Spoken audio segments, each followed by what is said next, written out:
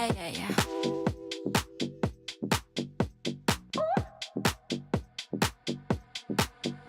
No, what you staring at? You looking dumb dumb. No, I don't ever hold my tongue. I will never be what you expect. Maybe you need to get your eyes checked. I don't care if you think I'm stuck up. I don't care cause you can't call my bluff. I don't care if you think I'm a clown. I don't care cause you can't pin it down. You can't pin it down. I'm everything you can't define. I'm always gonna cross your line. You can't pin me down, pin me down. Can't pin me down, pin me down, pin me down. You can't pin me down, pin me down, pin me down. Can't pin me down, pin me down, pin me down. You can't pin me down, pin me down. Can't pin me down, pin me down, pin me down. You can't pin me down, pin me down, pin me down. You can't pin me down, pin me down, pin me down. You can't pin me. What you staring at? You looking dumb dumb. No, I don't ever hold my tongue.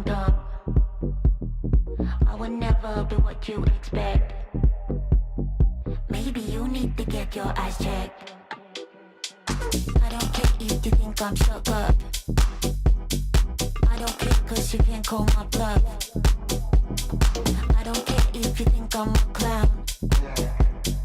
I don't care cause you can't pin me down. You can't pin me down. I'm everything you can't define. I'm always gonna cross a line, and I can't help it. You can't pin me down, pin me down. Can't pin me down, pin me down, pin me down. You can't pin me down, pin me down, pin me down. Can't pin me down, pin me down.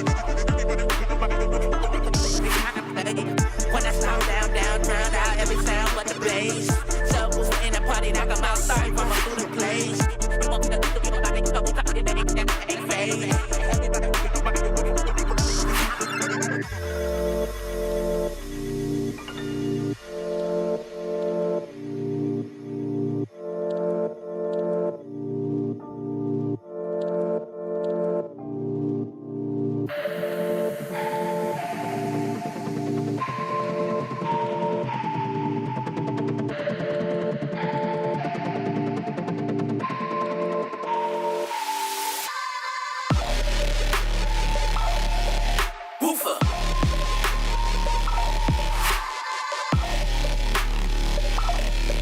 Woofer.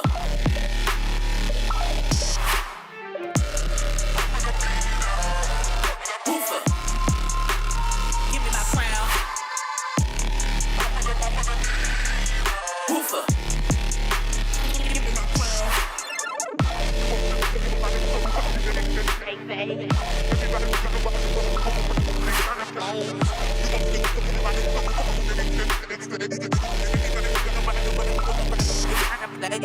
When I slow downtown, now every sound but the bass.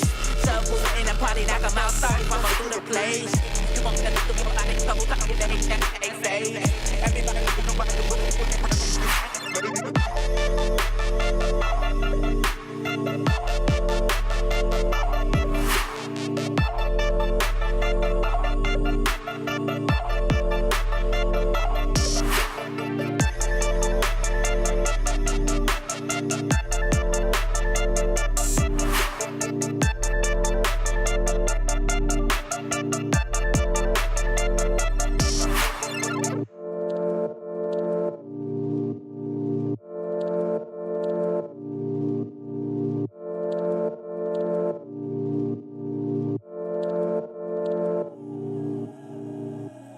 Hold on.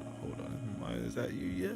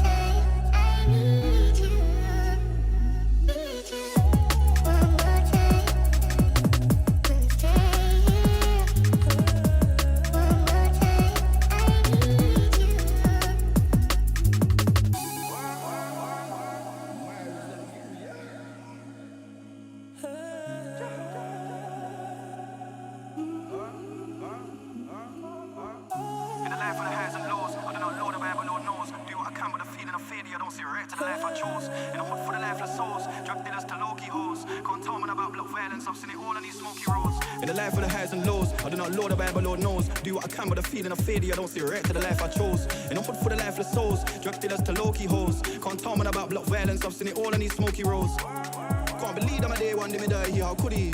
Now I got a top boy Sully and a brother in a black ski mask and hoodie. Even though I'm a strap with bars, man still turn up to a dance and boogie. One hand on the back while I'm holding around like a bacon boy. Can't believe that my day one day me die here, how could he? Now I got a top boy Sully and a brother in a black ski mask and hoodie. Even though I'm a strap with bars, man still turn up to a dance and boogie. I hit the back with a belly on, she call me Poppy the Stallion, baddie be cold. Hand me the tray with the cali on, girl of the way that I carry on, daddy be home. I still wrap it up when I hit it, cause I cannot tell if the pussy could roll. There ain't no type of energy that could never take me out of my zone. No, baddie golden but she local. She wanna snap it and story the time I told her baby girl that's a no-go. I put this G.O.D energy out in a way you can tell I was made for this. Anyhow they don't believe me, I might as well label them atheist. So one of the waviest. 0121. One more time.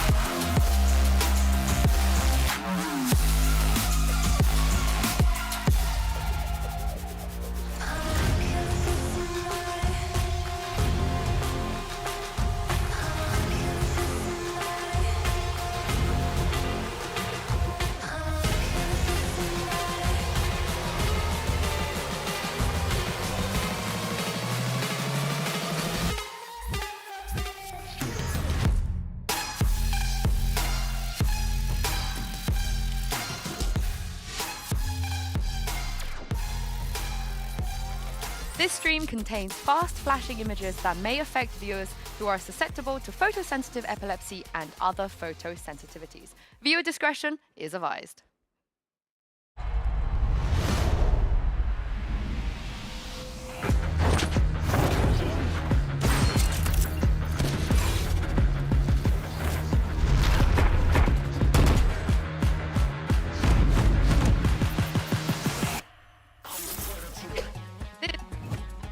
We're starting the day with 8 remaining teams, and in just a few hours, we'll be down to our top 6. It's back-to-back elimination matches day. And coming to you live from the Riot Games Arena in Berlin, Germany, welcome to Day 4 of Game Changers Championship. I'm Victoria. On the desk today with me, of course, we got Tom, Biz, and we got Wyatt. Hello, hello. How are you guys feeling today? I mean, lower bracket yesterday, little surprising. We got 2 EMEA teams playing today. I'm always going to be nervous, you know. Are you? Yeah, I've got to. Well, Should be nervous. I say I've got to back them, but then I remember my predictions. I got to probably back them, you know. Yeah. Are you full of hope? Are you? That didn't seem very I hopeful. Well, I've got to back them. I've got to back them, you know. EMEA. I want them to win, but you know, maybe they won't. Yeah, me at this point, #1 is Zeta Enjoyer. I am ready to watch more Zeta. They were I think it was so competition fun yesterday. I don't know. I think Mika and Mitch were properly enjoying them. They were all in? I think they predicted them yesterday. I predicted them yesterday. A few yeah. of us did. I think okay. 4 or 5 Really? of us predicted Zeta. Oh, It wow. wasn't- Crazy. You thought you Everyone cooked. didn't you? could've Like, swapped. it's just only me. No, I did. Yeah, I thought it was ALG was a little bit of the hot pick I did it yesterday, and first. I solely did that. I But, submitted mine as soon as we got the message. but today will be interesting. We talk about predictions because while yesterday was our first elimination day, we have one more day of elimination. We're going to have to say goodbye to 2 more of our teams. So today we've got FlyQuest Red versus Zeta, and of course we've got Giant X. Oh, sorry, yesterday we had ALG versus Giant X. So 2 of these teams had to go home. ALG was one of them, and FlyQuest Red, of course, the other team, sending them back Yeah. home, flying home. It did hurt flying, to questing see home. my American compatriots sadly be sent home. FlyQuest so early. I really didn't expect it. They had such a great run this year online. It was unfortunate that they had to have that last minute sub, but even still, Lace is such an excellent player. Really didn't think it would go down like that. Just 2 games and they're out. Pretty crazy. I also just think it showed the step up from Zeta, though, because I think pretty much everyone went into that game going, okay, they're probably going home, especially Well- after the close game we saw before from FlyQuest. Yeah, I know. I think it's going to be a lot of surprises. Today might be a bit more surprises, and we want to know what you guys think at home. So that brings us to our MasterCard fan poll. We want to know if you believe in Zeta's miracle run. Yes. So scan the QR code, Scanning it. cast Right your now. vote, and we'll have the results later on. Well, yeah. I'm scanning So the I don't know if code. I should reveal I'm it now. supporting Zeta. It may not be a surprise who I'm supporting today. So Tom. if you're being biased, you'd say for this vote, people should vote yes, Yes. based on your opinions, which are not going to come up in the predictions later on. It may or may not come up in predictions later on. That's all right. Yeah, but I'm here to curious balance what you out. I'm the Falcons. Yes. Well, that's why you're in green today, and we're in Zeta colors. Perfect. So we are in Wait, like. we didn't even try to do that on purpose, but we did. I know. That makes sense. It ended up working out perfectly. Now, yesterday's winners didn't get much time to celebrate because they had to run it back and fight for survival today once again. First up today, of course, we got Falcons Vega versus Zeta Division, and then it's going to be Visa Crew Blaze versus Giant X. These teams have been making a lower bracket run, and it's not going to be easy because look, we're going to find out who's going to be waiting in that upper bracket. And we have the Giants there. We've got G2 goes in, of course, and Shopify Rebellion. But you know, today's matches. Any vibes on the second match before we get into it? I'm a big fan of what I've seen from Visa Crew Blaze so far. I think they really impressed me. I think there's been a lot of teams where it's like, I already had decent expectations for like G2, MIBR. I think again, like all the teams in the upper bracket have been impressive, but Visa Crew Blaze going that close versus G2, I didn't expect that, and also how well they played in their first game. Definitely. I mean, you said it right before we were going live that these 2 matches look like they could be 3 mappers. These should be pretty close bangers. At least it definitely looks that way on paper. I'd be surprised to see a real like stomp today.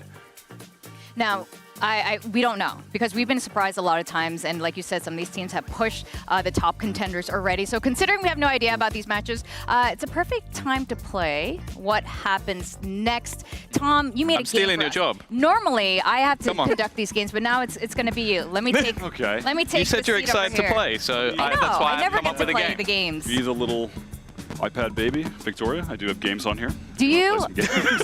All right. You have All right. Valorant Mobile. Yeah, of course. mobile. That is what you've been playing this Exclusive entire already. time. It looks Yeah. great. It has But the to new age. explain basically what we're going to be doing, I have found a few clips. They are from this tournament, so you don't have to worry too much. They are things that have already happened, but they were things that may be a little bit fun or a little bit silly. And I'm just going to try and get you guys, the big brains, to Yes. predict what's going to be happening in these rounds, and hope you get them wrong so I get to reveal afterwards. Okay. We're going to get them right. Perfect. We're a team, right? We're not like competing against each other. No, Okay. we are working together here. You right only now. have one tablet, so you kind of have to work together. I'll be You drawing. don't have a choice. And hold on. So, we are going into our first clip. We're going to be looking at Floor for this one, always a player, so you can see where the Right. Yoru is. All I'm going to ask you to do is where does Floor go in this round? For the whole round, I want you to draw... Where does Floor what- go for the whole What her round? pathing is. So you're looking at the Yoru. Whole round. Yes, yeah. Until the end of the round, She what is ult? your prediction? Because that would be Yeah. No, tough. I don't think she does not Because use that her ult from my, would be my memory. tough. Okay. Maybe a gate crash. In this whole round, yeah, there is I believe it's quite fuzzy. Is that what it is? Maybe It's we so can blurry. full screen zoom again. But that being said, I think that right there, oh, I'm not in the circle. I think that right there is in fact the gate crash. Okay. Okay. So I'm going to go with then Floor going from here all the way, fighting the Omen, gets the kill, goes into heaven. And then in the meantime, Oh, yes. I feel like there's going to be, some Cypher action towards a main, Sova Yeah. scaling off Floor, you know Yeah. what I mean? And then at some point, we're going right back into the gate crash. We Okay. have Yeah. to. Surely. Yes. But where do we go from there? That is the question. we have Where to do you keep go from going there? after that? Yeah. You got to Oh. predict where is But Floor where going. does Floor go from there? Okay. I'm trying to remember. I'm trying to remember because I and kind of remember The critical this. issue is That's why it's I can't. I know. But I'm trying. Okay. Maybe Go back to here. could just repath into A. Could just fight, go back, and then we go right back into A. We meet up with the Cypher. See, now you've drawn another line. It's just going to get so confusing. There's a lot going on. And then we end up with Sarah also scaling into A. They regroup, kind of a two-pronged little hit. Are you vibing with this? Or do you think I'm stupid? I don't want to call my analyst stupid, but I don't know if that's the play. Okay, you know what? Am I We have clearing a the few of screen? these. Let's go with yours. Let's go with yours. Okay, Yeah. we're going to go So with this. I will say you were very close. Really? Okay. Very close. Oh, what did I Except- get wrong? Well, we'll wait and see, but there is the opening kill, and I believe you'll be able to see on the map that Floor does basically go in the direction you were Okay, saying. yeah. All the way up towards heaven. But this, as I said, this was really impressive. Yeah. And I think you're going to be upset because you were so damn close to getting it correct. Okay, wait. She's currently waiting for the fight to come through. Oh, doesn't. Which, doesn't as you can fully guess, swing. because it is going to be And does Floor, go through, gets wins the kill. battle. Then you had the TP. I'm so Yeah, you are close. so close. The only problem with what you said is she does not go into the A site. Part I wasn't sure It's about. actually Did she just reflank again? it is a rinse and repeat Oh, from she Floor. rinse and repeats it. I and should have does stuck with my exactly the And same the thing thing is- and gets a second Yeah, kill. and Falcons, they didn't expect that either. No, Neither no, me they nor did not. Falcons expected were also her surprised, to that's go to right. the same spot. Well, it worked. all right, I Great. get so close. I get like 75%. yeah, score I'll on give that. you that. I'll give you that. 75% score. All right, what have we got next on there? We've got a second Yeah, clip. more? I What are we believe taking a we've got peek at? time for one more. So Okay. we'll be bringing up. We have some sunset. Oh, this was the crew G2 Okay. banger. Oh, Yes. Yes. So it is already. You're not going to get much on this clip. As you can see, Michaela Yes. is already in a pretty strong position. But what goes wrong for G2 in this round? What goes wrong for G2? Yes, as you can see, What goes wrong for G2? Okay. I'm going to so start. Michaela is obviously on the attack. You've got defenders looking to completely surround her. What goes wrong for them here? I wonder if this is going to be... Oh my God. GT doesn't have a situation where did not check corner. Oh my goodness. Crossing. So, okay, there's definitely going to be this further. There's clearly going to be further pathing in this direction to some extent. That's going to happen. And then I'm trying to think what goes wrong. Wait. I think Wait. Michaela being there was this a is a timing? huge Was this hint. an egregious timing moment? I don't know, is it? okay. I don't know why I'm asking. that's- You constructed the game to confuse me. I think I- that you Take I made bribes, this clear. perhaps. I'm gonna make a call on Okay, this. make a call. Fade comes out, goes down. But by this point, No, you go guys for can't it. see And what you I'm got to doing. double tap. I got a double tap. You We double can see tap the and you breach, hold. Head in. I'm so. I can't. There we go. Oh, it's happened. Oh no. This is why I'm the artist and you're the Okay, analyst. draw for me. You tell me what's going on. I think Breach is gonna catch the neon. Oh, while, okay, so Mika gets the. Oh my goodness, I'm screwing up this whole. This is why So the you put me in the breach- host desk. the breach comes up here. This is where we're at right now. Okay, and how does that? Because that is not a player from G2, so Yeah, I'm just trying to this is question the how this issue. goes wrong for G2. How does this go wrong for Just- G2 just- No, over here? G2. I think G2 they are the push out into defenders mid. in the green. You think? So you think G2 it goes wrong because they're going to walk like the smoke fades and Yes. they walk down mid and just get owned. Okay, you in know a- what? Yeah, Let's- I think let's that's take what that. happens. Okay. Do you know what? I'm gonna take. There was one small detail. So- but I don't know if you. That's pretty damn close. So I So think they- we. I think we I'm- roll Is it like a This full drawing is 3-on walkout and they just get owned in a? I think they get cross, owned. perhaps? I think it's a timing thing. Let's run I think it. it's So a, basically, look at the Prowler. This is Prowler cursed. co- The oh! Prowler goes out, Oh, doesn't I knew there quite was. clear. I knew there was some kind of Doesn't catch timing. it. And then what did you say? They walk mid, I and knew there is there no was- clear on that okay. corner anymore. you thought I like- was And dumb for Petra a goes second. down as well. 10 points. You thought I was crazy. I was trusting you. I was drawing. I don't know, man. I was The tone of drawing. your I was voice being are the like, iPad maybe baby. you should go back to the host chair. I was being the iPad I knew baby. what I was talking about. No, that was again. I'm reasonably proud of the work we've done here. In our deduction skit. We, All right. I think it's game over time. We got do you one. want your chair back? Yeah, I do. How many points was that?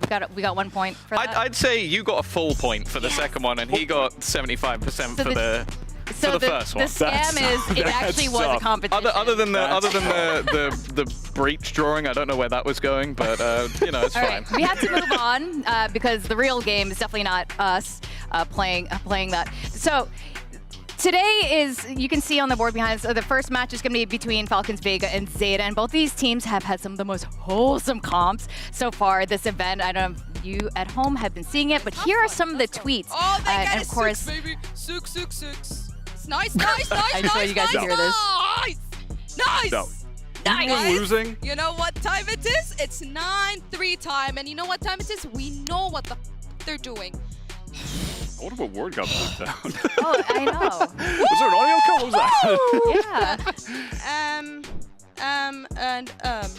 Yeah. No. And I'm gonna tell you, I'm all about it. literally, the night after that game, was back sat in the hotel lobby, and Mary walked by, like myself and a couple of the other talent that were there chilling, was just like, still winning the tournament, after that loss. So the confidence always flowing. Well, Zeta is pretty confident right now too. Vibes are, better than ever, and they have a wholesome comms pack as well. So let's have a listen.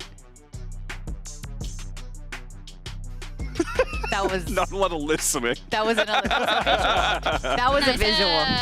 ハニガタチェ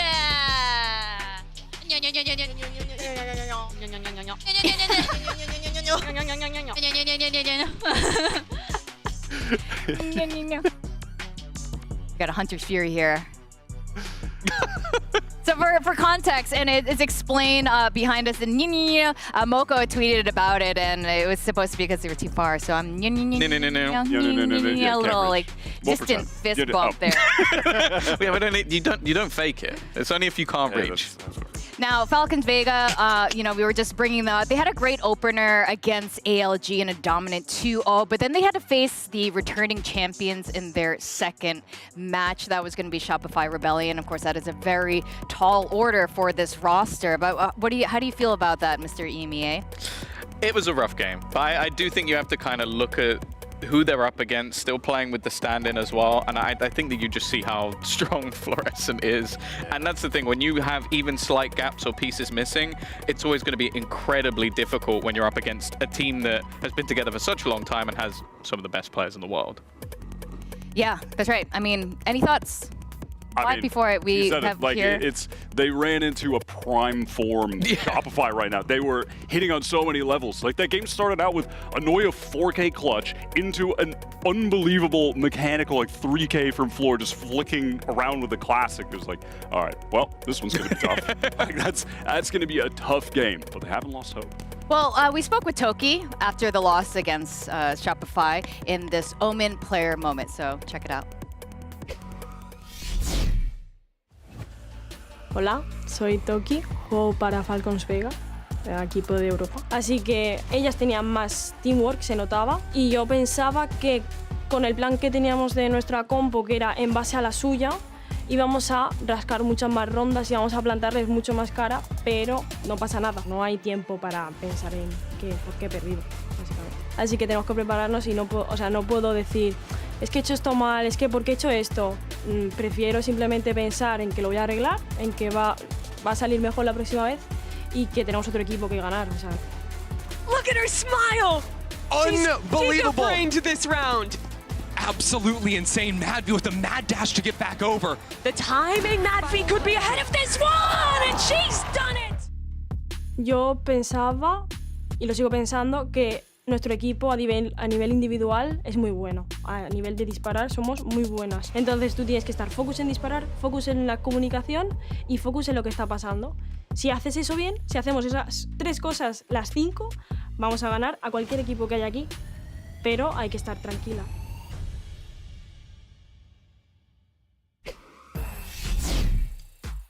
I like how comms and chemistry is 100% the theme going on throughout this tournament here. Every single team has been talking about that. Now, what has also been really interesting are the IGLs we've been seeing here and their fragging power. So we have to talk about Madvi. Madvi is not one of those IGLs that plays back. She plays ISO, and she calls at the same time and pumps out numbers like this. But it's funny because that's almost like an old school Giuliano style of play where it's like, I'm going to put myself at the front.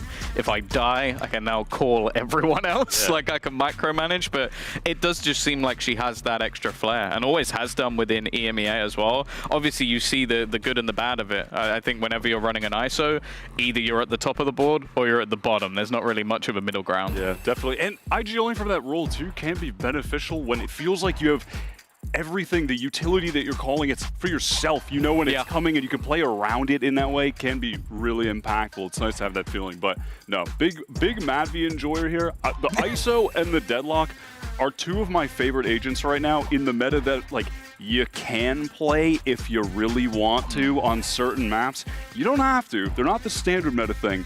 But when you make it viable, it's just so cool to watch. Yeah, I agree with that. I think it's been really interesting whenever we see it come in. In fact, let's hear from Madvi herself. Mika Fabs got to catch up with her ahead of the match for a quick chat. So let's check it out. Hey guys, I'm here right now with Madvi of Falcons. Madvi, it is so nice to see you. Now, you've been impressing everybody as one of the fragging IGLs in this tournament. How do you feel going up against another fragging IGL in Suzu, especially after their win yesterday? I'm so excited to play against Dasa and especially Suzu. She's a very good flagging IGL, and I want to see like the difference between 2 flagging IGLs. Oh, and we're so excited for that matchup too. Good luck to you. Now, we have to talk about another player as well. Madvi is magnificent, but when Shopify was running away with the game just a few days ago, Eva was the one who stepped up and single-handedly won them rounds. Yeah, I think she's someone that, because of the compositions that we've been seeing, has sort of gone under the radar a little bit. Like when you're watching a Yoru ISO, you're not normally focusing on the Sova. But I think she's been someone regionally who's been fantastic for quite a long time. You talk about her time in BBL Queens as well. And I think she's one of the most integral pieces to this Falcons puzzle. So I'm hoping we get to see the best from her today. And, well, I think if we get a little bit more ascent where you're not up against Shopify, she'll have a better time. Definitely. I mean, playing still at that level in a series with Shopify individually, really at their mechanical best that we see from them, yeah, nothing less than impressive. Now, Zeta Division, they had a major win yesterday. They avoided the early exit, but this was also their first win on the global stage. Zuzu has been here before, but has not really had that win until just yesterday. Some people say it was a big upset. I mean, for us, maybe.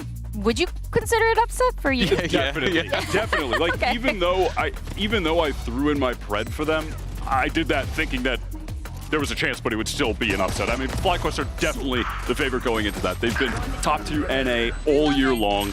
Zeta, I thought they looked good against an excellent crew team, and that's what was really giving me hope. They still had confidence. They held their nerve in that game despite Dodds running around killing them, and that gave me hope. But to me, yeah, still big upside here. Yeah, I think they're a team that even when you watch them versus like Zipto, structurally they're very good. Like happy to sit back, play retakes.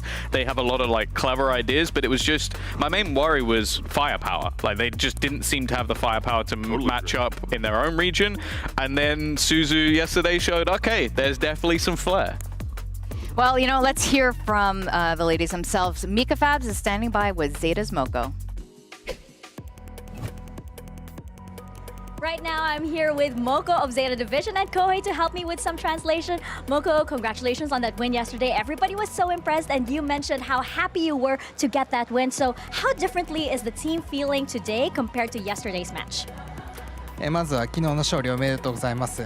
昨日ソーシャルの方でも、昨日の勝利に対して嬉しかったという言葉を投稿していましたが、昨日の勝利を経て今日の試合に向けてのチームの雰囲気、皆さんの、意気込みはいかがですか？まずありがとうございます。チームの雰囲気としては、勝ちたかった1勝を取れて、とてもみんな楽しそうにプレーができていると思います。で、今回の試合でも、いつも通りの楽しいプレーを出していけたらいいなと思います。So as for the team's atmosphere, just getting that win that we all wanted to get. The team is having a great time, and even today's match, we want to have that same fun and get another win. Well, we're excited to see you guys have fun. So good luck to you guys. Ganbate! I love that they're having a lot of fun. Now, after a slow start, yes, they dropped that first map. Suzu, you guys were just talking about this. She took over the game and dominated in the final 2 maps. And why you had this really great point that Jet isn't Suzu's top duelist, and she ended up just going out of her mind on surface. Yeah, that was pretty wild on map 3. I mean, on map 2, the definition of abilities don't kill in Valorant. Just 10 nade and showstopper kills or so in the second half, which is crazy. And this was even more crazy to me. Yeah, coming into this, her Jet stats, honestly pretty significantly lower than the other duelists, and then does this when they needed her most. That's right. I mean, I don't know if you have a favorite nade moment during Sunset, because there are so many. Nade moment. Probably the round 2 when they were on the eco in the second half and got 2 kills into the showstopper. If they won that round, it was close. I would have done a backflip in the Castro studio. I swear to God. Yeah, that was so cool. Brilliant round. Didn't have enough time for the defuse, but you know what? It was just so cool. I think, you know, style points for Suzu there.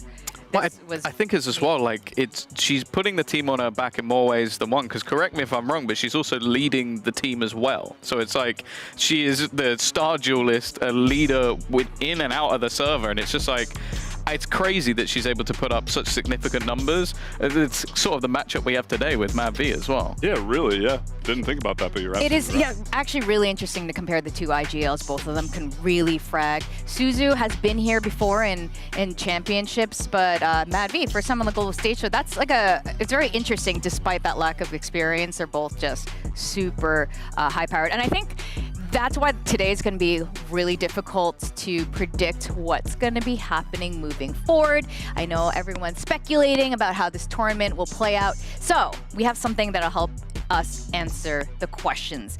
We got the wheel. I don't know if you guys have a formal name for the wheel, but this magic wheel has all the answers. We're going to ask it. We'll let you name it. I'm going to name it? Okay. How does the magic wheel work? The magic wheel. It's the magic wheel. I like the name Todd. I was thinking a T name. Yeah. It actually looks like it seems like a Tom to me too, but I feel like you've already taken the name. Now, the magic wheel is never wrong. I want you guys to read a prediction, and then we're gonna find out what the Magic Wheel has to say. So we have a question each. We do have a question Okay. each that we can. Ooh. It's tough. Yeah. Am I going? The camera's on me, so I'm guessing I'm going Yeah. first. I think that today. Oh, there you go. There we go. Both EMEA teams are going to win. So I'm asking, You're will asking, they win? will they win? What does Todd the wheel All think? right, here we go. Oh, two-handing it? You just did like the LeBron to me. I did. Ask in German. Wait, It is ask in EMEA. German or absolutely? It is. See, the thing is, the the notch is on. It's German. It's German. We're getting baited. Okay. Do you No, wanna I say cannot. German? All I get right. a lower third for that? Yeah. Does that mean we spin again, or we need someone? We need someone German to come spin, and Oh, then we're we'll going know. to get it. Oh, wait, hold on. We only get to ask again if. There we go. Okay. Do you want to read this or do you? Yes. read it? Go for Wird it. bei von die EMEA Verenheit überleben. There you go. Spin Wir again. beide von die EMEA Vereine heute überleben. If it lands on it again, I'm out. No Oh. cap, it's a yes. It's a yes. Let's go. Let's go. Wow. This is- easy for EMEA. Curious. EU wheel. Todd. Is it Yeah. rigged? Maybe. Well, it's got Mimi's face on it, but as a clown. Yeah. Yeah. Exactly. This seems like an EMEA magic. Exactly. We have our own magic wheel back in Pacific. All right, Wyatt, do you have a burning question? Let's get my you're dying prediction to know? going. Let me see a lower third here. Will we see Mary end up playing against her old teammates? The Mary Revenge Tour. Okay. Todd? All right. Ready?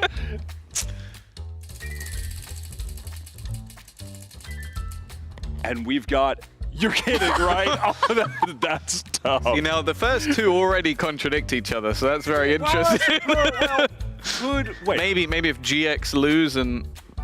Yeah, GX. Wait. Hold on. Because I said both EMEA teams, so... Right, true. But there's still a chance that Falcons could win this And then be lose knocked later. out, That's and then true. G2 just go through the upper bracket, something along those lines. So it's it's still Maybe possible. Todd's not wrong yet. It's possible. I have a question too.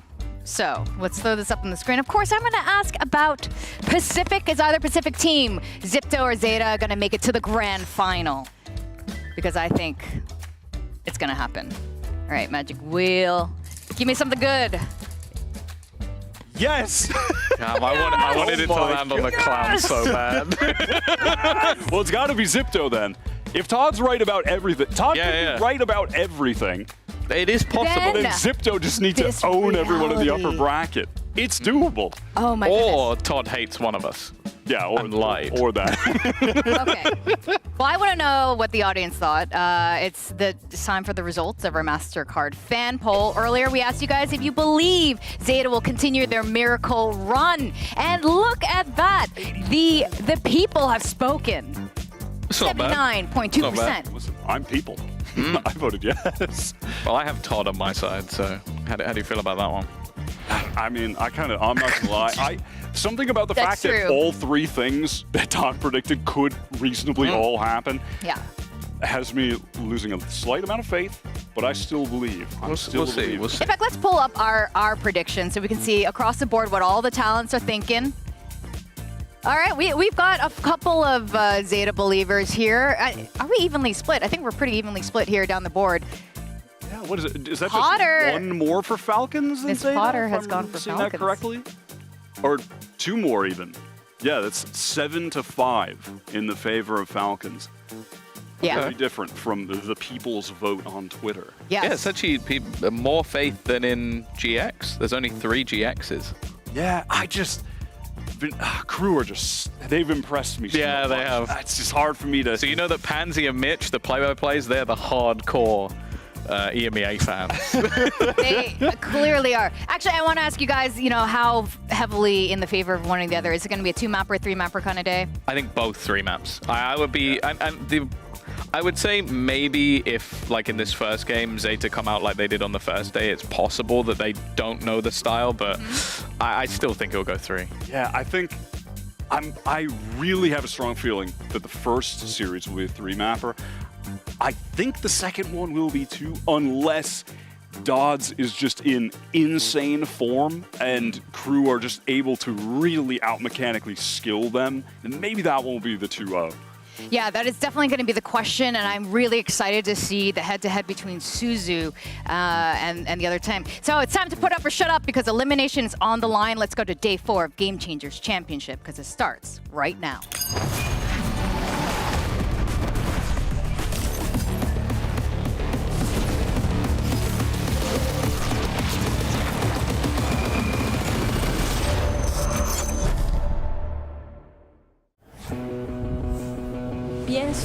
Siempre lo he pensado, que la presión es un privilegio. For Falcons, they're going to now be headed down to the lower bracket, but still a team with some serious threat behind them. Tienes que cogerlo de una forma positiva y tienes que decir, si tengo esta presión es porque estoy aquí y porque me lo merezco. 今まで悔しい試合が多かった分、自分たちもまだまだやれるぞっていうところを世界中の皆さんにお見せできて、それが一番自分の中で嬉しいです。今回ベルリン来てるので、また勝ちたいと思ってます。Japan have finally arrived, doing something that the region has never been able to do before. Para mí, como he dicho, la presión es un privilegio, así que voy a utilizar esa presión para destruir a todos los enemigos que me queden por delante. Make it bounce っていうデータディビジョン GC のスローガン的なのがあって、みんなでも楽しもうぜみたいな意味合いがあります。Akko swings out here, beautifully done. It's gotta be Moko! What? An ace for Zeta Division! 私たちは戦う準備できてるからかかってこいよ。Romy, this is the time you have to strike now. But they deny it all! G2 stick it through to the very end. Como nuestra pérdida más importante del equipo. Pero claro, cuando son partidos peleados difíciles, lo primero que hacemos es conversar de los errores, de qué tenemos que corregir y hablar sobre todos los detalles que pasaron de la partida. Cloud9 White pummel Guild at every step of the way. In 2022, I was so sad that we had to go home early. I've been working hard for this tournament. I hope I can do this. Creo que todavía tenemos mucho por mostrar, así que se preparen. Crew, one of us will go home, so make sure we show good VALORANT. Giants, traigan su mejor juego porque ahora no tenemos nada que perder.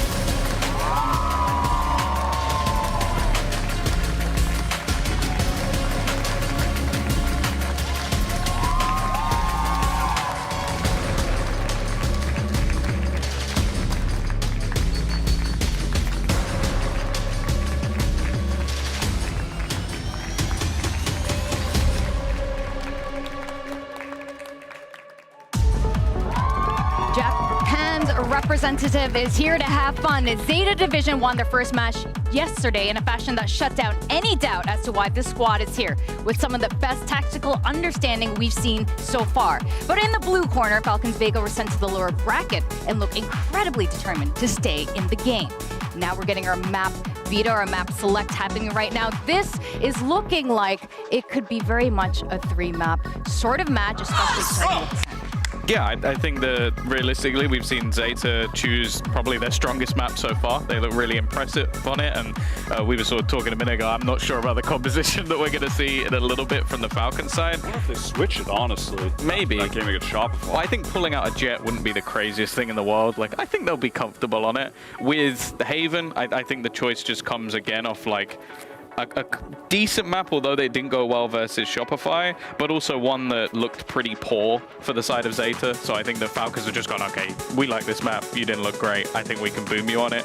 And then Bind as a decider looks as more of a middle ground. It's already been played by the side of Zeta as well, but it's one that's pretty damn comfortable on the other side of Falcons as well. I believe if I remember correctly, the first time Falcons ever lost on Haven with this ISO comp was the game against Shopify. So up until that point, it has just been mega consistent, and obviously Shopify, they're sticking with it. But on the sense, wow, they are sticking with it. I think this comp really struggles on defense. We saw that against Shopify. You don't have that 0 point for the additional info if they had a KO instead of the ISO, for instance. You don't have that molly to cut off the entrying jet from the rest of the pack.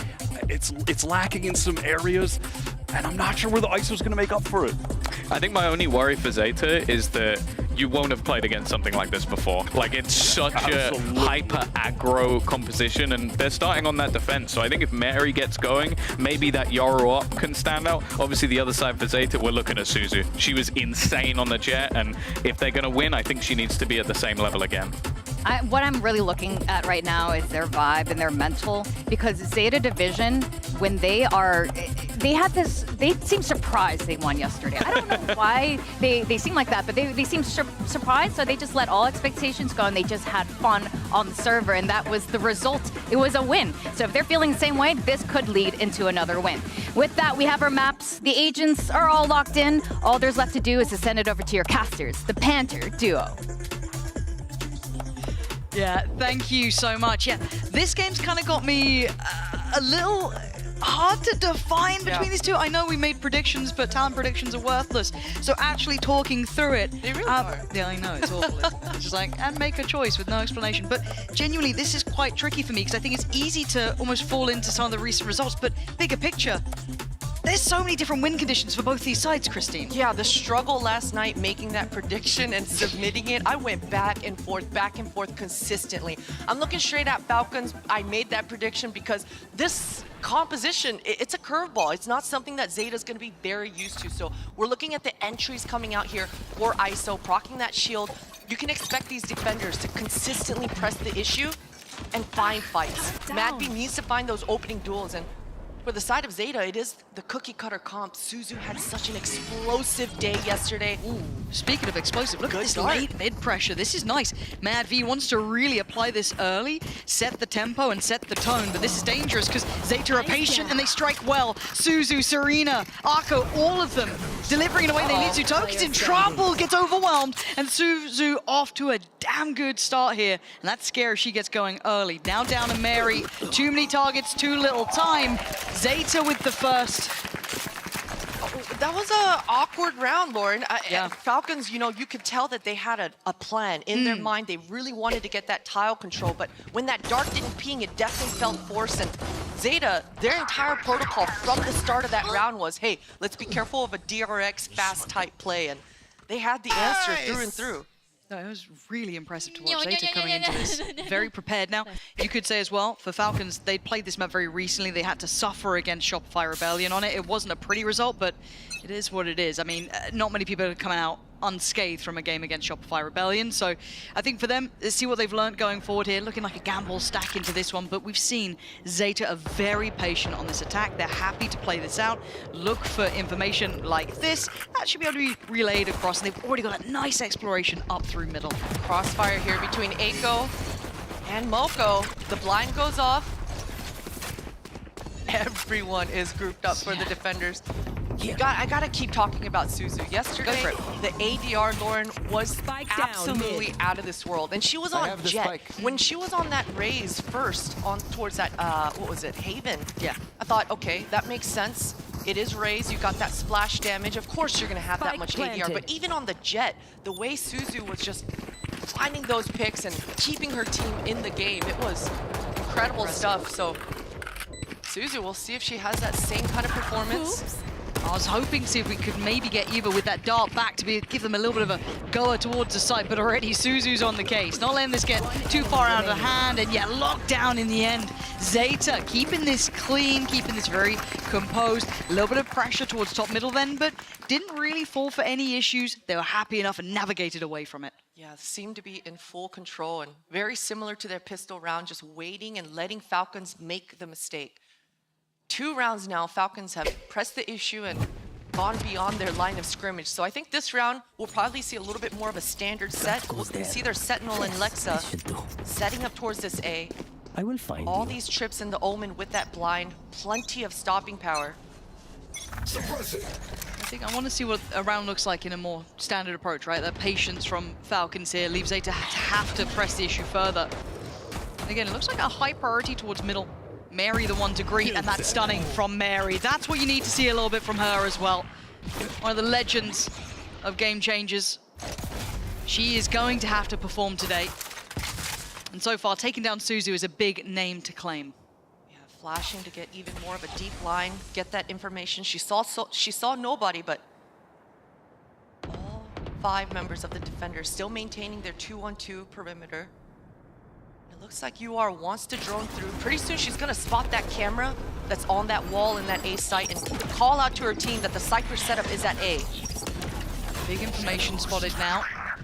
Toki do anything here? No, has to let them slip. Lex is in a little bit of trouble, does divide. Takes away Serena, quick snap to Darko. Couldn't handle the pressure through main. Gives Moko a chance here, but it's a 2v4. Player standing. Yeah, there's just too many people here. Spike being left where it's at as well, deep within Falcons' hands. A very tough round and a very solid round for Falcons now. If Lexa got that third with that adjustment and flick, I would have lost my mind, but what an adjustment. And Lexa coming in as the ringer needs to have a strong start, so being able to hold down the fort, hold down and be an anchor, something that'll give her a lot of confidence throughout this series.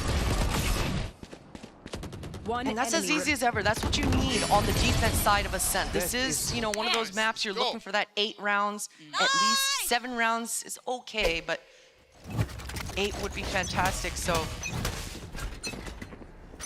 good to see a dominant first round. Just handle that bonus round, Lauren. Yeah, this is all good stuff. A little bit of a switch up here as well. Seeing Cypher leaning over towards B side. Having Mad V then switch towards Tree. Again, just quite a standard approach from Zeta. Not really too much too quick, but slipping up towards Cat here. They've got a lot of freedom, but I like this from Falcons though. Exploring A main as well. Taking some space back here. Good information, but there is an alarm bot that should give away the game. That's 2 rifles heard there. Yeah, and that sound cue is going to be a lot of information. You know Suzu heard that, even the footsteps going backwards, but the long line that Mad V has, she's going to know that nobody's coming up Cat. You can see that Mary's reacting and going towards top mid. Yeah, this is a nice pivot though, a nice mid-round. They've got that contact, that information on A, and they think, now we'll fancy our chances on B, but it's tricky. 2 towards the back of the site and 1 towards CT, now in the form of Mary coming over. This site take does get trickier, down to 39 seconds. And Falcons playing patient, not giving away the game here either. No easy fights for Suzu. She's got to work for her dinner, and she can't get it this time. Lexa again, stopping it before it starts. Mad V looking to re-clear that mid-space. Check back on that. Didn't maybe catch Serena there, but still it's on the site that's the pressure. Eva, Lexa, back to the wall and standing tall. It's down to the last 2 and struggling to find pure impact again. Spike being left where it's at. 13 seconds. This is more than uphill.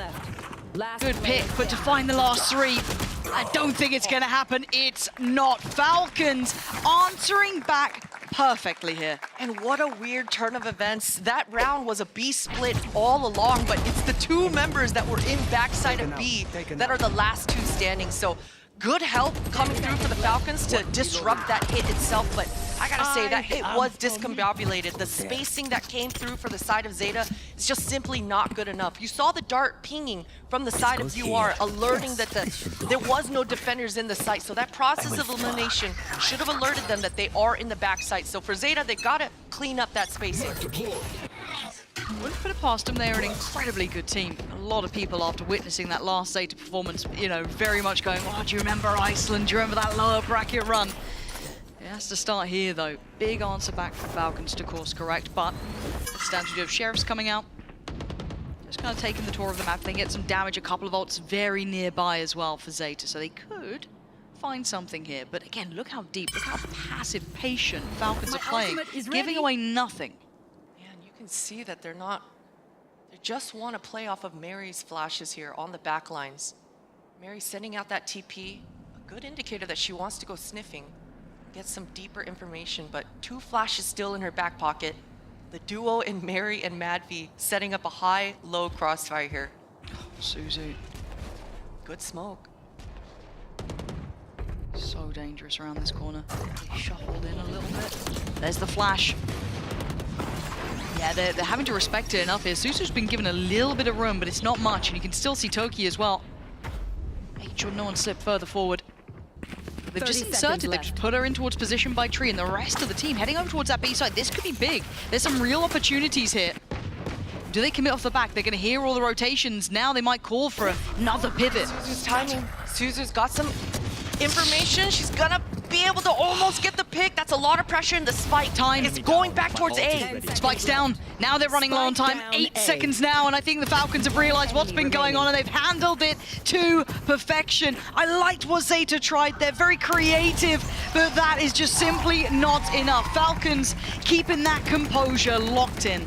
I think if they didn't have Deagles, Lauren, that is a very good default round, right? Just the round 100%. prior, we saw that B split kind of fail, but had that round looked like this setup, definitely would have been a different outcome. So hopefully for Zeta, they're talking to each other, talking about that map control, feeling pretty comfortable with that. But this choke point at short A, you saw the vision with that vulnerable coming through for MadV. The shock darts flying in the air from Ava. It's a lot of splash damage that you've got to be worried about when going through that tiny choke point. So I like the move from Echo, immediately turning and taking care of that trip in mid.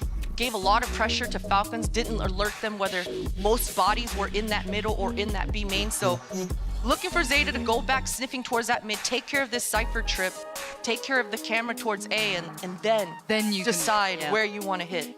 And that could be just what's being really discussed in this timeout for them. Kind of just going through that protocol list, making sure it's in a timely fashion, because they were running pretty late. And again, though, it was Sheriff, so I'm not too fussed about that. Hopefully we don't see that bleed into any of the gun rounds. But as it stands, they do at least have that lockdown there if they want to use it. They do have the KO ult, only one away. That's pretty close by, and Suzu 2 off her knife. So a couple of big ults that could be instigating ults very much on the horizon. MadV also has hers on ISO. That does scare me slightly, but we'll see how she does. See if they opt or need to use it. I'm seeing a hefty lean towards that A side. You can see Serena setting up the Killjoy turret outside B, but she wants to stick towards her teammates here. Looks like she's probably going to be using that ultimate in the post plant. All 5 members, they want to take this A site. The knife close means that they're not going to be able to get rid of too much of this Cypher util. There we go, dealing with it the best they can. Suzu's in, but the paranoia does deny any ability to try and gap close maybe towards Heaven, so she's going to be held towards the site. Toki getting curious, but it's going to be Arco to find Lexa. Site now looking far more secured, but one player does get nabbed. And it's going to be UR, who's been having a rough game so far, and it seems to continue. MadV keeping up the record, looking good. Moko going to find Toki, but the plant is going to be in. Serena did make it into the site, but she had to get pushed out, drop down the lockdown towards that A main, so it keeps the defenders nearby. No, 2 towards Hell, 1 short and 1 very disconnected over towards, I guess, late main. If they can overwhelm, there could be issues here. Zeta are gonna have to call back their players pretty darn quick, because Falcons are clearing through. Suzu needs to stand guard, keep their eyes turned. Both players over towards here. Great shot from Suzu. Needs a bit more though, starting to defuse. Already gonna make it towards halfway. No, they get off it, and they take the fight instead. Falcons pulling off the retake and punishing Zeta. And what a huge swing round as well. Zeta had all the control in the site as well. I think if Serena was able to actually drop that lockdown somewhere closer into the site and really push back the defenders, that would have been a guaranteed round. But the pressure coming out from Falcons, you saw MadV dropping that ult, and it just discombobulated all the spacing.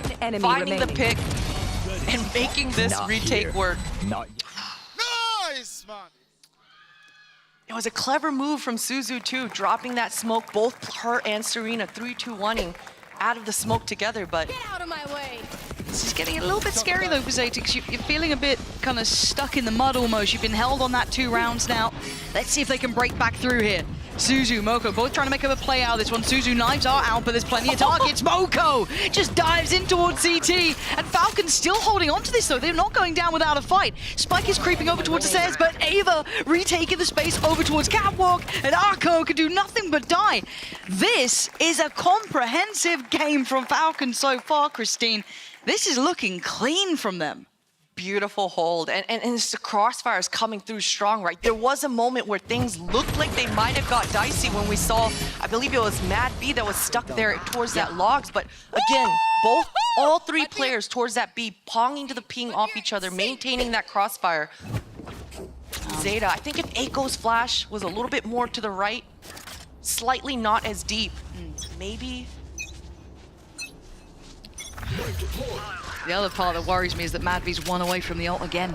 It just feels so punishing. Speaking of ults as well, Mary gonna spot out two, potentially more, yeah, plenty more. Mary, what are we gonna do with this one? It's gonna be the Hunter's Fury on top. I quite like this. Does it get as much of a reward as she would want, though? No, it doesn't look like it. A little unfortunate. You even saw the vulnerable coming through here from Mad V down that cat line, so. I like the idea. Yeah, so much utility towards that mid. Two big ults though off the table, not a lot of damage, so Zeta are happy with that. They do take care of this trip, and now we're going back to that round about 2 rounds ago when we talked about that map control coming from Zeta. This time they choose not to go sniffing or poking towards that cat. This drone is gonna give a lot of information over to Falcons. They just spotted the KO inching and cheating towards that B. And Arco trying to go back towards Cat, I don't know how much it's going to really sell. I mean, you saw a lot of info off that. The flash, I mean, Arco's going to really try. Going to try and maybe pull a play away, and I'm looking towards the likes of Mary, who is rotating. This isn't bad. They're going to get curious, though. Yeah, but she feels confident towards B because her two players got so much A main information. True. And look in the corner, Lex is still here, needs to get cleared out on, and there's so many bodies. Somehow doesn't get more than one, but it's Toki and Mavi fighting in unison. Falcons just pouring in together, but a 3v2. Moko and Suzu still alive. Time, down to 10 seconds, they need a plant, and they're gonna get it. Suzu wants to go deeper. She wants to get a pick and have an easier time, but gets shot in the back. Moko still has the blind.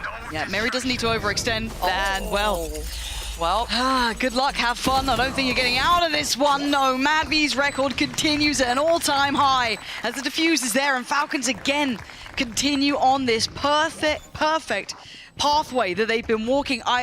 I'm so impressed with them so far because we've seen that, one, Zeta are gunners. I don't care what you say. If anyone's doubting them now, they're idiots. They are very, very good. They've had a nice approach to the game. But Falcons look renewed here. Maybe a fire lit underneath them. Yeah, exactly. And you know, that series that they lost versus Shopify, it was very one-sided, but that's kind of what you need to be able to wake up and talk to your ringer, a brand new player coming into this tournament, and talk about those smaller details. So coming in with reps under their belt, dominantly winning their first series, and then kind of getting bullied around in the server. We're seeing a new and kind of reformed Falcons coming through today.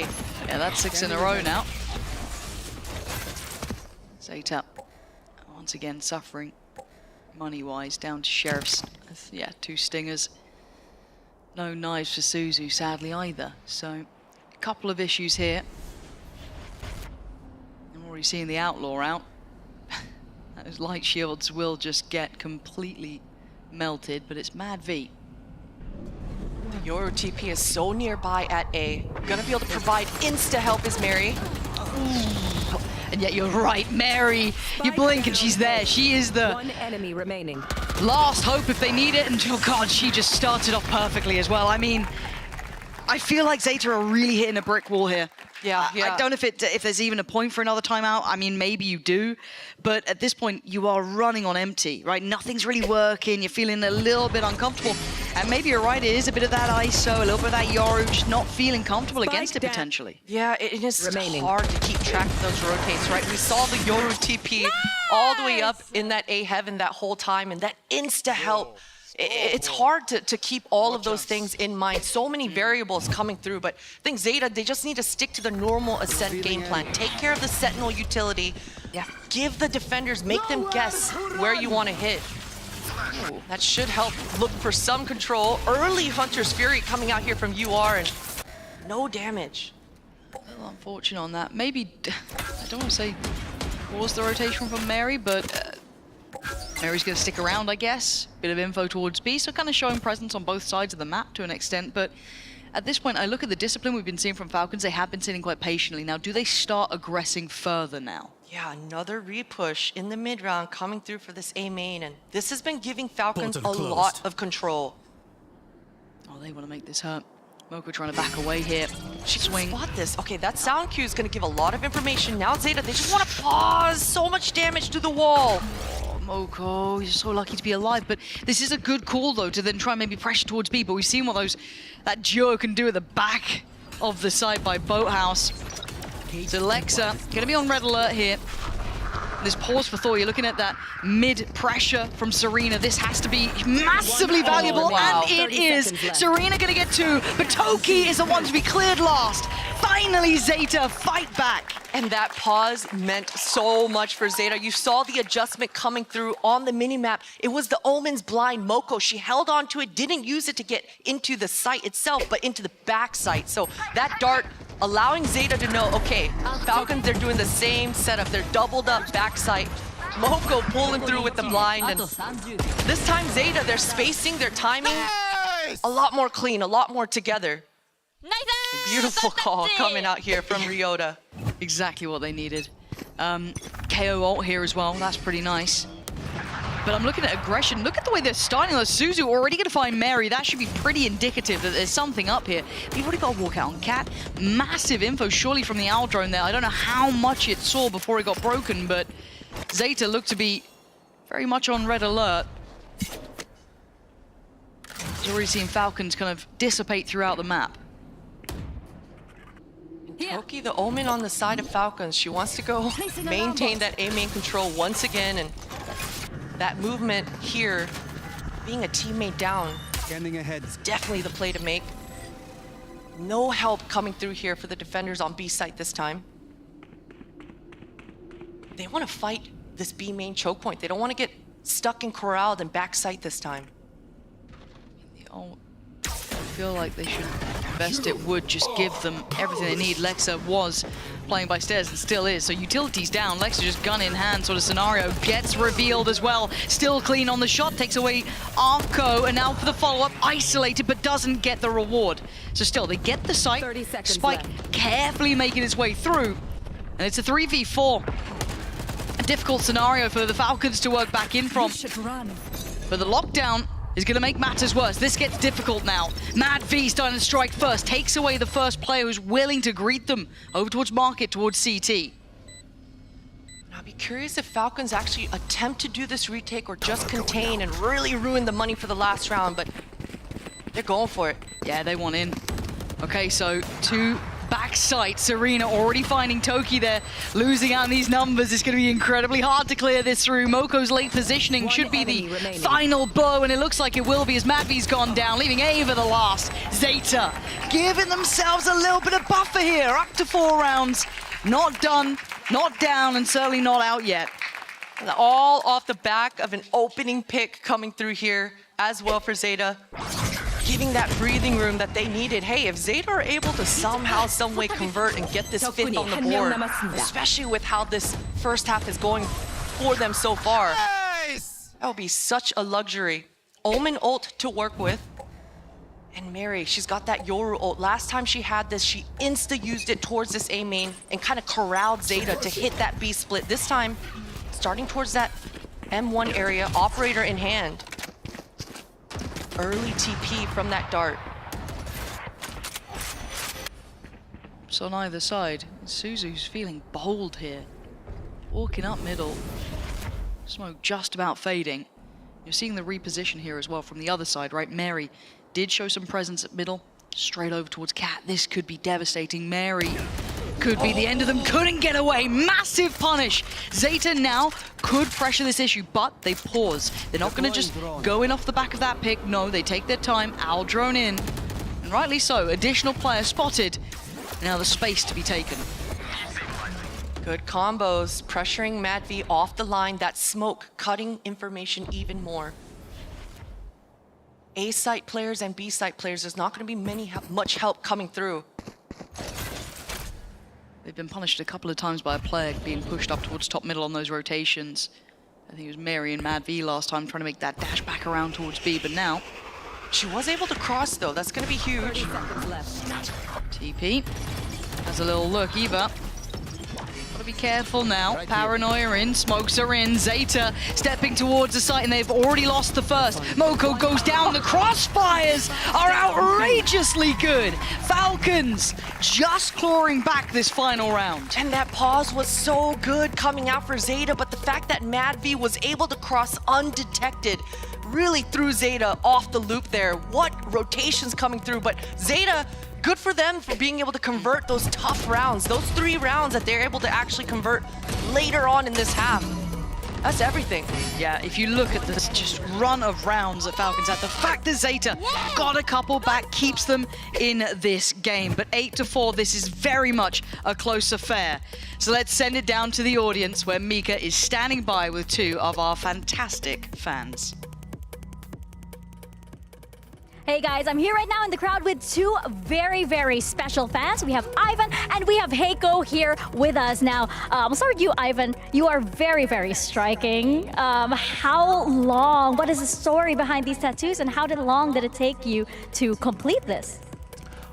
Well, I started about 10 years ago and it happened just step by step, I guess. It just made sense to go for the whole thing. Wow, well, it looks amazing. And Heiko, you flew here specifically for Game Changers, right? Yes.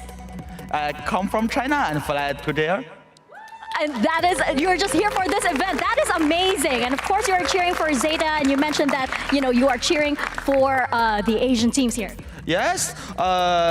Yesterday, last year, I see the match with Zeta and EDGS, but they lose the game. But they continue fight in the GCC, and yesterday they play very well. I think Zeta is a real model for the female players in East Asia. So I come to here to see their player. Oh yes, they are definitely role models. And Ivan, you also have a very special story with Zeta. You go way back. You're an OG fan. I guess so.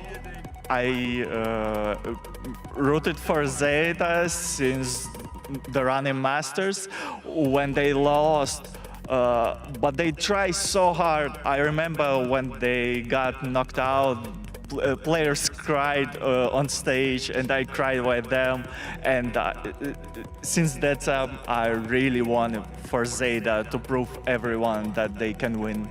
Well, let's hear both of you give your cheers for Zeta right here as we get back into the game. Woo!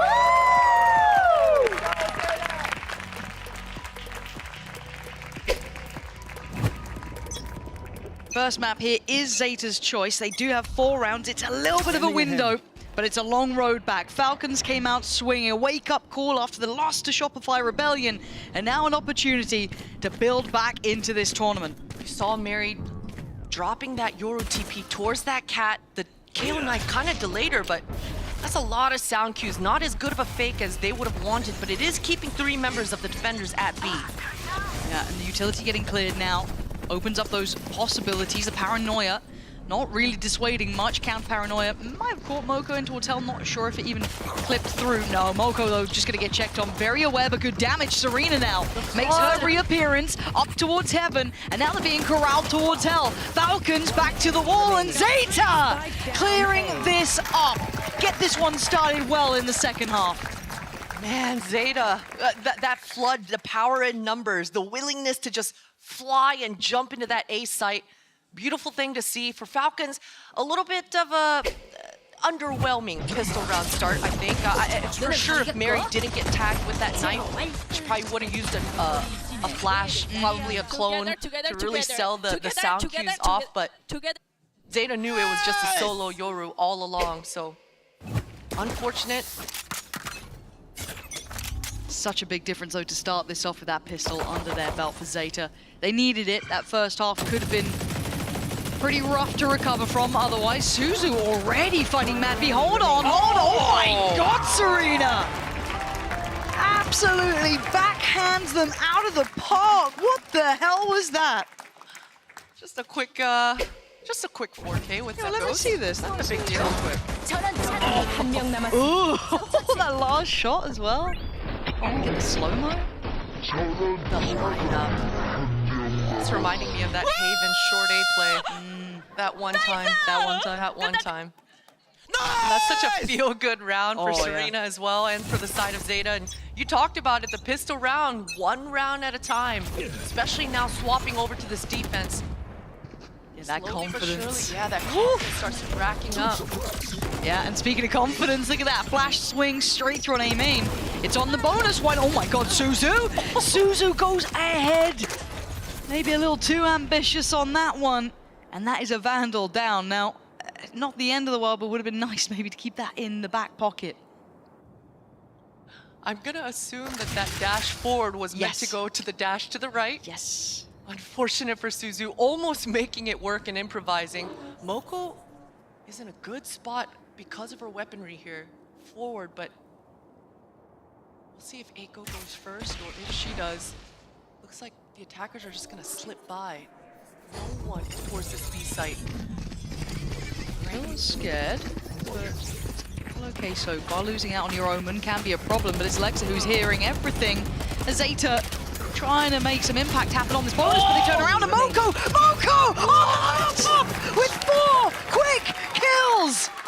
Zeta had no right to win that bonus. And it was the back of a Spectre! What a push, the double push coming through for Eiko and Moko. I mean, we talked about that crossfire, but the proactiveness coming through. Oh, the mow down. Oh. And Mary just TP'd back towards that M1. Surprise, Mary. You're getting flanked. Yeah, we got a game. We got a game on our hands. 8-7 now, heating up a little bit. Falcon's gonna be asked the same questions we had for Zeta in that first half. How's that evolution gonna look? Now, they've had a couple of goes here. Again, it was a pistol round and then a loss of a bonus, which really sucks for Falcons. That is a rough beginning. But we're not into those meat of the buy rounds. We haven't had those ults yet, really, so we've got to wait and see that. But for now, this could be another farming opportunity. We do have that outlaw, and they got a whole lot of light shields. And away we go, no. Matt V.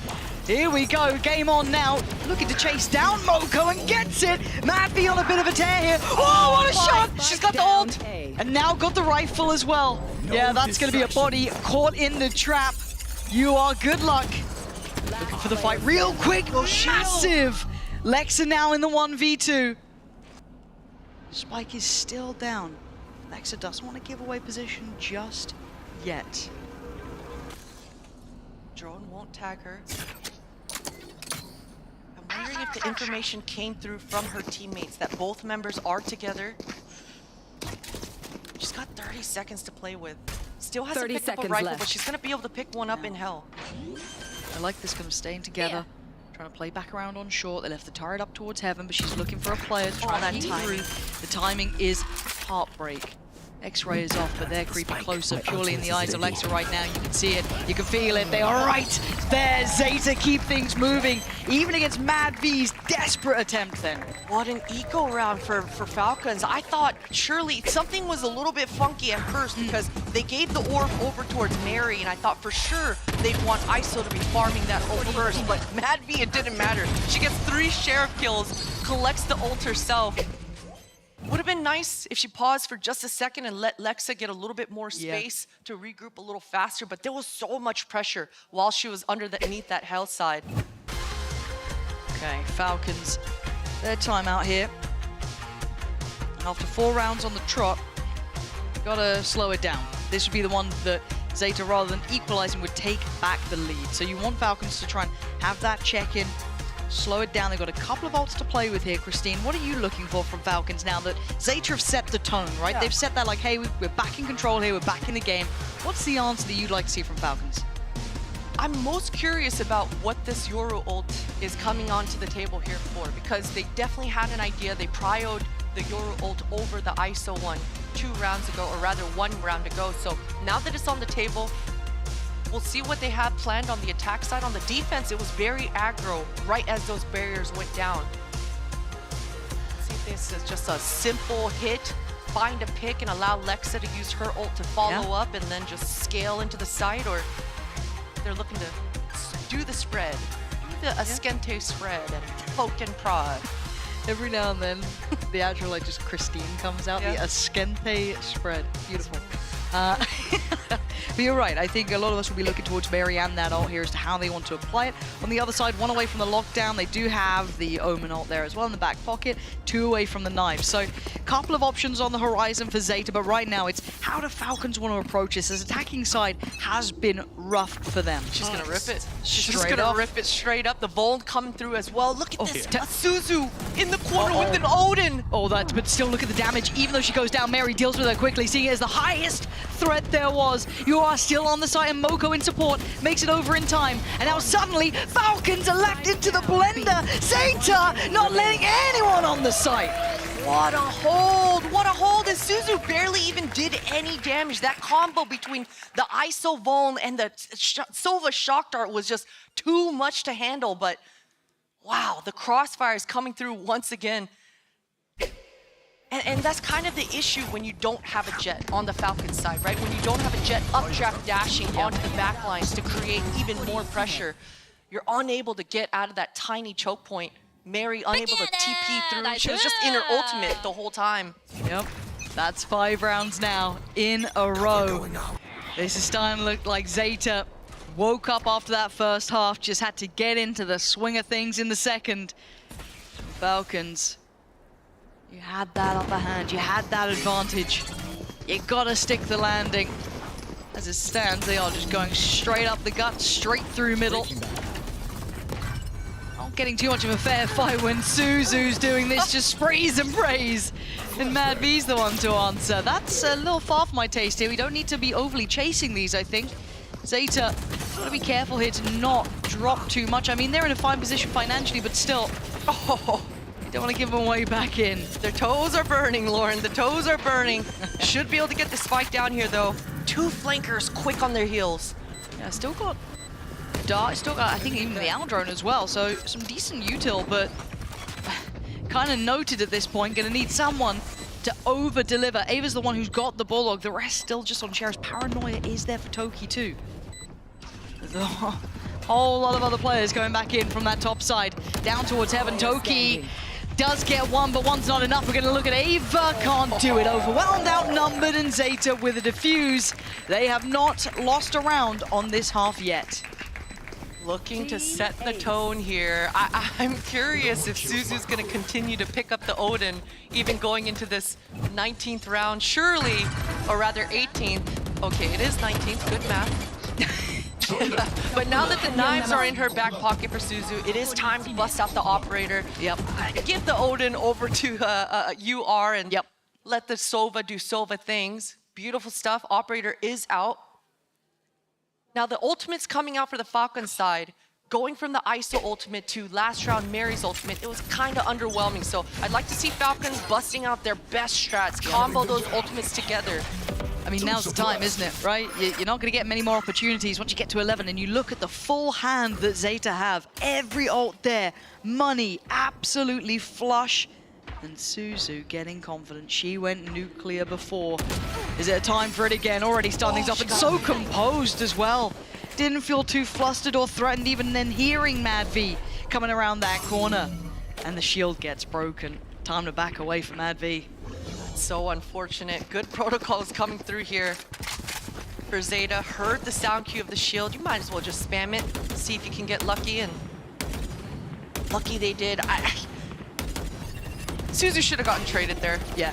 Suzu should have gotten traded. Unfortunate for Falcons, but going and pressuring up this cat once again. Yeah, this trying to flood on in. They've got the site they need, that's fine, but you look at the ults here, and already Arco's used theirs. You are going to layer that on top, and now there's problems. No safe plant just yet. Already Zeta closing in now. I think Mad V caught a touch of a tag on that, and another ult. This is 3 being burnt. This seems quite excessive, but it might be just enough. Serena gonna be pressured, and Zeta again mangling the Falcons, and oh wow, it's done for. We got oh. Oh, the 1-2, the 1-2 punch. That is brutal here. Zeta again, their flawless side continues. And they're putting on a show, Christine. They're sending a message, Lauren. They're sign languaging in game. They're shooting heads off in game. All the right messages are being sent, and Falcons are hearing it.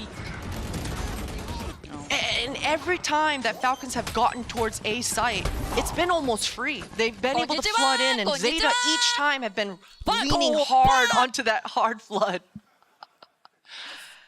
We love the vocal. I mean, the thing is, how can you not love when Zeta are doing that? You know, a lot of people fell in love with the original Zeta team during Iceland, that lower bracket run, the truly playing with their entire heart on the line. But here, you're seeing something similar, right? You look at that first half, it was incredibly hard. Didn't have what they wanted. The rounds were few and far between. I think half of them were the pistol round. And it wasn't looking good. Falcons looked confident. They had Mad V looking great. You had Mary in unison, Lex, everyone was doing what they needed.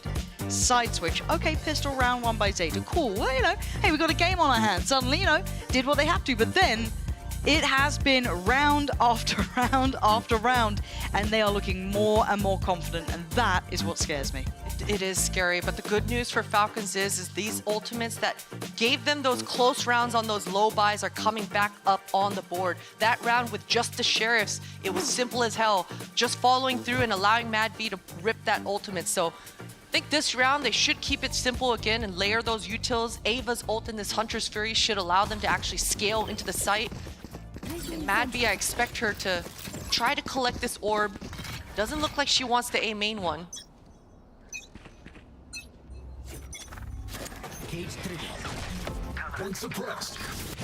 Doesn't look like Falcons wanna fully hit either. And that's just a simple, dry opening peek from Suzu. I wonder if Mad V didn't even have her shield proc. That hurts. Yeah, because the ISO is frustrating to op against, but hey, that shield's not there. Fair game as anyone else. So Falcons having to go through the protocol list here, right? Check close. We've been seeing a lot of players get more confident. You've got to be a little bit more worried about this. Right here. Things in line. Unfortunate things of lacking that secondary initiator. No KO knife to alert of that slight cat push. That dart. Only spotted the Cypher. Oh no, but Ava taking so much damage already, down to 5. You almost just want to dump the util and try and make something happen before she falls, but it's Serena to punish Lexa. Mary's making it to sight. Mary's trying to... Oh! What a shot from Mary! And again, follows up. Maybe Falcons aren't down if Mary can still stand. But a 1v3 on 11 HP. This would have to be next level work. I don't know what she's meant to do here, but she's going to give it a go. Time to jump. Fake teleport. 18 seconds left on the clock. She does do another fake teleport sound cue. But look at Suzu. Oh! Look at Suzu fall, but there's just too many. And Zeta, again, continue forward, unrelenting in their march towards 13. As soon as that operator came out on Suzu's hands, she's been finding these opening picks. It's something Falcons are gonna have to talk about. Figure out where the operator is on the line as soon as these barriers go down and go through those op protocols. This time, Mad V, she's got the ultimate on the board. Yep. All 5 members, they are very grouped right now. Now or never, Falcons. The verge of being decimated here. They do get a player from the site. Now there's already rotations in play, and there we go, Mad V with what she needed, the pick she needed, but the site is still under pressure. They finally want it over. They finally get what they wanted here. Spike going to be picked up, but the cross is certainly not safe. Toki trying to ensure that, allow Mad V to come through that spike and get it down and planted. Arco and Serena on the other side though, swing from the smoke and they make it closer towards stairs. Toki's got to hear this, does find one, but a 1v1 and Serena! 1 in the name, and she closes out that 1v2. 13 for Zeta, flawless on this side. That is a deadly team. deadly indeed. And you even saw the way that they took that timing in that 2 versus 2. As soon as that spike sound came through, they knew that was their time. 2 versus 1, both players taking that duel on that lone side player. And that's a beautiful defense here for Zeta. It is, and we need to now think about map 2 because it is going to be going to Haven after this, so don't go too far away.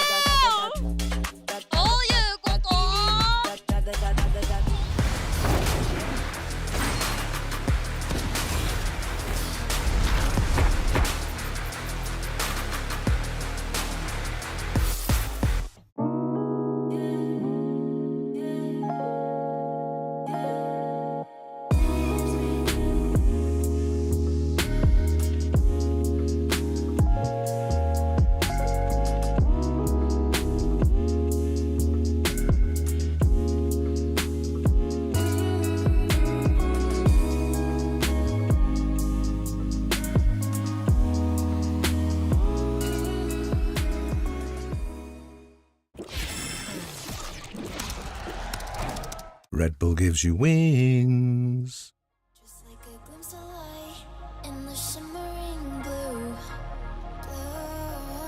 If I could taste a little bit of the sunset from my heavenly wave on a Sunday, I'd be in paradise, shining like new.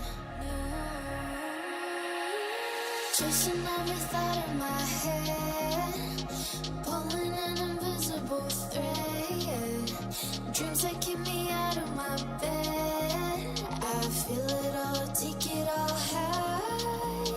Feel my heart, save my soul. Come alive, lose control. 'Cause I belong here, I can feel the heat. Taking over, this is pure bliss. Feel my heart, save my soul. Come alive, lose control. 'Cause I belong here, sound of the beat. Taking over, this is pure bliss.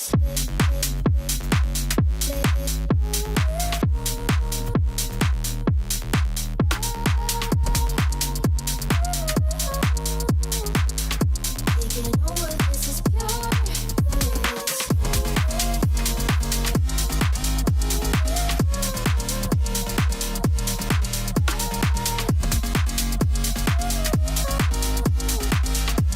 Taking over, this is pure bliss.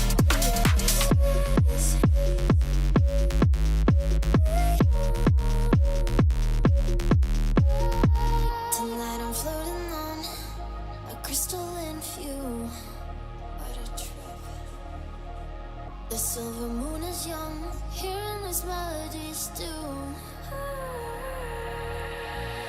Chasing every thought in my head, pulling an invisible thread. Dreams that keep me out of my bed. I feel it all.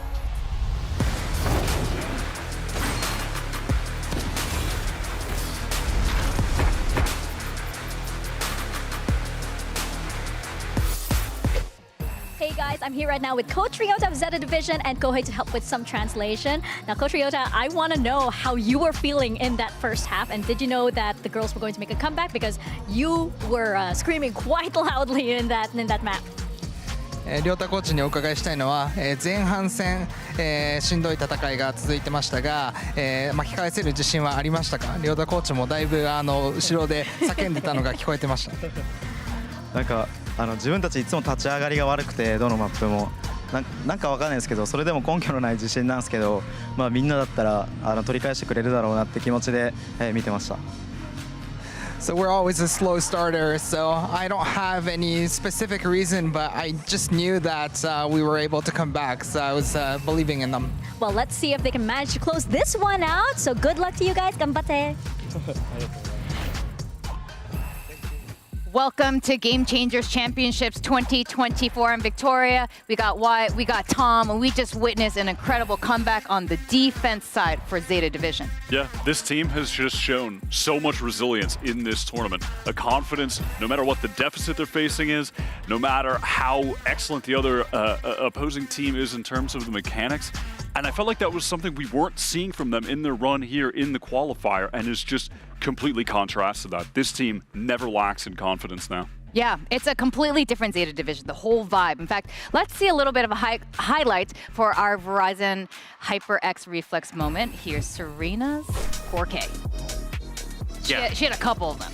Oh, there was a lot of multi-frags when it came through for this team, but it was just so clean. This was in one of the sort of like anti-eco rounds, but it was one where she still only had a pistol and just absolutely fragged out of her mind.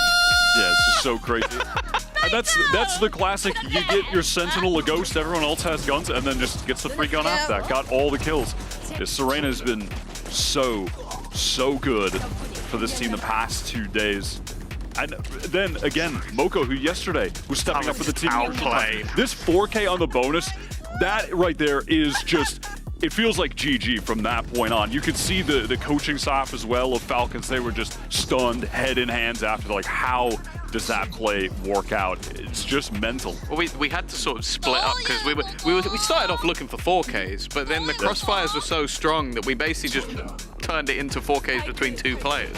Because each time it just seemed like they were walking into a pincer, and I think Christine said it on the cast as well. It's like, when you don't have that jet, when you don't have someone to take that initiation, to take the eyes away from the choke, it became very easy for the Zeta players to go, I think they're probably coming through there. Let's just hold it in a crossfire and no one can disrupt this. Yeah, it felt like the Yoru wasn't doing enough in that aspect of the game. Well, yeah, I'm just liking how Zeta's rocking the 4Ks like it's the new 5K. So this props to them. They are so happy right now. Ryota is a ex-competitor himself back in Challengers League over in Japan, so I think he brings a lot of experience. But I think the mental here is just such a big deal because a lot of these teams, they're so talented, they've worked so hard already, and when you're at this stage, like, you know, you're already prepared. So it's really about that mental and just kind of loosening up and making sure that you can just put your best foot forward. And of course, like, remembering to have fun. That's why I think we hear the team saying that a lot. They're giving me the vibes of that, like, Masters run Zeta team where it's like they came in, expectations were pretty low. They won a game, and it just seemed like they went, oh, well, it doesn't even matter now. We wanted to win a game. Now we get to play again. And that was the interview after they won. It was like, I get to play tomorrow. And they're so excited to be here that even when they're losing, it's not like, oh, is this going bad? It's like, no, I'm already happy because I got to play again. Yeah. So let's just keep playing. Let's try our best to win. And I think the vibes are genuinely the best I've ever seen of any team ever.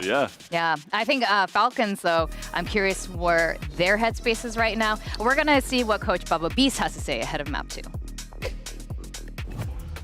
I'm standing here right now with Baba Beast of Falcons. Now, Baba Beast, we saw that the team struggled quite a bit on the attacking side. So what exactly was Zeta Division doing that the team was struggling so much with? I think they relied a lot on over-rotation. Like they were just fighting like 5 all the time. I think, they just, they heavily rely like on just sticking together and fight as 5. But I think on next map, it should be harder for them anyway. So we should be fine. I think we know what to do at least. So. All right. Well, let's see if Falcons can manage to make a comeback. Good luck to you. Well, what do you guys make of that? I mean, I totally agree. I think what Zeta have been so good at is, as a unit, playing so proactively on the floods on defense. Whenever there was that moment where Falcons were trying to tap the spike, get into the site, they were just being, like you mentioned, contested at the choke, or when they were getting the tap on the spike, they were already being pressed by the defenders coming back in, getting that pseudo man advantage when someone is sticking the plant. They are just playing, again, it's that confidence in those moments. They're always playing together, and they have full faith in each other to be in, trading with each other, swinging for each other. It's incredibly well-drilled machine. We saw it a bit in APAC, and we're definitely seeing a lot here coming together. They're playbook is just so deep. Probably the deepest I've seen for a lot of these teams out here. But then for them to be able to finally execute all of that, I think Ascent is probably one of the strongest maps at this point. Haven might be a completely different story though, a much bigger map, 3 sites. What do you think, Tom? Yeah, I think, well, that kind of ties into what the coach was saying. It's like it's going to be easier for them to sort of bait those rotations on Haven, much harder to do on Ascent, a lot less of an anchor possibility on this map with the 3 sites. But also, I think just, again, they've been known to have slow starts and known to have fairly poor defensive sides because of that. So obviously it's something they will have worked on. They've already played it throughout this tournament and had a look and gone back to the drawing board. But it's that same sort of thing again, where it's going to be the aggressive Neon, that fast-paced play, and then the ISO of MadV, which, even though they lost, looked sick in the last map. MadV was white hot on that last map. And we did see Zeta on Haven yesterday. It was the map they lost to FlyQuest, only getting 6 rounds. The 6 rounds they won, I was impressed with. A lot of them were those huge set pieces with ultimates out of Ryota timeouts. But overall, the gameplay in its entirety wasn't really up to scratch. So at the moment, favoring Falcons here on what is their home map. Yeah, I also, again, want to have a look at Suzu, because this was the one map where she really struggled. Like, I think you go to the next 2 maps in the series yesterday, she was unbelievable. I think you're talking about almost 60 kills in 2 maps. That was because she had a rough one in the first. So I want to look at her Neon, because it's going to be so important here. Well, we definitely want to find out if we're going to go the distance with this. We're going to go back to your casters once again, Pansy and Potter. Alrighty, thank you, Desk. And yeah, I think a lot of people's attention is now turned on this. There is glimmers, there's echoes, there's those moments where you're wondering, is this team about to do the same steps that Zeta team back in Reykjavik, Iceland took towards that lower bracket infamous run that won hearts and minds? But standing in their way so far is still Falcons. Now, that second half of map 1, I bet they'd sooner forget, right? They don't want to dwell on that. Hey, it's all good coming into our map here. What are your win conditions for Falcons now? Well, it has to be off of MadV. It's gotta be off this ISO. I love the combos that Falcons have drawn up. On Ascent, things got a little bit out of hand. On Haven, they've got to make sure that they stick to the game plan, stick with their strongest openings, and that's MadV right now. ISO shield popped, and she wants to get the entry at B. But she bangs. After all of that, she bangs. But they've done enough. They've drawn out most of the defenders towards the C site. There's nothing that's going to stop Mary from getting this site. No, Mary's HP is worrying me, but it's fine. She can still at least take the space, right? She can still show that presence, clear backside, cool, nothing there, no worries. Right, we're going to filter back down C-Long. Oh, the gun barrel. Oh, Suzu! She's so aiming at Mary! And Mary surely on a chopping block as well! Suzu rinsing them both. Does go down, but the rest of Zeta are now here as Toki left in a 1v4. Zeta right back in it. Picking up the pistol, it's like we never stopped from that first map. Never stopped indeed, and it's been Mako that's been impressing consistently today. Once again, hot on the heels of Suzu, just creating those fast trades. Yeah. What an important round, and you gotta feel for, I think it was Ava that showed up right behind Mary there. Oh. Suzu was aiming at Mary that whole time. Yeah, and just unfortunate, but explosive for Suzu on this Neon. I mean, look. Oh, yeah. Yeah, that is wild. I mean, look, Suzu had the hair done like Neon today. It's got her locked in. Yes. You know, she's got a little blue in it as well. It's so meant to be. Yeah, truly, truly. Okay, a lot of pressure on UR's shoulders. Be careful about this. Could have been punished, but very cautious, very prudent in approach, just to tap and not commit. But has to give up long. Interesting camera coming out here from the defenders as well. It's making it sound like the Cypher is the lone defender at A, but in fact it's UR. She knows nothing's down cash. She can just focus towards A, but the ISO shield is too strong. Yeah, that's a big weapon to pick up too. If they had any light shields, that would be a godsend. But that's fine, you work with what you got. But they kind of know where his position lost, but how do you flood back in here? Right, lots of util and Arco. You got the paranoia on Moko. You've got everything with Suzu and that judge. If she can get in, if she can be the instigator, the starter of all of things, This could be devastating. Serena already takes down one. Mary does land the shot eventually. So again, drawing the eyes away from Suzu. This 2v3 is still a bit tricky, still a bit uncomfortable. A diving head first ain't gonna get the job done. Lexa still alive and breathing on 15. Can she be the hero? Not today. Serena with 4 and Zeta with 2. What an impressive retake coming through here for Zeta. I thought Falcons, sure, they had the lower weaponry, but they had so much utility left to be able to defend in that post. I thought surely Zeta had making a mistake there, leaving the solo Sova on the site, but good thing for them. They're able to breathe and have a little stabilizer, but Zeta's gonna have to talk about this because they don't want to leave UR alone on that A site with no help. So communication is gonna have to clean up a little bit, and they've got to discuss this ISO shield. A classic entry off the back of Mad V that's not gonna be good enough if you're Zeta. Spot on to this one. The bonus, obviously after the last, is not going to be as flush as they'd like, but Suzu still on the Vandal. Oh, Mary, there it is. There's the Mary you were waiting for. Sharp as anything. And now leads in towards the site. Getting hungry for it. Bloodthirsty little Zarko on the punish. Denies Mary any further steps. But job already done. Arco lines him up and knocks him down. How is it a 3v2? Toki and Lexa. And look at Mako, she's doubling back. She's got the blind in her back pocket as well. Both players on the same line. Serena's just gonna make sure that both players cannot leave and push through spawn here, but oh boy. It's only a ghost. I say that. We've seen stranger things, but Serena is sharp. But that's not gonna be enough. Suddenly the floodgates are now open. Yeah, Serena was in a more optimal line there, but unfortunately chooses to commit to the line. Toki's gonna be able to get this spike down, but this is so fast. Eiko, thankfully for Falcons, they've got the trip there. Yeah, Lexa being one of the 2 alive. Fantastic, good news. So we'll have to pull some attention this way, so suddenly C-Long's not so safe for the post plant, so they can't commit towards that. They actually don't have much safety here. Yeah, and if Lexa procs this camera at any point, they're gonna know both players are coming through that garage. Pings coming across, I think, reminding of what lines the post planters are gonna be looking at. Right there. You can see that they're so paranoid someone's still towards CT, or they're both sides are very unaware of each other's positions until now. Just about getting it back in hand. Falcons finally stop the rot. Finally stop Zeta's roll.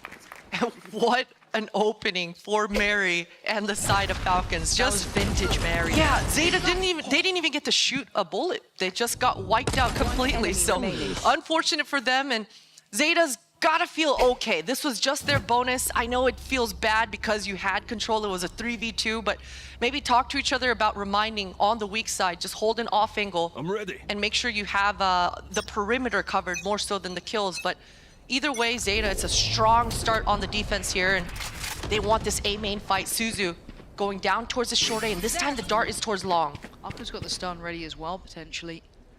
This could be big. Madvi getting closer. They're going to hear all this, right? This is very known information.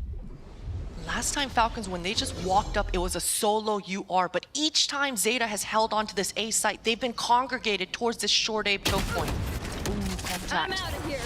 It's a lot of information for Mary here. Okay, just going to tuck towards the corner here. Looking at the rest of Falcons, how do they want to try and maybe keep that attention elsewhere? Fall away, show some presence, do a little something, but they got to do it, otherwise those 3 players aren't going to be moving from that A site. Drone doesn't give Zeta any information, but they feel comfortable enough to just leave the site. Those sound cues might have come across, but right now Zeta, they think this is a C split. It's on UR, pretty much. There's 3 players going towards that A site. Mad V can try and sell them this fake, but she got to show this. She got to give them a little bit of something. Otherwise, they're going to start questioning, going, oh, no one's actually pushed. It's 30 seconds, and the smoke just went heaven. That's when the penny drops. They now know the lurk gets dealt with. Serena, so sharp, so heads up. The Falcons get the site. So plant is in. Shock dart. Don't know where that one's off to. That one's a little bit better there. Going to get a little bit of chip damage towards Toki, but still. For now, we look at this retake potential. Lots of util. Looking at that flood through heaven. It is game on, and Toki holds the line until the trade. You are on the drop down, isolates Mary, and suddenly they come sliding in. Falcons back to back trying to fight him forward, but they can't deal with Arco. 2 still standing, and Zeta pull off the retake. And you can see why Zeta feels so comfortable inching off the site. They didn't have any ultimates. They didn't even have the optimal utility to fully retake there. But the combo in Neon and Breach, you saw Suzu pulling out the wall there and completely cutting off the line of the site right there. So the Heaven players can freely fall out. Usually you see the Neon flying out of the Heaven. Suzu was in spawn. Creative retake coming through here for Zeta, and it caught Falcons completely off guard there. It did. Now they've got a couple of ults to play with here. You got Neons there, you got the Shorty in hand, so we could see that invested too. Guardian coming up, a broken purchase. They've got to get a grip on this game. I feel like it's slipping between their fingertips here as Zeta, step by step, and oh my god, Judge is too strong! Mary is going to be furious about this. The stun was in, but it didn't matter. It's a Judge. Wow, that is gutting. That was their big, I guess, you know, crowning jewel of this round, but now they're down to whatever's left, which is Sheriffs and a Guardian. That has gotta hurt. Nice setup here between Akko and Mako. You can believe Mako's gonna burn that blind as soon as Echo shoots her gun. Banger. Oh no! Mad B, that's clean. Can't get any more. Moko's on the case, but still, looking at the spike here, they're gonna know the cams around here in that open and shut, but still, I gotta get a plant. Ava wants to try to get a timing here at front B as soon as the spike goes down, maybe create some sort of a pinch, but Zeta, they're so aware. They want to fully clear Bunny before they rotate. Oh, the timing! Jesus. Not ready yet. Yeah, that one's rough. So trying to get proactive towards CT, it looks like, is the name of the game. You're in 2v4, you got to try something. And they're just waiting in that smoke, and honestly, maybe a bad idea. Maybe they're thinking it's towards long, but the plant's very indicative of sight, but that's a shot from Lexa. Need more, though, from Toki, and not gonna happen. Zeta, 3 alive, clean work. And they dealt with that initial threat that was Mary with the ult in a blink of an eye. Unfortunate for Mary. Oh, I didn't catch if she had a second slide in her back pocket there or not, but Zeta, I love that they're changing it up. Once again, that A retake, it was different. Again, 3 members heavy in Heaven. Keeping the post planters on their toes, keeping them guessing, but the awareness and the map control here as a defender to fully sniff and get all the information on that front B before you initiate that retake at A. It's such strong fundamentals coming through here for Zeta. Yeah, it's great seeing that kind of just really heads up work, right? Understanding what Falcons would be looking for in that situation and already considering it as they came back around, even in what was, I think it was a 3v5 or 3v4 at that point, but still very, very impressive. Falcons timeout. This is not how they wanted it to start, right? This is, I don't want to say worst case scenario. There's been a couple of close rounds. I mean, they've been getting plants. It's just been the retakes have been on Christine. For Falcons, though, this is going to feel incredibly one-sided to them, especially after that last half of the first map. It's going to be mentally incredibly taxing to pull this one back through, but round 6, it is still a turning point here. There's still very much a chance. Yes, yes, for sure. And for Falcons, they've got to be talking to each other about their utility in this post. We even see the ultimate coming in the back pocket of Mad V here. I would say they should be considering at this point, maybe we don't use this ult to get into the site. We've been getting into the site every round. We've been getting the spike down every round. Let's just use it in the post. As soon as the defenders throw their util to initiate that retake, that's when we burn our utility to answer. So we'll see if Falcons have some sort of plan like that. And for Zeta, they've been switching it up on the defense consistently. So Suzu, down, man. She wants to go aggro here, A main. If the breach is pushing down short A, you know they want A main control. Oh god, this is so bold. Oh, Look at 4 members! Sending them scattering. This is outrageous. Zeta, you're in their spawns. Get out of here. Falcons fight. No! The disrespect. And oh my god, Suzu! Lighting them on fire. That is unbelievable. Lawrence, Suzu's ending the round in T-spawn. When I was teeing it up in the beginning of the round and I saw Echo running down short A, I thought, okay, they want to fight for A main, not for T-spawn. T-spawn, look at this, look at this. ridiculous. And doing that, like, and talk bigger picture, because again, that was after a timeout where Falcons would have wanted to maybe come into this with a plan set in mind, and that's so disruptive from Zeta. Especially because going into the 7th now, look at the money of Falcons. They've got 3 huge ultimates that they wanted to use last round, but now they've got to make a decision. Do we try to get a 2nd round on the board with the ultimates that we have, with just the Sheriffs? I think depending on what kind of pick and what kind of map control Falcons have, they've got to be able to burn these ults to try to convert this round. I have to say it, Suzu is just a superstar in the making. I mean, the bravado, everything, the confidence, the talent, it's all there. Mary, there was not much to do in that one. You know, if you're into one of those trips, you're going to be dead. So at this point, Plant's coming in. And again, similar scenes, right? We've been here before. Plant's in play. And now onto the retake, but this time again, Sheriffs to try and hold it back. Just that stinger there as well. Slowly constricting. I like the info that Ava's trying to get, figuring out where the bodies are, where most of the retake is going to be coming from. But Serena's doing such a good job being an anchor here. Yeah, and the information is massive. You are getting so much of it. It's just farming. Falcons need a reset because Zeta are starting to run away with this. Oh, Falcons, yeah, they need to talk to each other and let each other know, hey, you know what? They rushed us in spawn last round. It's all good. We still got the ultimates on the board. Now we've got some weaponry, and they've got an extra ult on the board now. Ava's Hunter's Fury coming out. For Zeta, they're not going to be able to get away with that aggression anymore. Ava's going to be able to react and respond with a Hunter's Fury, so we'll see. But look at Zeta, the awareness again. They know their weak side in that spawn, so they're not pushing. They're holding, and they're expecting Falcons to react and push into them. So really strong awareness and map control coming out here for Zeta. Going out. This is the one that pushed back a little further, but Mary right back to it. But you can see she's haunted from those previous rounds, noting where Suzu was. But the ult not going to find anything here. So that could be the green light, or they pivot, they rotate. Already Moko is on the site, and they're already glancing towards that A side. But UR is around. Falcons got nothing. Mads is inserted towards that long C connector, but she's feeling comfortable. Oh, massive. No, Moko. Okay, Mary at least finds a little bit of value, right? After all of that investment over towards Garage and C, a little bit of a reward. Trippers here. Has to be dealt with again. Looking at what they want to do. TP gets taken. Okay, back towards the C site. Cam still in play. And damage Serena almost had there. Cam now noted, knows Mary's coming, but doesn't mean you could stop her. Mary getting fired up here, and get your gun out. What are we up to? Ava gets to fall away, and Zeta's now positioned. Gonna be noted, the support is there. Mad V not in that slip. As you are, yeah. Mary looks pissed off. I'm gonna be honest, the way she's playing, they're fired up here. Second round, and it's flawless for Falcons. Being extra thorough, Falcons, they deserved that round. Mary muted it down. Yeah, even the small mannerisms that you're seeing her, you mentioned it, Lauren, fully clearing the left as the dart is still pinging. So extra thorough, but that's what you need to be able to get the 9th on the round, on the board if you're Falcons. That's 3. And they still got the Hunter's Fury in the back pocket. Okay. One more, and you're going to have the ult for Mary as well on the other side. That was burnt there from Suzu, so not having the same level of impact from this, but 6-2.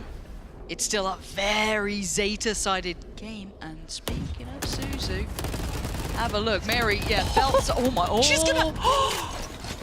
Well, aren't you lucky to be alive? 6 HP.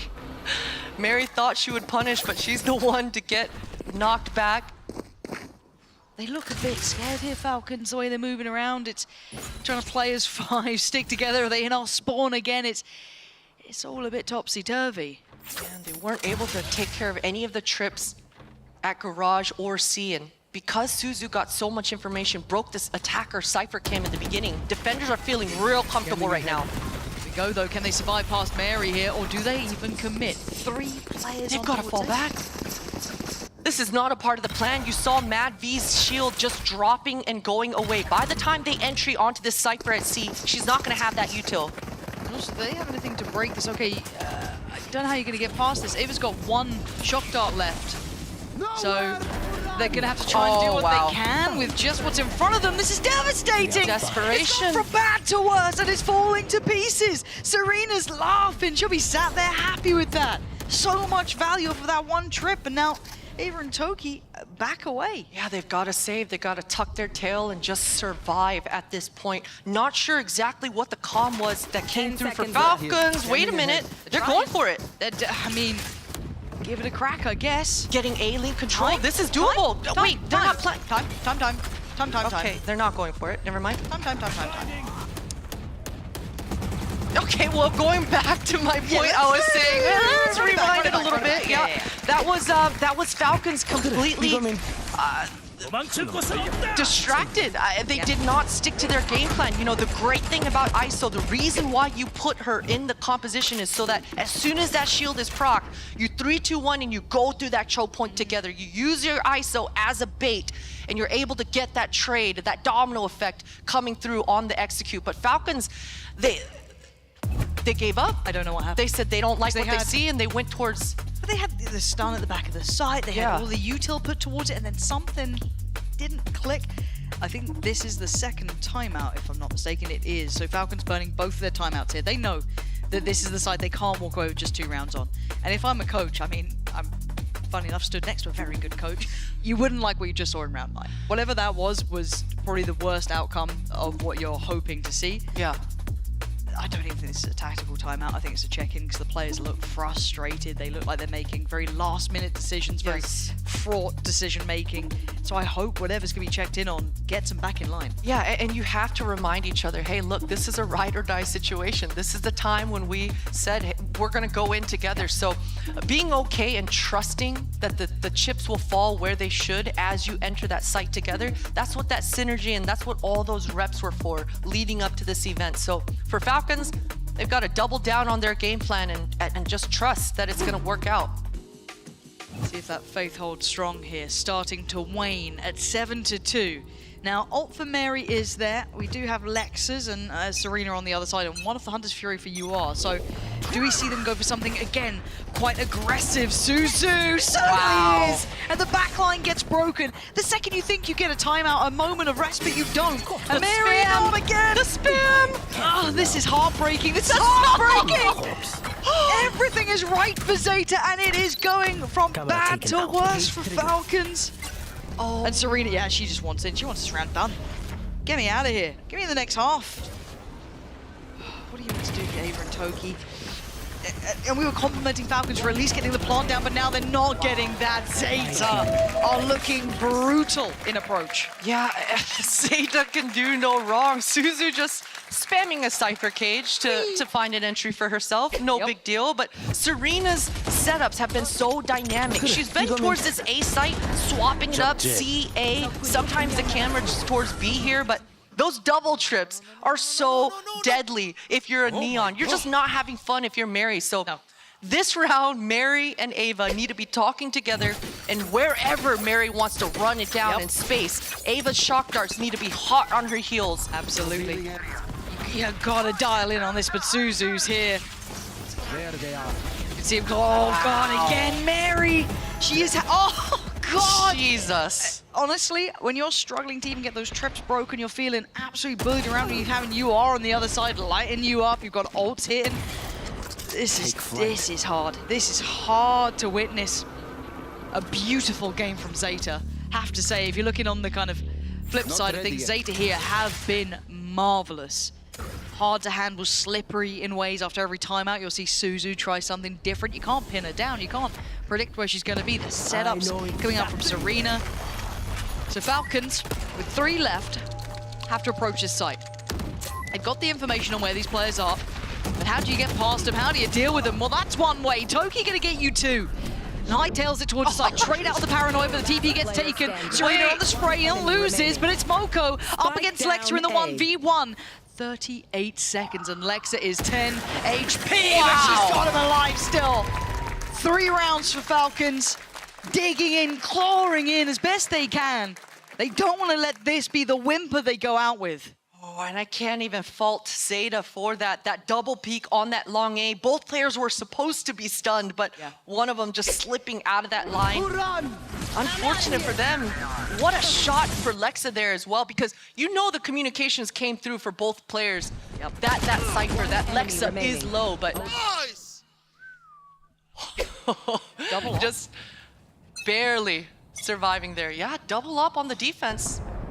I mean, you got money, and it is the 12th round, so... Yeah, and I think I saw a rifle at Serena's feet there as well. Yeah, that makes sense. For Suzu, though, it's another new look. Similar scenes before, but now with the operator, right? So something slightly different. We've seen this before again. We've actually seen this round feel like play out before. This pressure through towards Garage, Mad V being the one to try and pull those rotations, which should be heard here.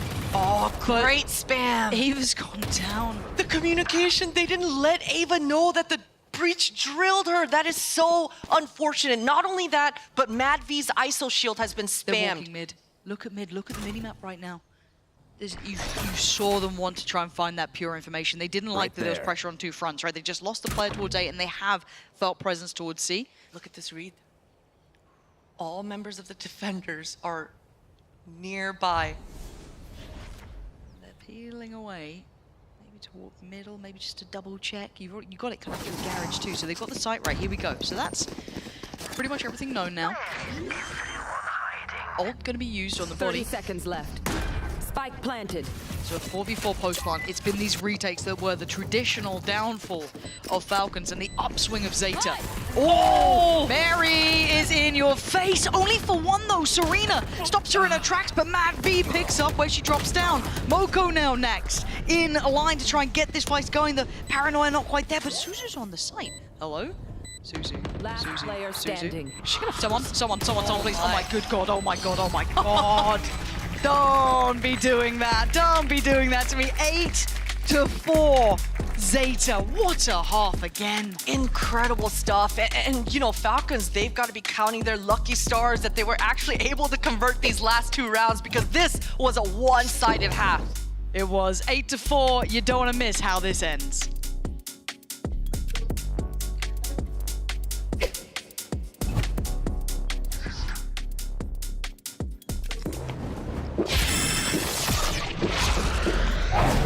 Red Bull gives you wings. Yeah.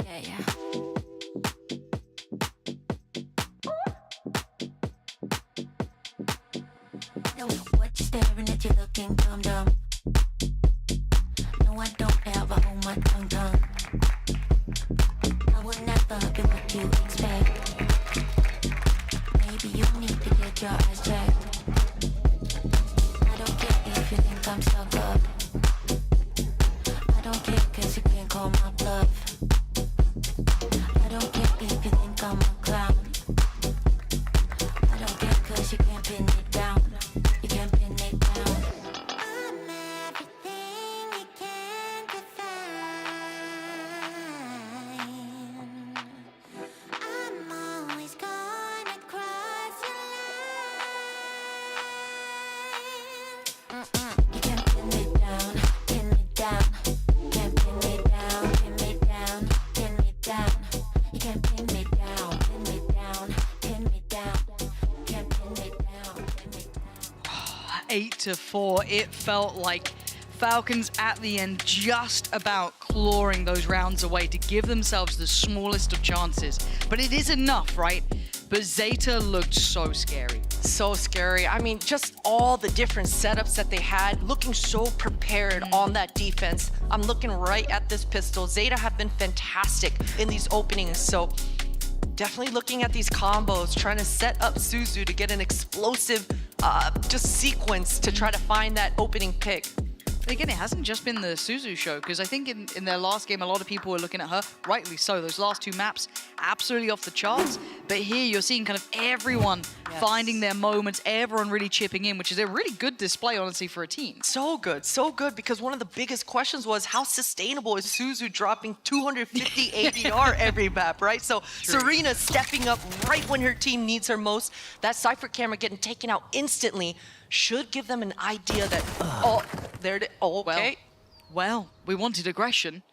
I think Falcons want to get back in spawn. They're kind of, flipping the script a little bit. You are.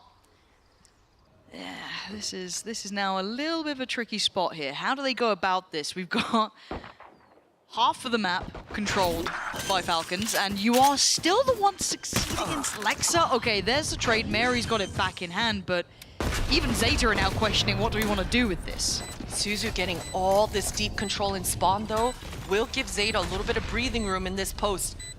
Process of elimination should allow them to know exactly where these retakes are going to be coming from. It feels inescapable at this point. They got to go through this. They got to be able to deal with the player in CT, and the patience almost pays off. But it's Arco to find Mary. The Falcons answering back, and Suzu now going to find it difficult to try and find the punish, but it is still Suzu who falls. Ava gets Falcons in a position to move forward. Gonna get the pistol in their hands. What kind of plot armor did Ava buy that round? I don't know, man. That is crazy. She bought a deagle, no armor, fully stunned, and walks away with 100 HP. That is a pistol round and a half if you're Falcons. And Kill. for Zeta, One enemy remaining. unfortunate. You know, you saw that you are, even with the drone, getting stuck in that mid. That double peek, she was not able to trade when Toki took out her teammates. So they've got to be together. They've got to force the trades. Yeah, Mary looking pumped up there. I mean, I think you all heard the replay. Instantly to the Bulldog for 1, 2, 4 of the players. And the Sheriff's still with Toki there. On the other side, just that ghost for Suzu. Let's see what we're up to. Got the spike! Falcons, if we're going to be honest, they need a clean round. Christine, it's got to be 4 at least alive here. Absolutely. Really interesting setup coming through here for Falcons as well. A trip all the way in the back lines, and just the camera at A here. If Suzu does enough sniffing and gets enough information, and you can see the communications coming across. Suzu has way too much control. And Zeta, they're deciding right now. Doubling back.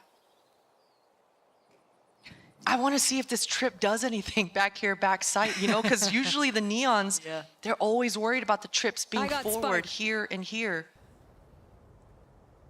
Valuable. Mad V's the one who's going to get first test. Oh, good damage. Down mid. Easy. Mad V's got to try and, I'd say just get out of there. That felt really needless. I didn't like that decision making at all, and now that opens up, I don't want to say a chance because it really isn't, but if there was a little bit more of an investment here, a couple of light shields or maybe, you know, a sheriff or something of that ilk, it could have been a real problem. Fortunately enough for Falcons, they do seem to keep 4 here.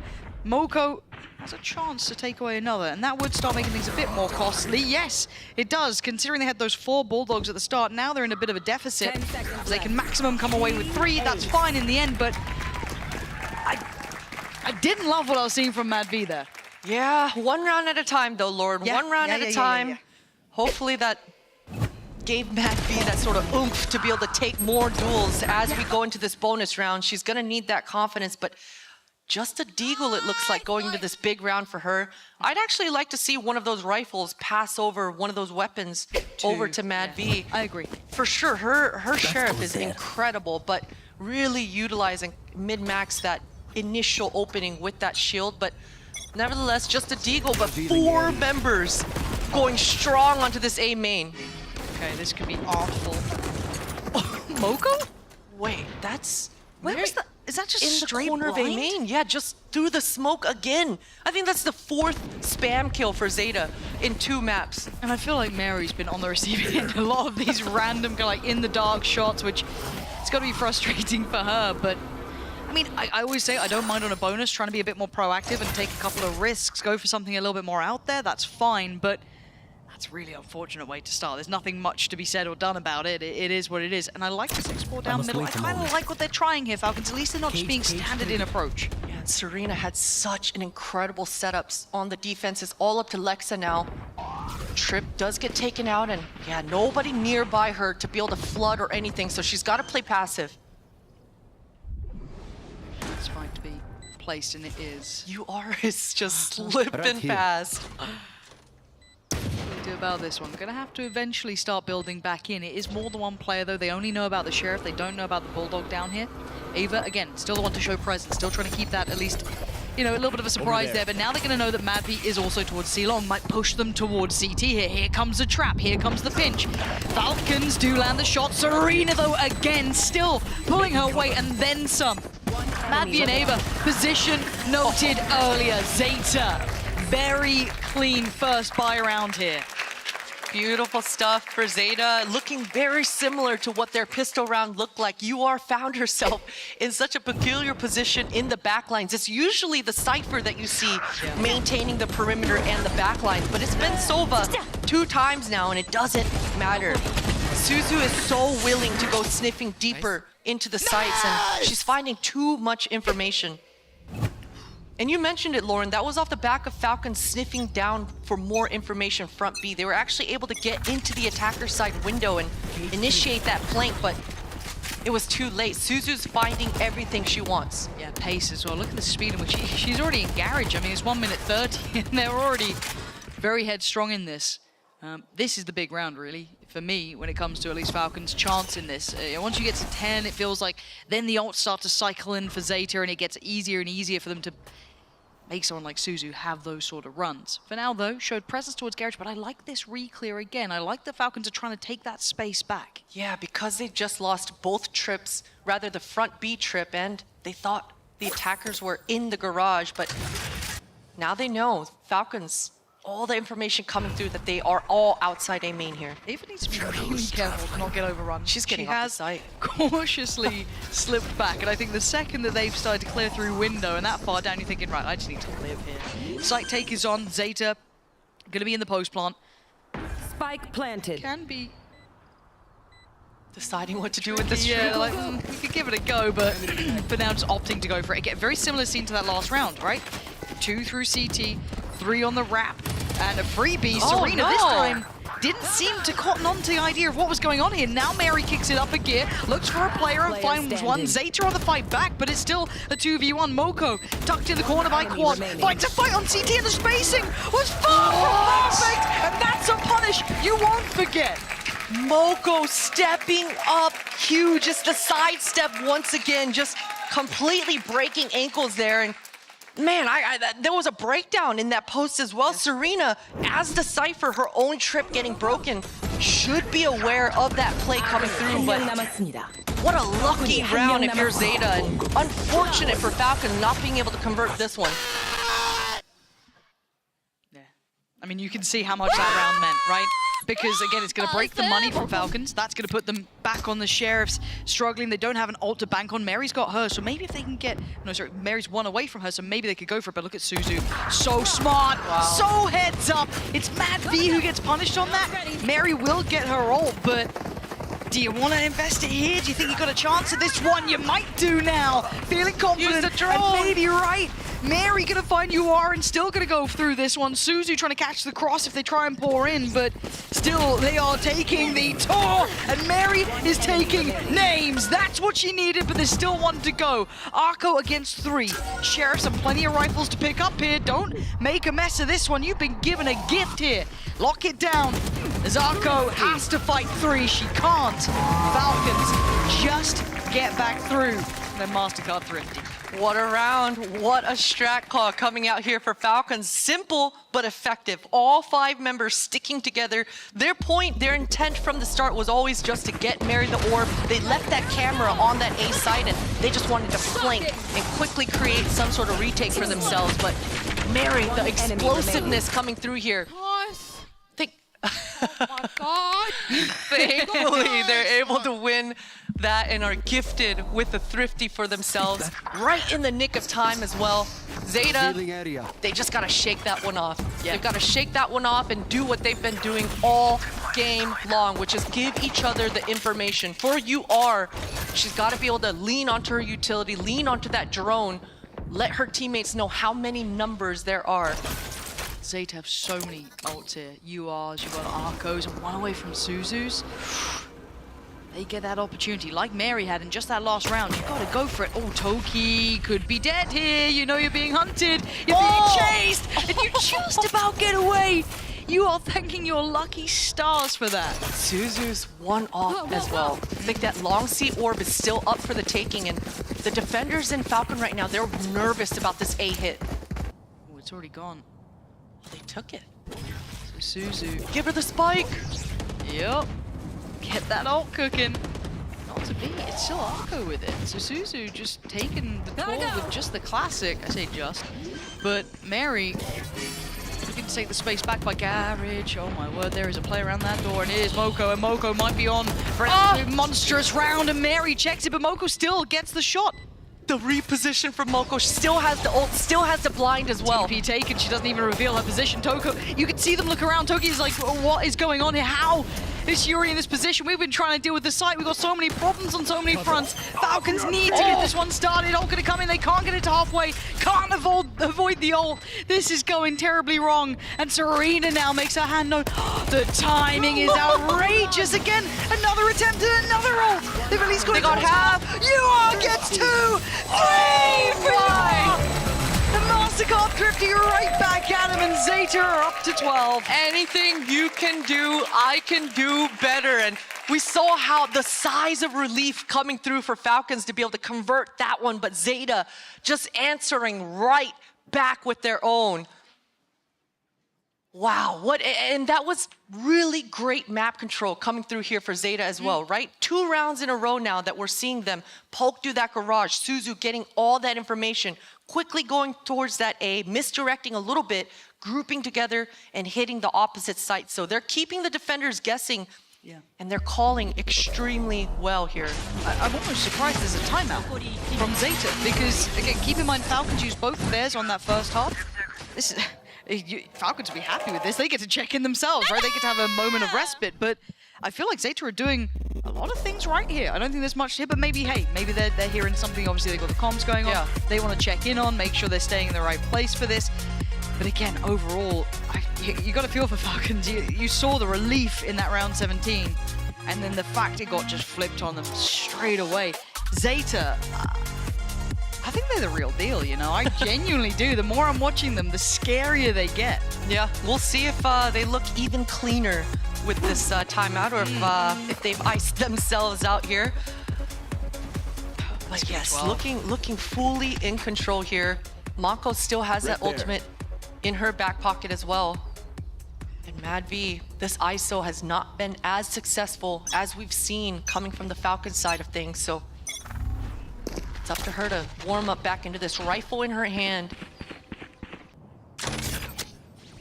Those combos that we've been seeing from Falcons with the ISO utility and this Sova has been spectacular. They haven't been able to actually execute it perfectly in this map, but we've seen it before. Ava's got that Hunter's Fury in her back pocket.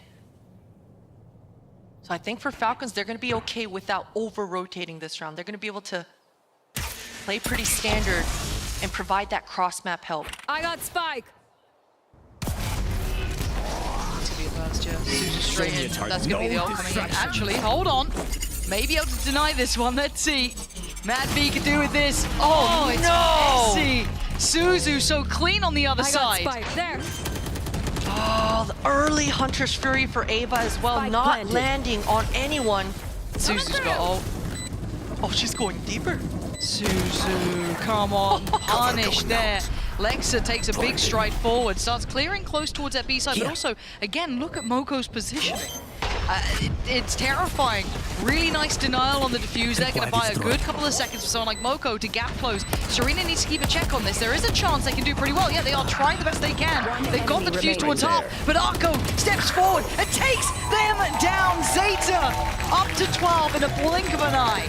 What a play coming through for Zeta. They always knew the ultimates on the other side for Falcons, and it was too easy there, Lauren. They baited out that trap play and easily get the spike down, easily find themselves in a post. Even with Suzu overheating just a little bit, throwing the round, they're able to just convert this post. There was a slight chance there. You saw Lexa sticking and praying and trying to get half for her squad, but the sprays, the shock darts, the utility, it's too strong for Zeta. It was, but can they close? Suzu pops the on, sends Falcons running for now, taking some cover towards Sua, but Suzu still on the hunt, still looking for another victim, drops down Mary, can't find the follow-up just yet, but she ain't stopping, denied by Mad V. It's all just a ruse. Oh my god, and you're right, they are on towards the seaside, but Lexa's still close by, still holding on desperately, takes away Serena. No, can't get a follow-up, UR's there. And they're clutching at straws, trying to do anything they can, but they're starting to lose the grip of this one. Plant's now in place, but a 3v3. Still a lot of util here for Falcons. They have a good chance at making this incredibly hard for Zeta. UR's drone should alert that most of the bodies are not going to be coming from spawn, so that alerts Echo to be aware, taking out the flank. Right, revealing. That's going to make the defender's job so much more difficult here. It's all falling to pieces. Mad V has to face the music, and it is all playing to Zeta's tune. They have been impeccable this entire series, and the double swing to close. The dream run continues in the lower bracket. And you love to see a dominant finish there coming through for Zeta. That 3-2-1 that you mentioned, Lauren. Love to see strong comms coming through like that, not leaving any sort of room for a comeback in Falcons. That was a beautiful call for that last round as well. You know, we've been seeing Zeta controlling the entire time. What a perfect opportunity to call a fake there. So impressive. And we'll get to that team on the screens in a second, but we have to address Falcons on the other side. What an incredibly hard series for them. I think a lot of people could have underestimated Zeta coming into this, but they've gone from strength to strength in the lowers. And sadly for Falcons, they were on the receiving end there. The first half of the first map looked great, looked solid, good. That second half, it started to fall to pieces. I mean, again, you had glimmers of a couple of really nice plays coming out. Toki having a good game there, Mary, Legs and Mavi, every single one of them having their moments, but it simply wasn't enough. It wasn't enough. And you know, that's tough, especially coming into the World Finals with a ringer, that depth that you've been working on all year, the layers to kind of be the backbone when you run into a pickle like this, when things aren't going exactly how you intended. You've got that depth, but unfortunately for Falcons, they came in with a ringer. Unfortunate. It is tough. Yeah. On the other side, a team that I think is gaining more and more fans by the second. Hard to not enjoy how they play, what they do. Keep in mind. Oh, wow. Wait. I love that. I'm going to do that. Are we really doing the poses? Yes. That's incredible.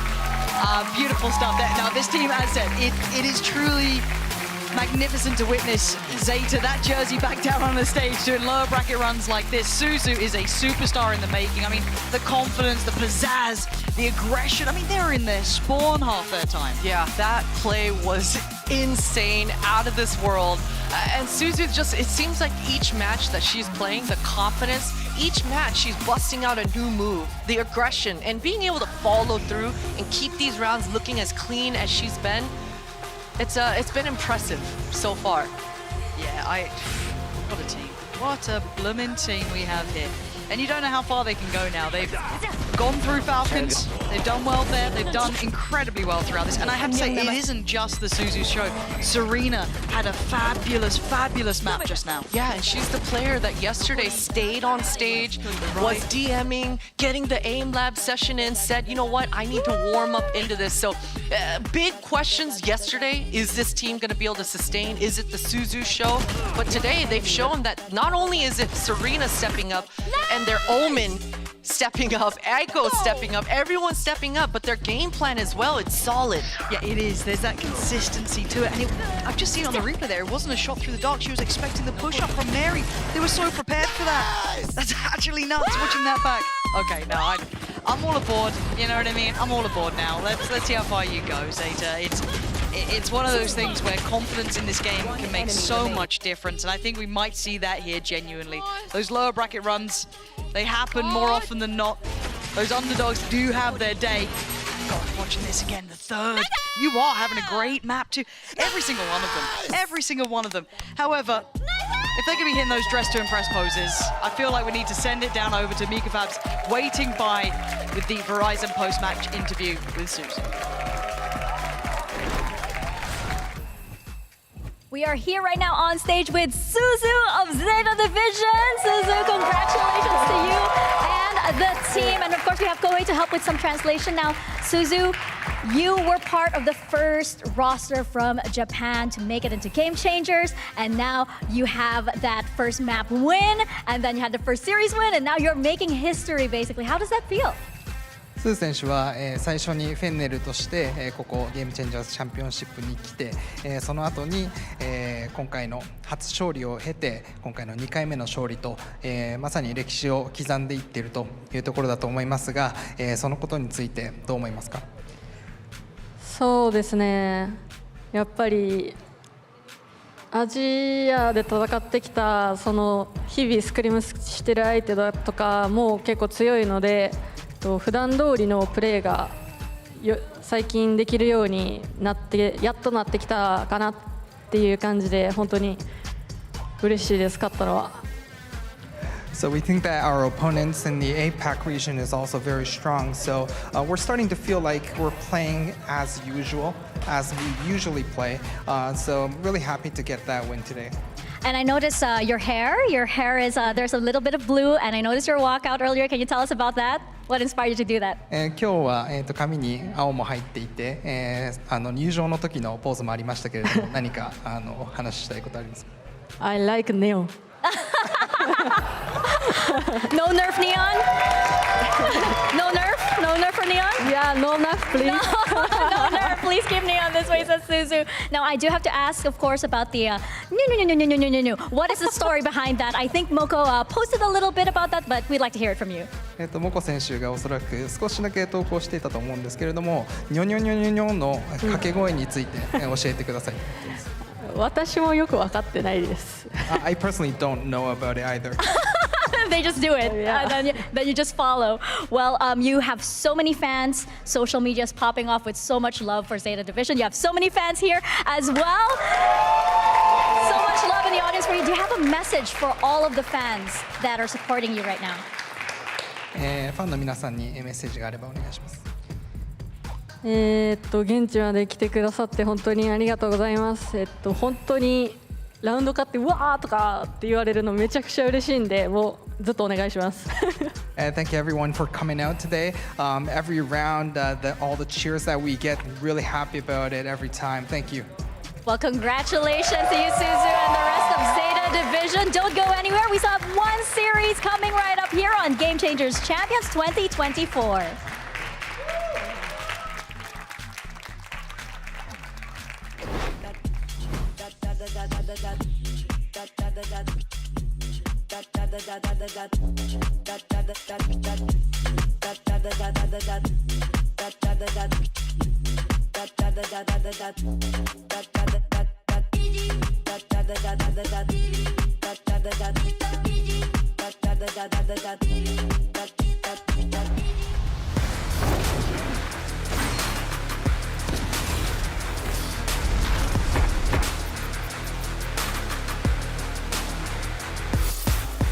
The human body was built to move, not trapped at a desk in one singular posture for 12 hours a day. It's time your chair evolved. This is Secret Lab Titan Evo. Ergonomically engineered for you, gamers, hybrid workers, artists, backing your every move.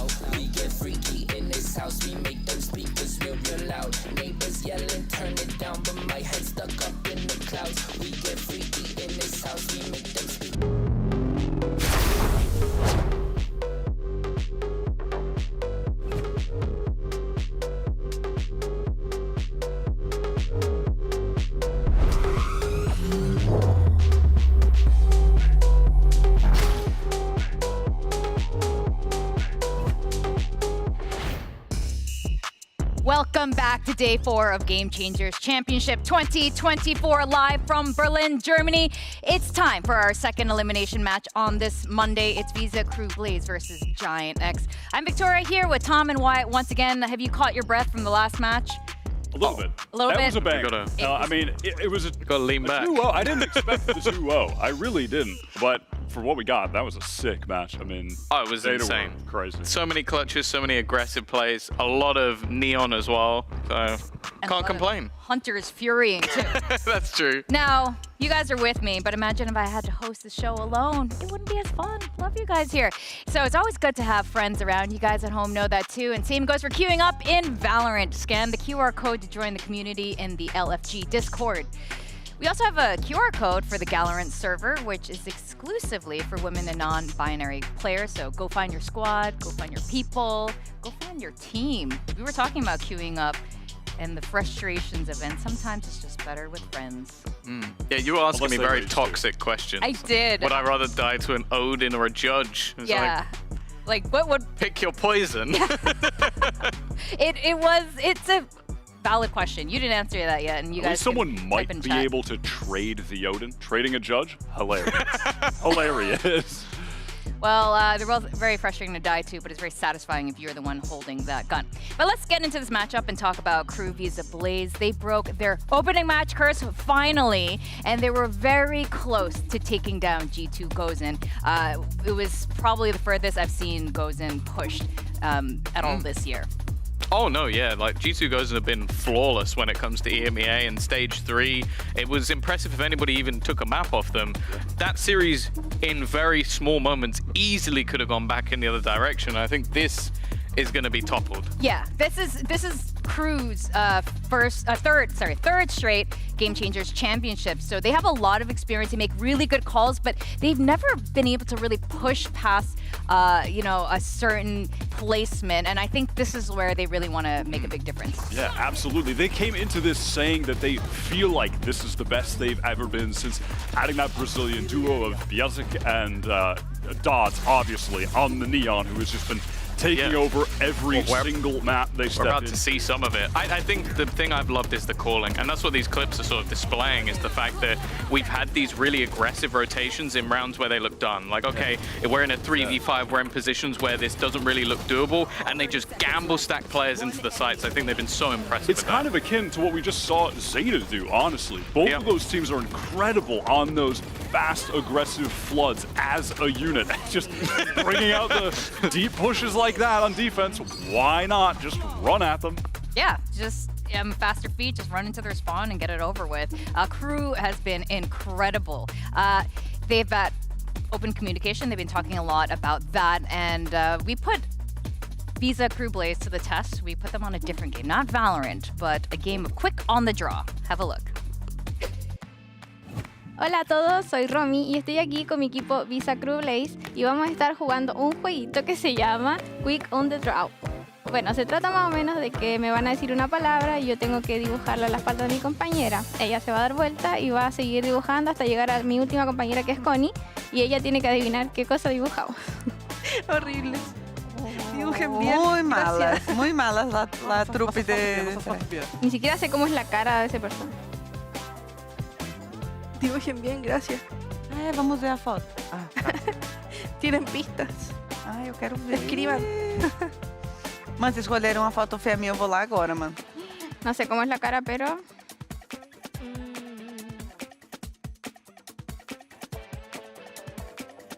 No sé qué tiene.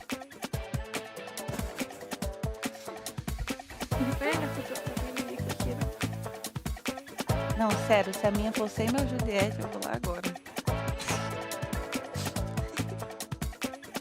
Nunca, no te me representaría. Ok, está. Fíjate lo que lleva en la mano. Ay, ojalá esto lo vea. Me esforcé mucho. No tenemos foto. Tirei a mim mesmo. Nada.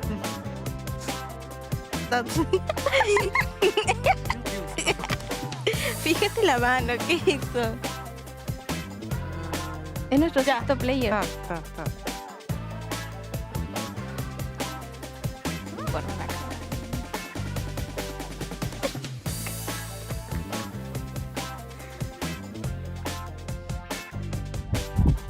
tá péssimo. Que medo do que vai chegar, mano. Lo importante es que lleva la mano. Quisiera. Só. Mano. Bia, lo importante es lo que lleva en la mano. A ver, todo. Eu acho que é isso. En sus manitas.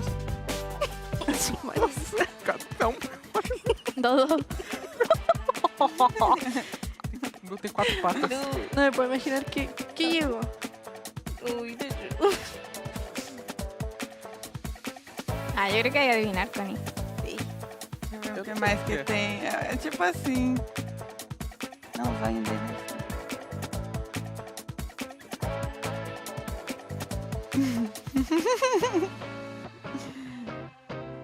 Ya. Pronto, Cody. Mira nuestro dibujo. Tá, é mais redondinho. Sí. Es más gordito. Você sabe. Sí, sabe. Dale, dale. Es fácil. Es lo que lleva en sus manitas. Es lo que lleva sus manos. Es un sexto player para nosotros. Ah, el Wingman.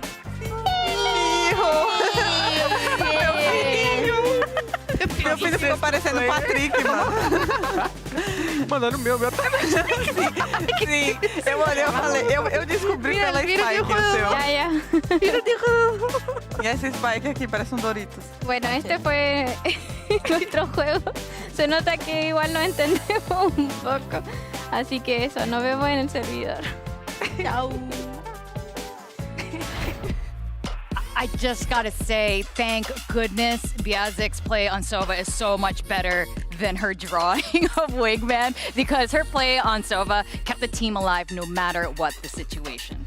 Yeah, I think we saw the difference between the sort of first day and second, where she was able to play slightly more comfort roles, wasn't playing a defensive side aggressive Yoru, and I think also it meant that we saw a lot more sort of flexibility in those calls that we mentioned earlier on. Yeah, absolutely. Again, just a part of that crucial duo that has taken this team to the next level. The impact being felt by the other players on this team, and in conjunction with Kanir, just sort of the traditional way to build a roster that we've seen so much success with, sort of like Shopify, bringing in these new upcoming stars like Abia, having the experienced players that have been to every GCC like Kanir, and that is just a recipe for success. Yeah, we've seen the success that's been happening, and just like they said, this is probably the best form they've been in years, and we've seen the result of that Abyss map 3 last time against Gozen. I didn't know who was going to win. I was prepping questions for either winner. I couldn't tell. It was 11-13 on Abyss. Incredible play by them. In fact, let's hear from Bia herself, who spoke to Mika Fabs ahead of this matchup. I'm here right now with Biazika of Visa Crew Blaze. Now, Biazika, this is your first Global Game Changers tournament. I'm wondering what you learned from playing up against the best teams in the world so far. It's cool to be here because every team have a different play style, and I am learning so much, and I am very happy. And you seem like you're enjoying yourself too. Yes. Well, good luck out there. Good luck to the rest of the team as well. I love seeing happy players and happy vibes. And over on the side of Giant X, we've seen Jelena stepping up over the entire tournament with incredible performances. Yeah, I think she's just been getting better and better. Like, I think Jolena is always someone who, especially for a controller player, puts up a lot of numbers, but I think especially in the series yesterday, she just hit a new level. Absolutely. Finished at like 40 for 20. That's a solid 2 KD. And despite the slow start for GX against MIBR, there were still plays like this being made by Jolena that were keeping them in the game. But at this point, now in the lower bracket, they got that win against ALG. Here's a real test for them against Visa Crew Blaze, and obviously we are looking at Jolena to continue that high level of play, to be the linchpin of GX, making a series out of this, trying to get this win and keep making that lower bracket run. Yeah, that's the thing. I think my expectations for Jolina are that she will play well. I don't think that's necessarily my focus because I have such high expectations for her in general, and it's where else? Like, are we going to have Ness come up to the level we know she can achieve? More importantly, in this series, I think Smurfette will have to be a highlight because I think her versus Dodds is going to be an impressive battle. Definitely. I think what they want to do at this point is carry on that momentum from yesterday against ALG. What was it, 13-1 kind of scoreline on that the second map. Carry it forward into today. I think that'll help them a lot, obviously. But what I really like about this team as well, they've talked about it before, even at the end of Split 3 over here in EMEA, they were trying to play like the perfect Valorant or correct Valorant, and they decided to throw it all out and play their own way. And I think some of that has been coming through, and I think that's a large part to Jolina's success also. Oh, for sure. Like, they have this base level in aggression that they always had, especially Smurfette and Ness as a duo. They were really high-paced, and they kind of took a step back and were like, okay, we're going to be more structured. As of recent, they went, nah, let's just fight them. Let's just fisticuffs. Absolutely. Falcon punches. We love to see the teams play their own game. In fact, let's send it back to Mika Babs to get a quick word from Giant X's Ness.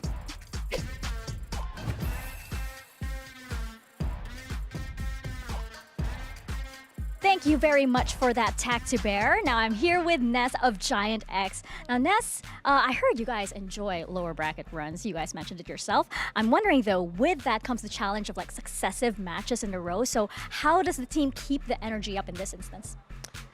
So basically when we start the tournament, I think we start shaky and nervous. I don't know why do we do this to ourselves, but yeah. And then when we go to lower brackets, I think we take it more seriously and we have like less nerves and we are getting ready more to like we are getting used to the stage and other stuff. I think that's basically it. Are we gonna get more Odin plays from you? Yeah. Wonderful. Sorry. Not sorry at all. Good luck to you. Nah, those Odin plays, those darn Odin plays. Now, the road ahead for Giant X may seem near impossible, but they did make an incredible lower bracket run in stage 3. So, they could possibly do it again, Wyatt. Absolutely. And what's so cool about this lower bracket run is kind of taking a step back even further. GX, they're this team that was formed with intentions of sticking together no matter what, playing throughout the entire year with this roster. And we saw them get better and better. In stage 1, though, they couldn't best Falcons. In stage 2, they couldn't best Falcons. Then in stage 3, finally, they go on that run. They beat Falcons. They win in the lower final. They make it to a grand final. They have just been getting better and better, and that is the evidence of it, and just shows that they can do it again. Well, can they do it again? That is definitely the question for today. We're ready for our team to take the stage. It's Visa Crew Blaze versus Giant X.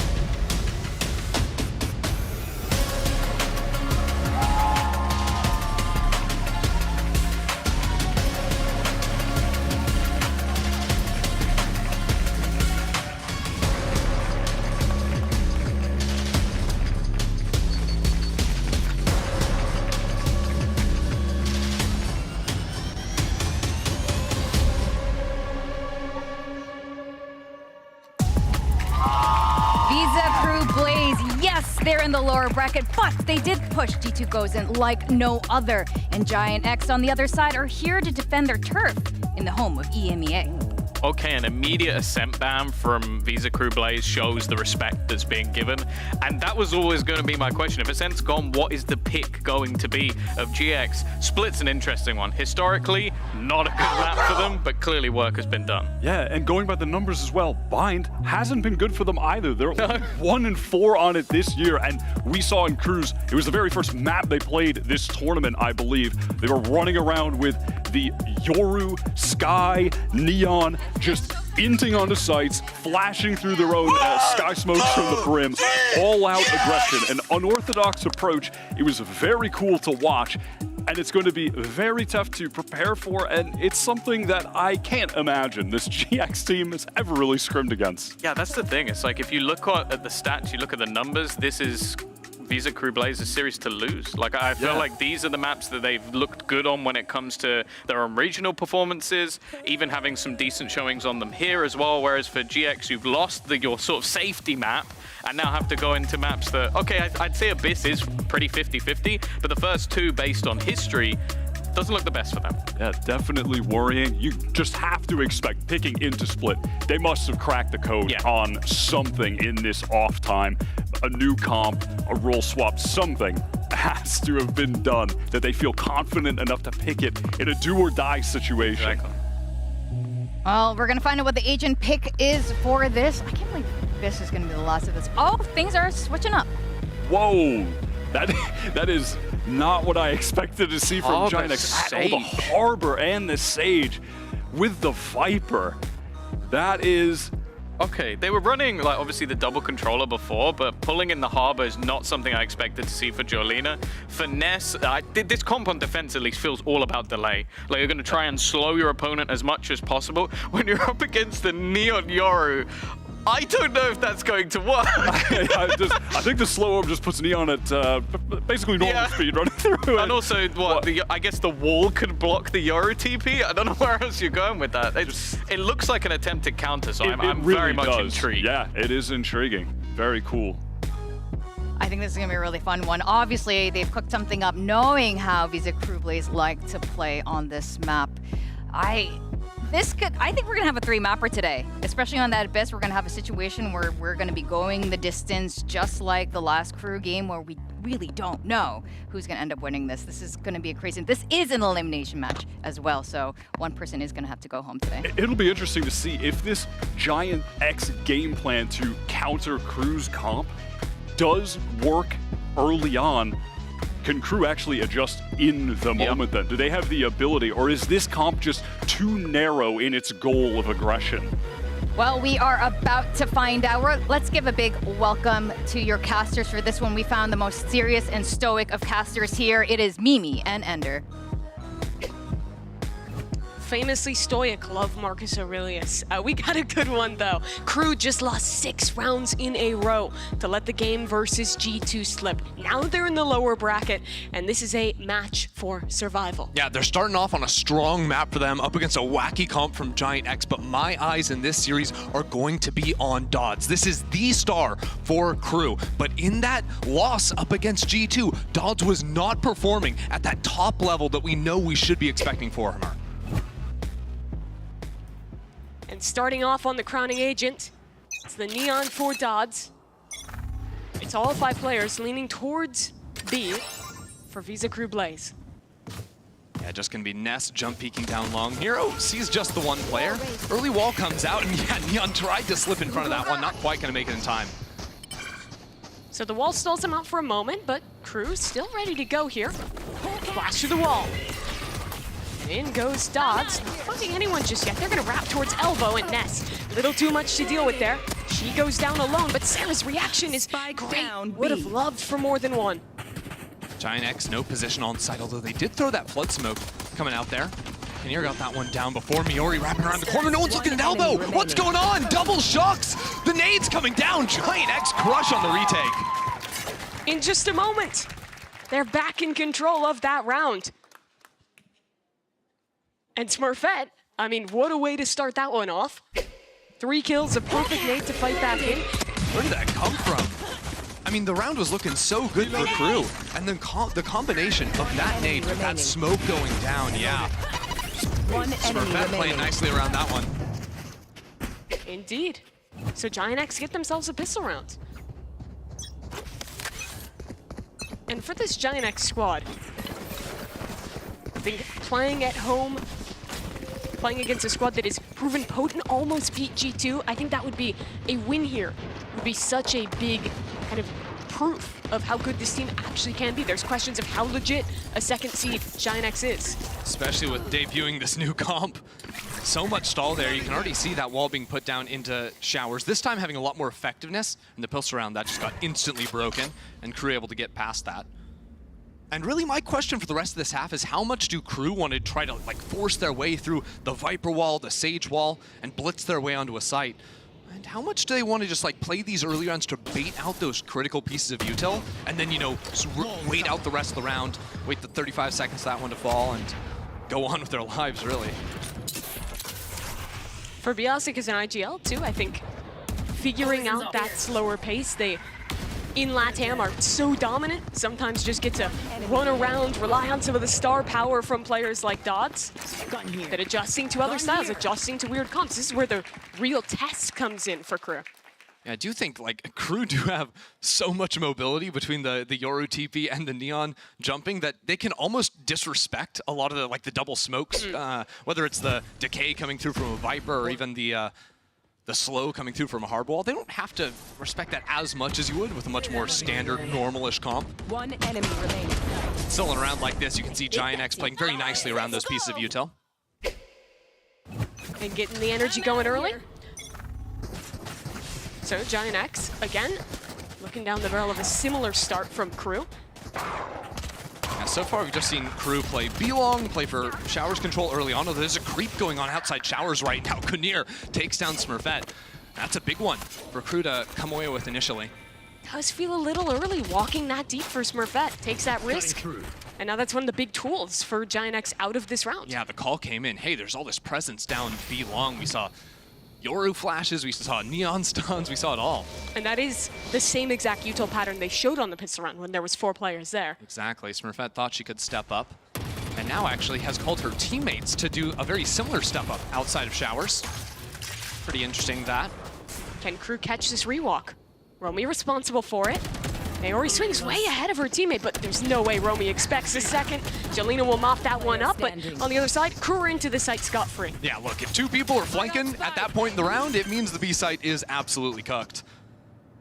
I like that from Crew, playing really good extremity control. And I think that's important, right? Because you look at this comp on paper and you think, oh, a double duelist, Neon Yoru, they just want to go flying into the site. You know, 5 hitting on repeat, but Crew do play this map very nicely, and I think it comes from the fact that they don't overplay their hand all the time. They're not going to let you sneak up on those extremities of the map, and you saw it right there. The big question for me around this comp for Giant X is how they're going to manage to stall out these hits. Because obviously they can stall early with the slow orb, with the walls from an accoutrement of agents. Everyone has something to stall out. Are you paid by the syllable, Mimi? Like, yeah, what's that? Trying to maximize that one. But once they're into the site, they don't actually have a lot of tools to deny that plan. They only have 2 mollies in this comp, and retaking does feel a little difficult against a Crew comp that loves to play on site and get active in the post. Especially because their only like fighting piece of util is going to be the sky flashes. Those don't recharge. So if you can bait those out early on into a round, from the perspective of Crew at least, you're going to have a much easier time playing out the rest of those rounds.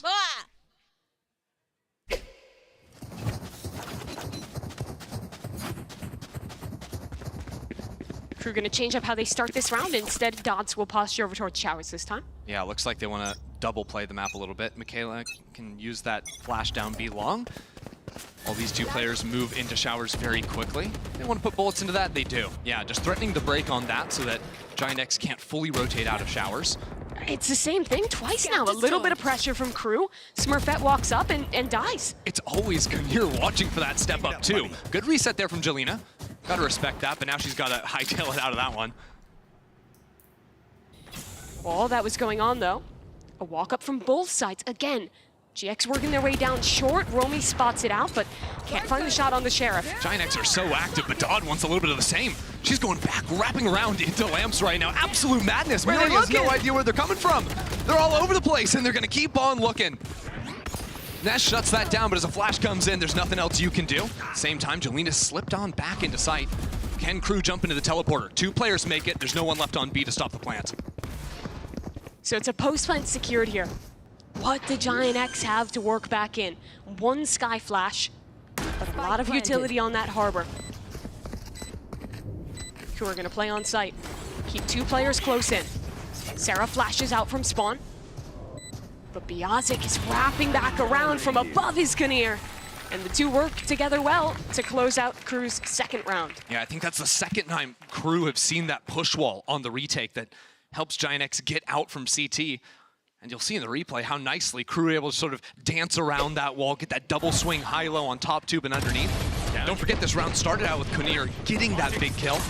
Once again, watching for that push out that clearly Giant X are trying to show they want to go for consistently. That's the bit of a high-low there. Giant X all sorts of confused. Crew are everywhere.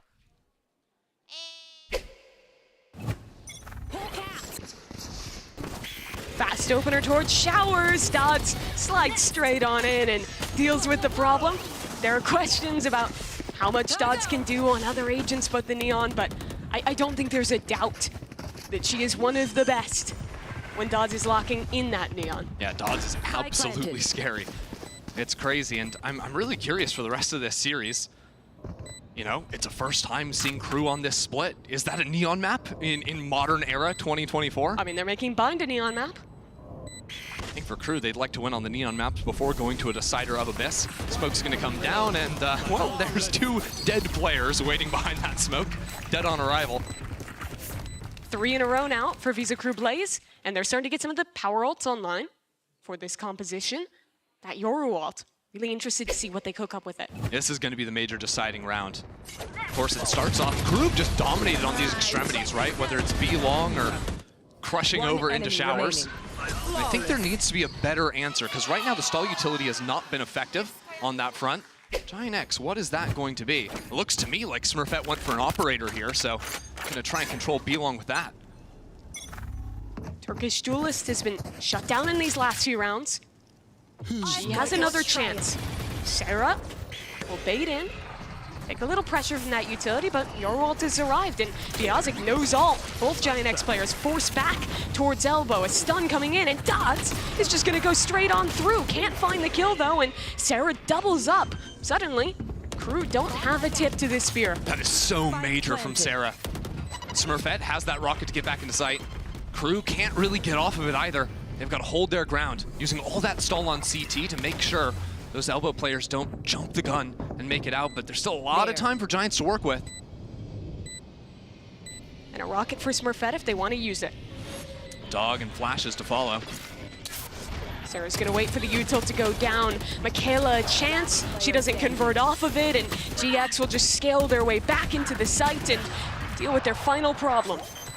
So, Giant X tally up the score to 3 apiece now. That is all Sarah in that round. I mean, look, Smurfette's off, completely useless until the end because of the utility, right? Visa Crew Blaze, they are overwhelming B-Long on that front, but because Sarah holds her ground in elbow, protects her duelist, with just some good gunplay coming around from that, turns away from the broken clone there too. She almost killed 3 players. Yeah. If you can count it like that. I think you can count it. Yeah, well, we'll pretend at the very least. It's important for Sarah.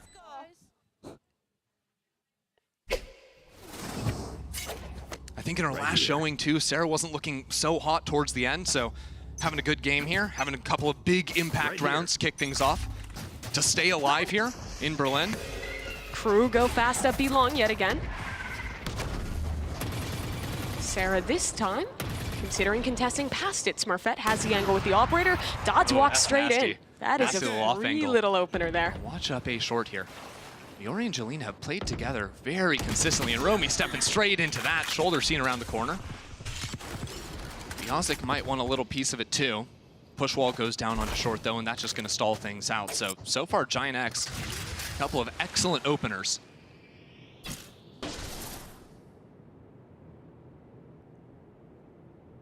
Visa Crew Blaze, trying to look for an opportunity.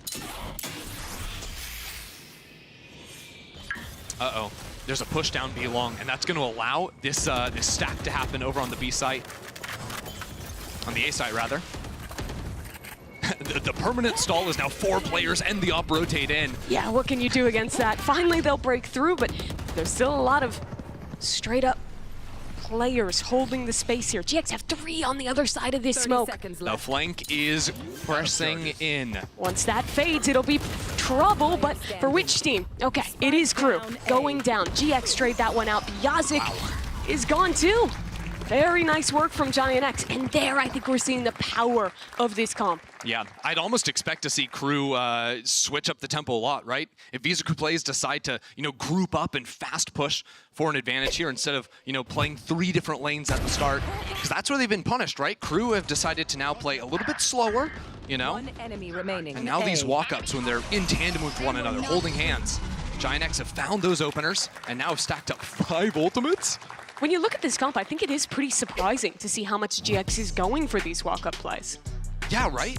Like, I'd expect them to be playing back, trying to kind of do what they did that last round, full cringing the utility, stack one piece after another, stall them out. But they've been really proactive, maybe even to a fault some rounds. I like it to a certain extent because when you have so little active playmaking tools, you don't want to be going for just full-on team fighting, right? Like the 5v5 retakes, we said that's going to be a problem. Yes, you can keep people from playing off of site with your endless amount of smokes, but you can't actually break through that first choke point easily. Do you think Visa Crew Blaze might need to slow things down a little bit then, deal with those walk-ups more? Well, that's what I'm wondering is, we saw them hold the contains and that went well for them. Now as they're slowly contacting up, they've been punished. So they either need to choose a little bit more of playing much strong, the strong side has to show some utility if they want to creep. Sure. I think the issue then too is if GX then stop these forward plays, then Crew's just letting the timer tick away and not actually dealing with the biggest problem of this comp, which is all that stall utility. Exactly.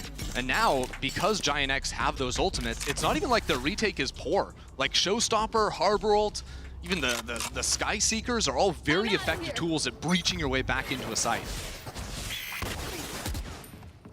So same default we've seen a couple times now for Visa Crew Blaze.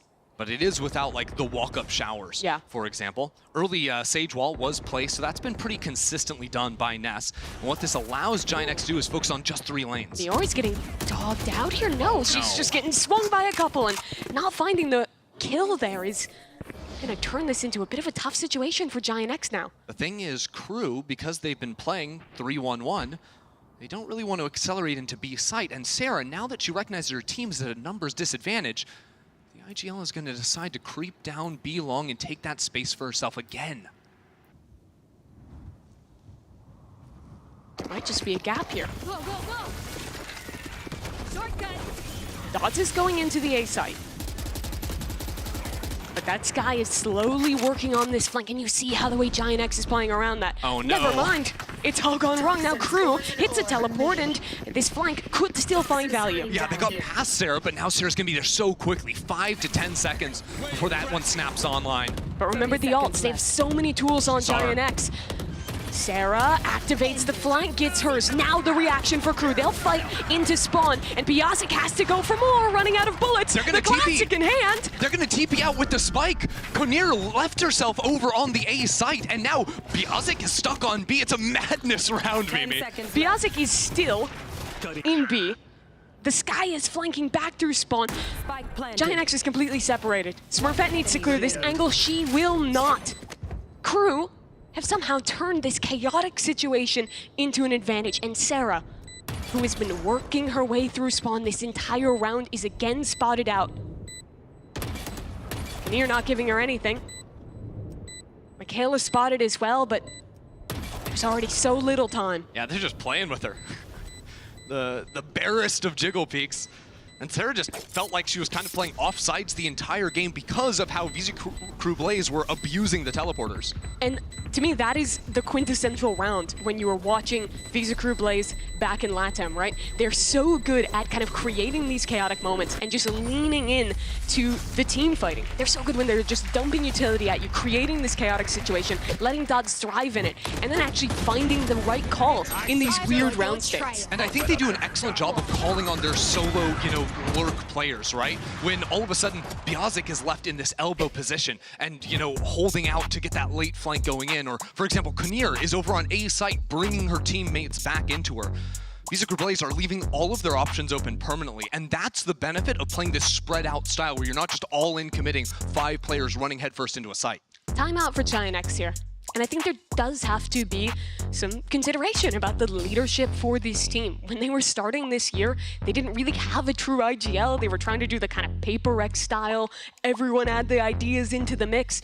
But then, towards the end, later on in EMEA, Sarah decided to step up to the role, try out IGLing, something she had never done in her career before. Yeah, that's wild if you look at Sarah's trajectory, because just last year, she was the player that joined a G2. Halfway through, right, ended up going to Berlin. She was like the player they just plucked out of solo queue. We're like, she's gonna dominate from the duelist position. And then immediately made top 3 in Brazil. But now it's this kind of reset for her career, having to play with Giant X, having to try and figure out who she is as a player now, having to step into that leadership position. Role swap, stepping into a calling spot too. So many changes in Sarah this year, and it's netted results for Giant X, coming as the 2nd seed from EMEA, but still, Visa Crew Blaze are such a feared team here on Bind. Let's see if they can keep pulling through. Looking at Dodds this round. Back on the Neon ult. She's been so potent with that all tournament long, and it's the same quick opener down long. Sarah wanna test this one. Dog going in. Every piece of utility Visa Crew Blaze can yoink away from Sarah's Sky is a massive win. She only gets 3 real abilities per round. She's been pushed all the way back. You see all across the map, Giant X is playing all these just forward contact angles. I'm looking at A short right now. The Ozzy wants to step forward. Use that Viper's wall against her. There's some good spam coming in, but the wall gets pulled down. Miori can't win the fight. But that's such a good trade from Jelena. Keeps this 4v4. And those two, that duo has been playing so nicely together on A short. Sarah is going to be tested here. Dodds running straight into her face and a spam through the wall. That'll get the job done. Jolena tried to go for a TP and meet up with Smurfette. That doesn't work out. Now the second teleport also eating up some damage. Smurfette, though, will defend her teammate, and now the Sage res available. It's going to be a 3v3, and there's a Raise Rocket. It doesn't matter if Smurfette has the op. Actually giving that one to Jelena. They can get back into the site. It'll be up to Dodds and Michaela back on site. The first line of defense here for Visa Crew Blaze. Getting out of Puka is a challenge, though. The Rocket should help with that endeavor. Stun misses. Rocket will find Kunir. Smurfette needed to do a bit more. Down to a 1v1, and Jelena does not know where Michaela is. Time is working against her. The orb onto the spike, but Michaela just outside, runs in, and wins the round for Visa Crew Blaze. Wow. Michaela's flash, I guess, not noted by Jelena in that 1v1. Everything getting lost in the muck of that round. Players on all different sorts of angles. Still, I like what we're seeing from Visa Crew Blaze. Like the amount of times they've had these late pinches going into Hookah especially. They've really netted some big results. And right there, Jelena just about to get onto the spike. Didn't stand much of a chance. Feeling good from the coaches. 5-4. Bit of a half bite here for Giant X. Yeah, Smurfette, the real rifle. Gonna have her teammates bait for her. Flash goes up, she swings around. That's the one, but that spike's out in the open now. The rifle, that is, not gonna be able to be recovered. And Crew come out the better of that engagement. They'll rotate back towards A. Site's open. Get the 2-for-1 and leave. No problem. Wait, that's a Seekers as well. Oh, that's Crew Seekers. Indeed. No problem. Especially with only 3 players alive, that ability is giga-busted.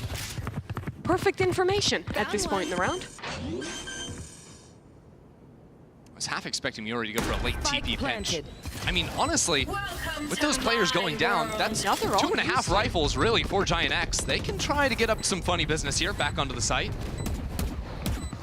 Yeah, Crew does not want to let this one slip away. I think it's a good choice.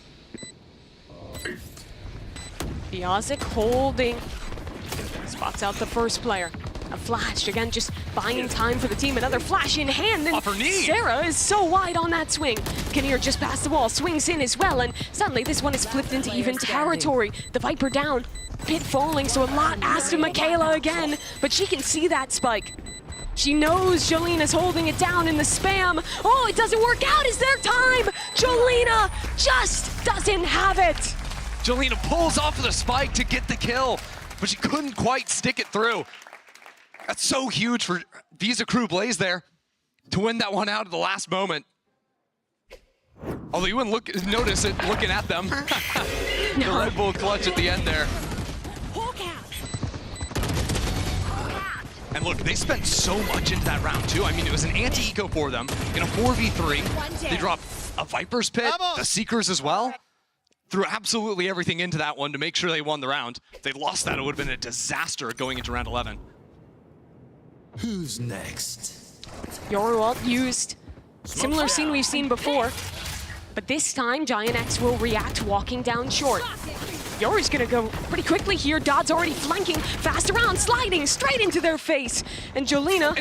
Biozic is just in spawn. What dying is to Miori. happening? An absolutely mad fake attempt over onto the A site where now Giant X are the attackers, effectively. Okay. It's gone back to normalcy a little bit This is a here. crew game, people. Yeah, straight up just taking the B site at this point, and that will be uncontested. But look at the retake tools. Harbor Alt's available. Romy getting active into elbow. Romy's gonna win this round back. It's by finding these players back in spawn, but doubling up like that is just not gonna happen. Kinnear has to back away. Now Michaela flashes into spawn, but only one player is blind, and that won't do. Kinnear 1v5. They just keep coming. Yeah. Giant X really winning out a critical round there and also not having to use a lot of tools. They still have the Harbor Ult for the last round. I feel like they've had that Harbor Ult forever. Just been sitting on that one, waiting for a good attempt to snap that one off in the retake. Last round in the half.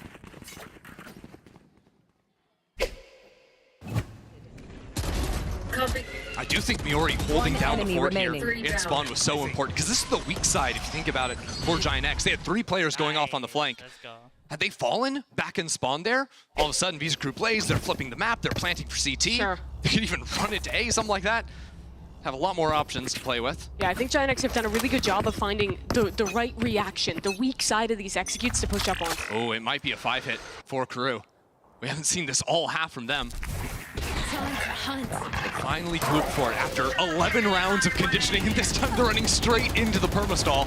Wall, slow, and a Viper's Pit, all keeping them out of this one. Surely Crew has to cancel. Well, the problem is, if they do, they have to go fully re-clear behind them because they know Giant X like to step up, outside of A especially. The real kicker is that Michaela already used her dog. So clearing through that Viper's Pit is going to be so painful. I don't think they can make an attempt of it. Yeah, they're just leaving Kinnear and Romy over here. Of course, you always have the option to late teleport over, but that dog only seeing 1 player. Pretty damning information. Giant X are going to keep 3 leading into this A side. Sarah spots out 2. Jolina will arrive on the scene. And they're going to pop the Harbor Ult here early. Crew just getting shooed away on both sides of the map. Hey, let's go back into B. Why not? Looks like Kinnear is going to go back into hookah, keep making noise, pretend, try and maybe sell that it was going to be the B switch. And they have gotten at least 1 rotation. 30 seconds left. I'm out of here. Shocking. Now finally an execute into this A site. Biozic knows there's a player back site. Sarah now has help, and, well, the help is doing well. Jolina and Sarah, what an adjustment! Rips her crosshair around and has this half tied up for Giant X. Yo, Sarah had a couple of gnarly rounds there. Excellent hold from Giant X. I mean, if for a second you're debating, was the Harbor Ult sent out too soon? No. Put so much time pressure back onto Visa Crew Blaze.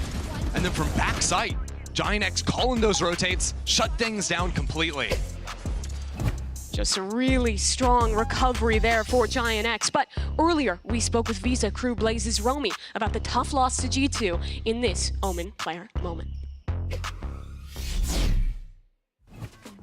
Hola, soy Romy de Visa Crew Blaze y soy la centinela del equipo. Bueno, después del partido me siento un poco triste. Bueno, sinceramente pensábamos que eran mucho mejores. Yo creo que totalmente podríamos haber ganado. Fueron cosas tontas por las que erramos, así que no fue nada diferente. Pero sé que son problemas que se pueden arreglar, así que vamos a resolverlo durante estos días y estar preparadas para el próximo enfrentamiento.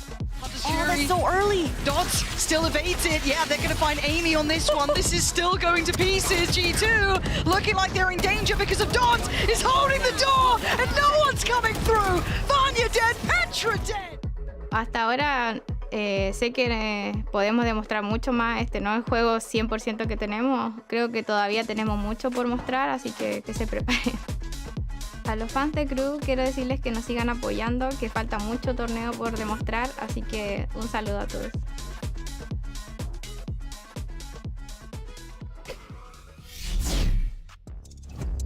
Now, Giant started to show us some good stuff with this funky bind comp towards the end of that half, but I think there is a big question of how it's going to play on the attack side. Honestly, call me crazy looking at Sage and double smokes, but I like this comp more on attack than I like it on defense. Why is that? Primarily, I think Harbor is a lot more effective on attack, especially with those walls. It's really, really strong. But honestly, I think their post-plant stall utility is really crazy for locking down chokes, especially on the B site. And also, while they only have 2 flashes in the form of that Sky, don't discount the combination of like Sage slows, Viper mollies, Raise nades, especially for taking the B site. It is very hard to play on that site if you lose control of Hookah and all of a sudden Giant X can just start spamming that utility out from that space. Yeah, and even if they're going into A, they have like a million duels to actually get the spike down safely. Yeah, and also the Sage wall makes it a free spike plant, right? Yes. You can either throw that towards U-Haul to ignore that entirely, especially on anti-ecos, or block off showers. The only recourse is really using a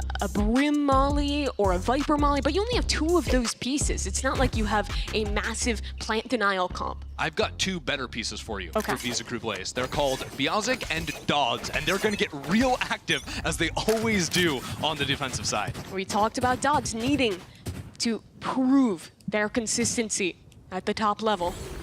An okay first half, but a chance to show they're a superstar here. Keep watching for how Giant X get creative to take forward space. Right down B long, it's the push wall, all the way up into Octagon, rather. And Sarah with a Sky Flash. He's going to use a dog into Hookah, too, to try and fake a lot more pressure on this B site than there really is, because the team's going in. 4 players stacked up, but Dodds is going to slide straight on through, and that's a kill onto Sarah. But nobody's home. It's literally just Romy here in U-Haul. I mean, if she gets anything, it's a major win. They're trying to flip the map, but they never checked on Romy. Oh, no. No one is looking at U-Haul, and Romy could change this round. That's 1. How much more can she do? She's in a cage match here. Her team walled off towards spawn. Alone against Ness. Another kill would be incredible. And Romy's done more than just that. 3 kills out of the Viper. And Mayori's the only one left to stand. I mean, her entire team left her, and she's just solo winning the round. Look, I know I was talking a lot of hype about Dodds and Biazik, but don't sleep on a player like Romy. Not as an anchor. One of the only 6 players that have been to every Game Changers Championship with the same crew core. And you've seen them grow every single time. They talked about the addition of Dodds, how much that helped the team to step up, how Biazik coming in as an IGL improved this team. And I think there's a real chance we're seeing the best that Visa Crew Blaze has been at a GCC. I think for sure this is their peak form that we've seen. They're such a fun team to watch too. I mean, from the comps, all the neon stuff they're running, even the way they move around the map is super active. Gorgeous. Indeed. I was talking with Dan about kind of the LATAM community's read on this team, and she was saying they're wearing the pink jerseys that look almost the same as the ones Crew wore during their iconic 2021 Champions run. So if that doesn't get you feeling a certain way, I don't know. Trying to channel the power in that one. A flawless round is certainly a way to do that. Yeah, this org looks pretty in pink. And you know what? I agree. All right, this will be the test round for Giant X, though. I mean, so far this game, it really hasn't been just dominated by the duelist players. It's been pretty evenly spread, all things considered. Jolina's had a pretty stellar game thus far. We'll see what Giant X are able to actually accomplish here on attack.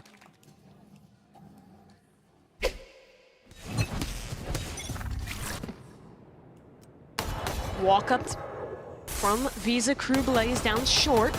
The Outlaw posted, and Maori already damaged. That's an opener for Biazic. She'll escape too. And that just means 3-stack over on the B site. Luckily, it's only Smurfette on light armor, although that is the player you want taking the first fight, so that Outlaw could do some serious punish. Biazic has another gate crash ready to go back towards A. Oh, this is something I've seen Ginex think about before on other maps, but leaving Smurfette as a solo player on a lurk. And, well, Michaela is ready for that one. So thorough from Crew. Immediately re-pushing into that space, taking a bit of a risk, but now they're up 5 versus 3 on their own bonus round. Yeah, that's not what you want to see from Ginex. And the thing is, GX hasn't even really done much yet. They got the embed. They've gotten nowhere. Immediately gone. That's another stunner from Biazic. Okay. I thought the point of that gun was that it's like better because you can body shot people. Yeah. Guess not. Well, yeah, when they have heavy armor, like Biazic knows, you just aim for the head, maybe. This is simple stuff. And now it's a horror movie for Sarah. There's nowhere to go. They're closing in. It's a shame you can't teleport to a different map. No. Flawless. That's a flawless bonus round win. Yeah. For Visa Crew Blaze. And honestly, like, I'll be honest, like, Visa Crew Blaze usually a loud team, but I felt like the first half especially was pretty muted. Now I'm starting to hear them get a little bit louder on that stage. It's coming up here into the caster booth. And for good reason. I mean, winning on your bonus here and winning in perfect form? Like, come on. Spike no chão, B. One more! Pretty much my reaction too, Bebe. Only stairs for GX. But those can be potent on bind. Yeah, I think it's really important for Ginex to keep looking for control of Hookah. Problem is, if you ignore Long, well, you're gonna lose control of the map very, very quickly. Good push wall flash combination, and Ginex gonna be quickly out onto the site and quickly down into the dirt. There's an ult for Michaela. She'll take that happily. One Viper Molly does maybe the most damage it could, doubling up for those frags. And Crew, from a perfectly tied game, are leading by 4 with double digits. You know, you might have thought for a second Ginex should have some momentum, winning rounds 11 and 12. No.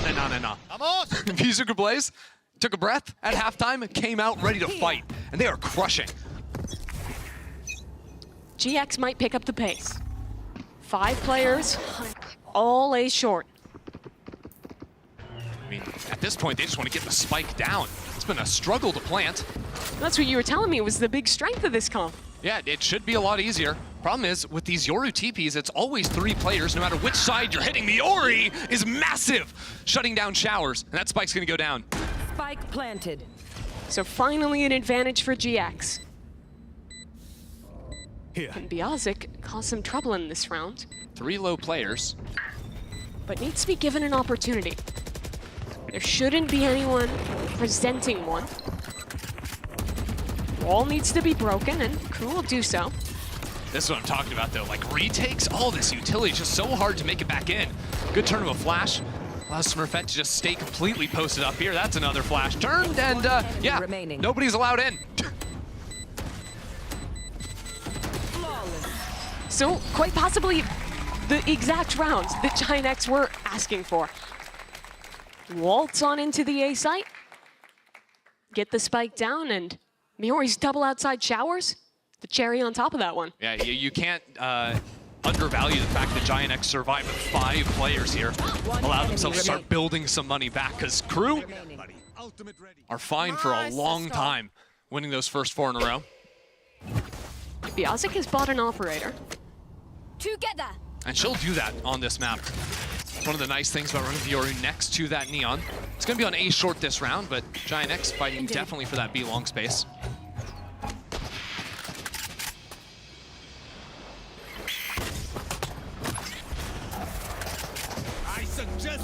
Harbor ult into the B site. But again, Crew is giving the site away and instead playing 2 players on the other side. Ginex do get info. There's a player in Hookah, though, so Miori is waiting for this push. Can she do it again? A double last time. Ooh. Oh, and this time it's absolutely nothing. Romy saves her teammate's life. Keep your eyes on these elbow players. Smurfette is about to run into 3. Ooh, I don't know if we want to fight that. There are options for Sarah to assist with a flash back into the site. At the same time, Biazik running on in there. Dodds close to follow. It's Pistols getting pulled out now, and it's Dodds on top. The spike has not been planted, even though Dodds will initially fall. But the rest of the retake is now coming in. One dead. And up through long, these last two players can't even really get ahead. Smurfette taps that spike again. Michaela spots out the player elbow, but it's just a 1-for-1. And now Biazik, with that spike finally going down, might just go all the way back around. Yeah, there's going to be a Vandal there for Biazik to pick up. That's a quick little switch. Now, what can Biazik do? We've got a clone to work with. Teleport placed behind Hookah here for a late attempt, but you can't really use that or you're going to lose on time. Biazik dives into the site. Clone goes back. That's an isolated fight against one. Spots out the other, but Smurfette has it under control. Now these rounds are starting to get a little bit close, but Smurfette wins that one out. Ultimate now online for her. Giant X still very much in this one. Look at this, it's just pandemonium in these post plants because there's so many smokes. We talk about the triple smoke comp for Giant X. Crew have one as well. Don't forget Dodds is throwing that wall back up on every single retake. So a lot of these fights are just about straight up reaction time as either you or an enemy team is coming through a smoke and you just have to flick onto a head instantly. So Bebe will take a timeout for Visa Crew Blaze. Cool to see her now in the head coach seat, the assistant coach for both of the former appearances of this squad at GCC, and the only female coach at the event. Yeah, I mean, Visa Crew Blaze have just continued to evolve year on year around similar core of players, coaching staff, and continue to get better. At the same time, Giant X, a lot of familiar faces on that side, of course. See if Smurfette can continue with a few more big rounds here. Giant X are coming into this one looking at, hey, another full buy versus full buy round. We're gonna have a lot of those remaining, but it's Giant X with the ultimate advantage. Ness has the resurrection, so if Giant X wanna play these rounds to take some egotistical fights early on, sure, you can always get back up. Thus far, Crew have been playing offsite in a lot of these rounds, set up to retake, just holding one extremity. I'd honestly like to see them commit a little bit more to playing on these sites. Let Biazik, let Dodds get forward on these angles, pick those players off before they can get in with the utility. Yeah, the last couple rounds they've been trying to control the inside of the map, play for A short and play for hookah control. Can run some trap TP plays, hold on. Biazik this time outside, off spotted, Smurfette swings in and Biazik cannot adjust. She got proactive, didn't work, and now Smurfette has earned the rocket. Through the site she goes, no one's looking at Dodds, oh no! Jumping up and down is the harbor, it doesn't matter. Ness is dealt with Dodds and GX will plant and get Miori back in the round. 5 versus 3 in the post plant. I mean, Paneer has to ignore that Sage Wall for now and try to get out back triple, but the crossfires have been set up. Even this flank is being watched by 2 players, potentially. Jalena's going to be able to find that trade very, very nicely, and with Michaela going in on the flank, everyone is aware. Giant X know exactly what's going on in this post plant, but doesn't matter. If Michaela keeps hitting these shots, it's going to work out for her. Dog to come through now, just to keep buying time, get herself back into it, and she does. It's all on Michaela in the 1-on-2. Push wall comes out. The Seekers to follow. Giant X are using everything, throwing everything at her, but she finds the shot somehow! The spam is coming through! The clock is dwindling down, but Sarah will finish it off. Just in the nick of time.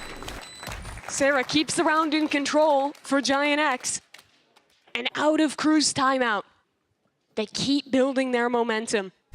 And that time, Crew did change the way they were playing. They tried to get proactive, tried to take these forward fights, and both of the star players from Crew are instantly shut down. It's just Biazik going for that reswing is way too much. After using your own op to break it, just didn't respect the fact that space was going to be seized behind it. Got instantly punished for it. 3 players in hookah for Visa Crew Blaze. They won't see anything, instead retreat back into sight as Giant X work their way down long. And again, Smurfette is just decimating in these first kills. She's gonna go for a little bit more, but the flashes, the utility, they're just running into too much. And Michaela has ruined Giant X. This is a rare thing. Those duelists for Crew not finding their fights. Giant X have just consistently shut them down. And yet, it's still Crew with the advantage here. Just one player left remaining, Miori. Had a couple of really nice pieces. Hold on a second. It's a 1v2. She has the Viper's Pit available. And an isolated fight against Michaela through the wall. 1 HP on the Sky. They still think she's Miori, no one's watching! 1v1! And a swing out! Miori's done it! An incredible clutch for Giant X. They've tied this game again! Giant X has been so clutch in this comeback here. 4 rounds in a row to respond. And this time it's Miori in the Red Bull clutch. I mean, let's watch that again. There were some ridiculous shots throughout this. Wall bangs and whatnot. Because Giant X just got crushed. They tried to force their way through that wall, but the timing that Miori caught there, catching Romy off guard, and then here, guesses wrong, but reacts faster. An unbelievable round. Visa Crew, it was 6 rounds in a row they lost to G2 to go down to this lower bracket. They cannot let a game slip away again. Giant X wall goes out, ready to hit this site. No control over Hookah though. We've already seen this stall be very effective, even in that last round. Now Molly almost eating up the entirety of the Harbor ult, and still Giant X only just now to get out into the site. Sarah's made it, now calling in the rest of her team. But it doesn't feel comfortable, does it? No, Biazic is able to get that kill, dodge on away, and the wall maybe saving Crew. Giant X just floundering in the front of sight. They again have to recover from a player down disadvantage. Michaela has dealt with Miori. The hero of last round is dead. And Ness, oh my God! She can't win the round, but that was a stunner of a transfer. We're learning lessons, and that's you can't count Giant X out of a round. No. That said, the defensive hold from Visa Crew Blaze has been lights out. Those last 2. I can't help but feel that this was a little indecisive, though. They're into the site. 2 players are fighting. The rest aren't swimming out of the smoke. Then they go back. It didn't feel like a full commitment for Giant X. I think the last few times Giant X have gone down into long, it's been that double hookah hold against them. So they weren't expecting to just get owned by the Viper Molly, trapping them in hookah. They thought, hey, that Harbor ult's gonna be enough. It wasn't.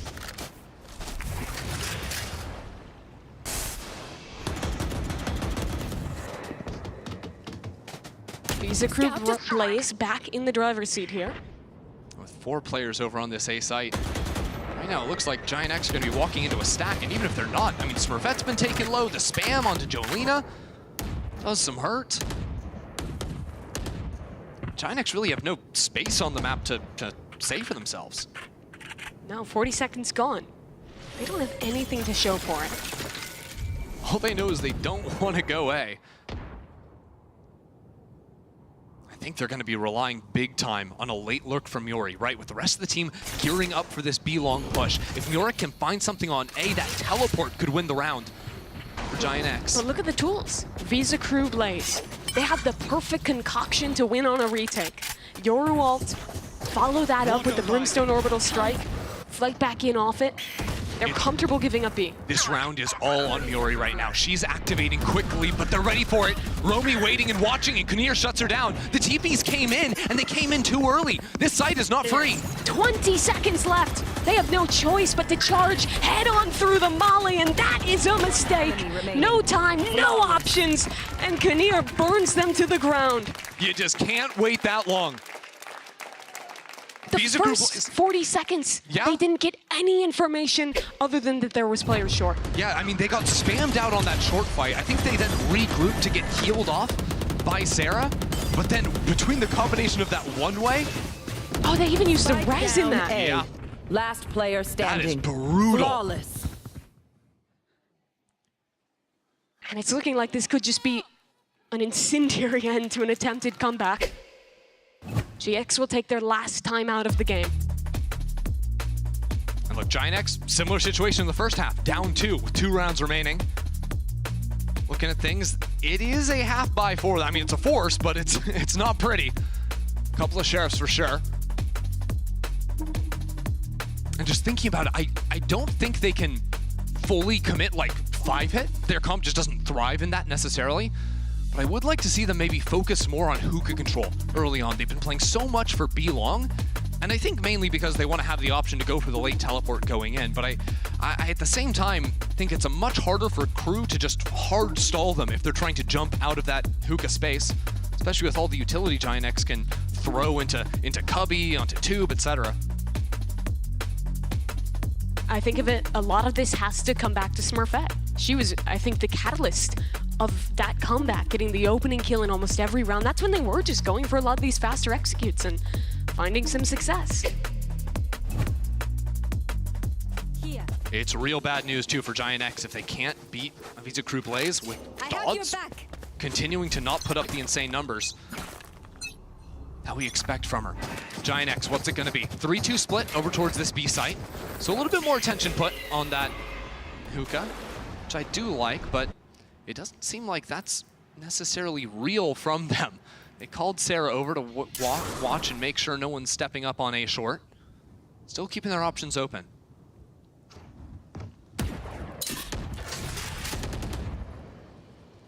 Just sent a dog on A short too. They got broken instantly, so Giant X might even think that there's a little bit of a forward hold here. GX cannot let this time just drain away again. I mean, this is looking grim because there's also going to be a Yoru in showers, just holding that line if you try to late TP into that. They haven't even passed the first layer yet. They're not even through this orb down long. Yeah, this is one of the first times I think we've seen that orb thrown, and it's really thrown Giant X for a loop. They're finally going for it, but there are 3 players on this B site. Orb recovered. But the Viper wall straight back up. They're Can they get through? Flash forward. Michaela can't connect the shots, but Romy, she'll make it work on the transfer. Switch to the classic. It's not in time. Look in the TP. Miori waiting outside of this. She has to win this fight if there's going to be the chance. Okay. And there just isn't. Straight through the wall. Hold on though. Smurfette, 43 HP, has the ultimate, and she gets the first kill. Rocket popped, trying to bait out a player by tapping the spike, but she's gonna have to stick that one through. The rocket fuse is going to wind away. But Biazik TP'd. She's so far. No. And it was wall? Smurfette was flashed. I don't think she has any idea that Biazik could have crossed. She's walking into spawn now suspects it. But low on HP. And it's planted in tube. Can Smurfette keep her team in this game? Clone down long. Footsteps heard, Smurfette not falling for it, but also not even swinging. Biazik back on the spike, sticking this one halfway. Smurfette down to 43, but she doesn't need any more. 4 kills for Smurfette, and Giant X are in this game yet. Smurfette is the catalyst Giant X need. Amazing in the Red Bull clutch there, living on just 3 HP. Just absolutely ridiculous. I mean, look at that. It turns into a 1-on-2 situation. That shot is nasty. Then takes her time with it, doesn't rush. That would have come down to the wire had it been a full stick, but it doesn't matter.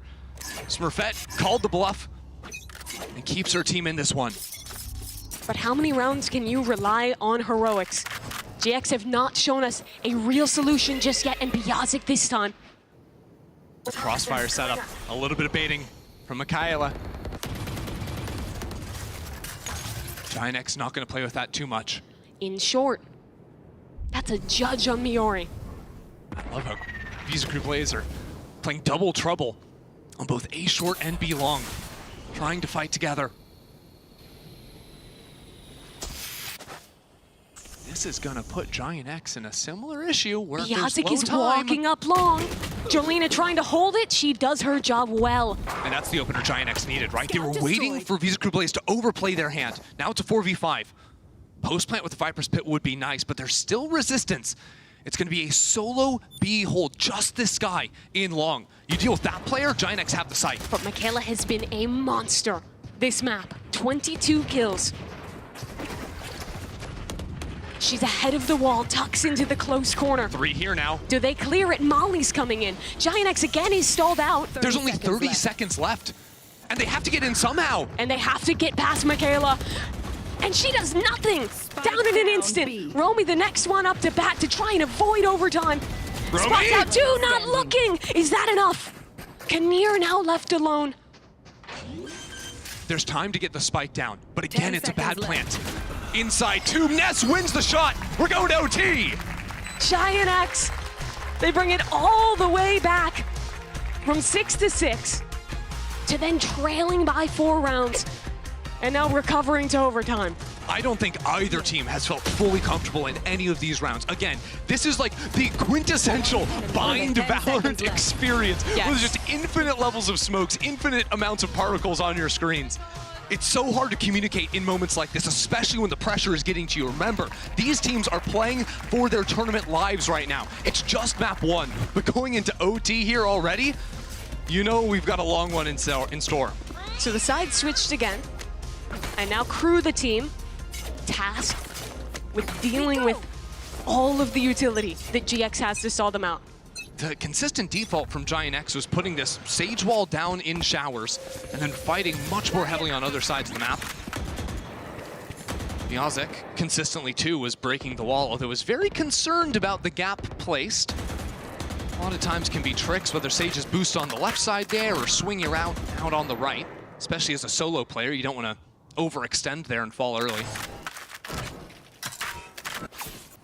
She regroups really quickly with her team on the TP. All 5 members of Visa Crew Blaze posture towards the B site. Giant X aren't going to give up long easily. Flashing through from Crew. Giant X forced to back away, but still trapped in that corner on wood. Michaela couldn't do it from that spot. And Sarah does not want to It goes attempt it. down! Tries to fall away. The timing nearly leads to the death of Miori, and Dodds is coming after them. The hero Crew needed steps up in overtime. Gotta go. And the post plan is going to look so nice too. No flashes for Giant X to get back in. They're going to have to win out their fights. Dodds maybe a bit of overheating here with Kinnear. Will be a 3K, it doesn't matter. She's feeling it now, Mimi. That she is. The last 2 players from GX working from spawn. Dodds wants to keep this round going. Waiting towards elbow. A shorty deals the killing blow to Smurfette, and Dodds arrives in overtime with a 4K to her name. The worst news Giant X have gotten all day. Dodds is here to play. Showing up at the end here. 12 kills in 24 rounds. And the second her team needs her, she drops 4 in OT. Wow. And just insult to injury at the end too. Like we get the neon ult to finish it off. Got a shorty kill in there too. You know, Giant X aren't happy with that one, especially because they were just on the back foot. They had to win those 2 rounds in a row going into OT. Now they've got to do it again on this attack side. Time to hunt. GX take showers uncontested. They just want to turn this one into an A execute. They're acting way faster than they did during their full, you know, Attack side regulation here, round. yeah. Toxin screen down. Oh, double TP, it's a crunch! Can they deal with it? Smurfette is on an island here, but breaks the clone. Biazik gets one, sliding in his Dodds. And still just waiting inside this teleporter. It's awkward. Romy policing the other side, keeps Smurfette in check. But Dodds is still just stuck in this teleporter. Yeah, nowhere to go. Gonna have to sit in that one for a long, long time. I have this. In the chaos, though, do they think she's still here? They do. They know for sure. They're just looking for some spam shots. But again, look at the clock. We're down to 40 seconds. It's a 3v5. You don't have Smurfette to get into a site. And now Jolena is taking the site alone. Or at least do threatening something. it with the harbor wall, and just walks into Kinnear's 30 line of seconds sight. left. Surely this isn't the way it ends. It's still essentially a 3v2. And Dodds could become a problem later in this round. Kinnear wasn't quite watching. Moves back in time, just takes this duel, and now Dodds is back! And she'll end this game! 14-12. Crew take bind in overtime. Giant X never gonna make that one easy. But Visa Crew Blaze, 1 map win away from moving on here in this lower bracket, keeping that run going. We've seen them at GCCs before. Top 8, top 6, they've made attempts at runs, but there's a chance to go deeper here for Visa Crew Blaze. This series has been a banger thus far, and bangers always go to split.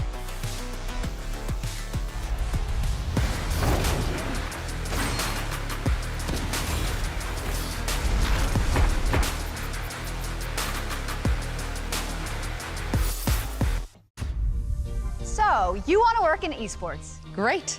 Step 1, never spell it like that. Better. Step 2, apply to the MasterCard Gamer Academy, a program created in partnership with G2 designed to give you all the tools and resources needed to help you start a career in esports. This is an education in everything, from creating content to managing a team. All from experts who'll explain every aspect of running a top-tier org, prepping for a broadcast, or designing global esports events for millions of fans. Selected participants will have access to live lectures and insights you won't find anywhere else. And even the opportunity to travel to the League of Legends Mid-Season Invitational and Valorant Champions. So they're flying them out to champs? Yep. Thank you, MasterCard. So if you've ever dreamed of a life working in esports, this could be your opportunity to apply for an unforgettable experience. Can anyone apply? No, you can't apply.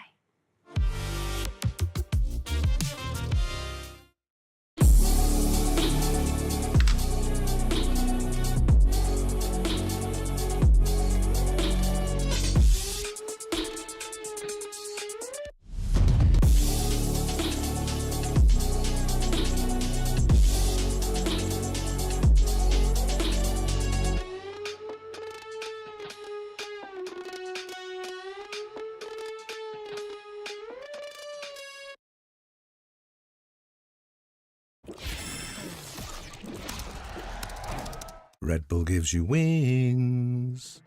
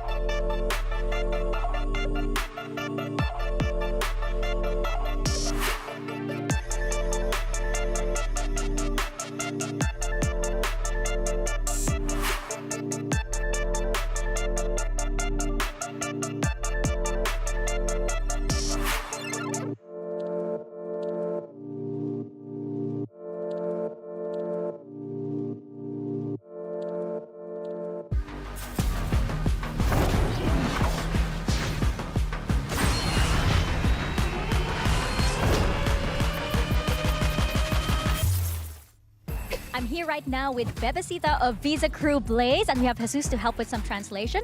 Now, Bebecita, I feel like a lot of Crew's matches are nail-biters all the time, so I'm wondering how the team deals with all of these high-intensity matches, and what do you say to them in order to balance out all that energy?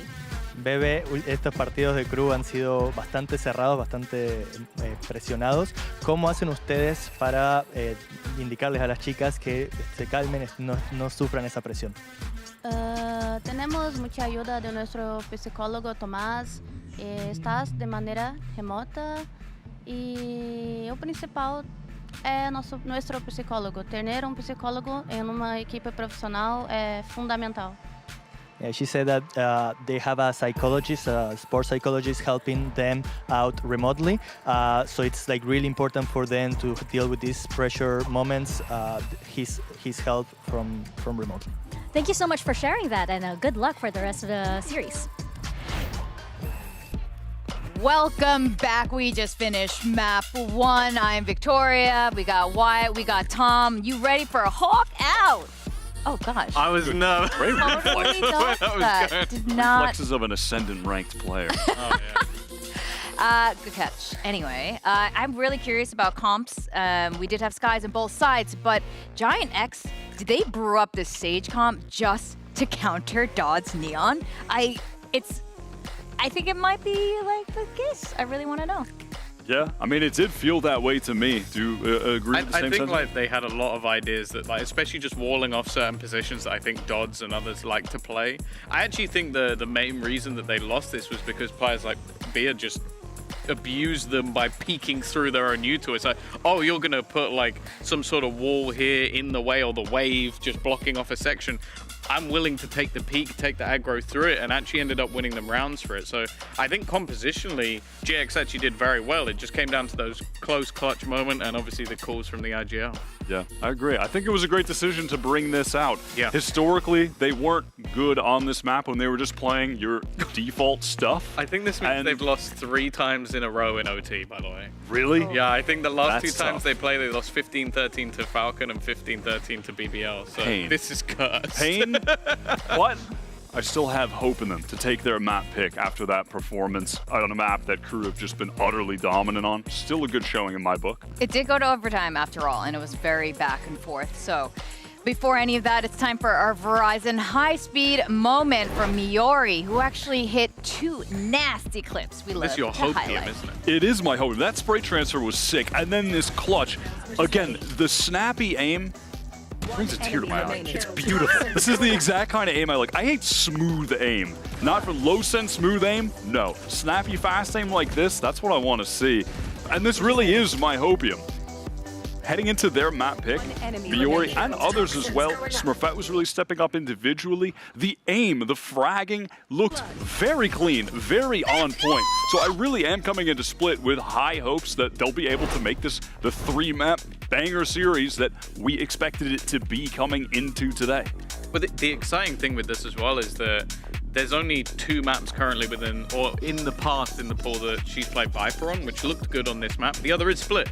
So maybe, I think they're probably going to have changed their comp quite drastically since the last time we've seen it. I don't think they would have picked it with their old comp where they were getting banged in EMEA. So I assume there's going to be changes coming. But that's the sad thing about this. I think they came into a map that hasn't gone fantastically for them in the past. They changed things massively to counter their opponent. Those counters weren't bad at all. I think it did come down to some good adaptations and being caught off a few times where there's aggressive peaks. The problem now is you have to go into the second map after a long first map where you had the right idea, it just didn't work by a tiny bit, and then hope that now whatever you've come up with the second time is going to work again. And that's also when their opponents also haven't played the map because it hasn't been in the pool.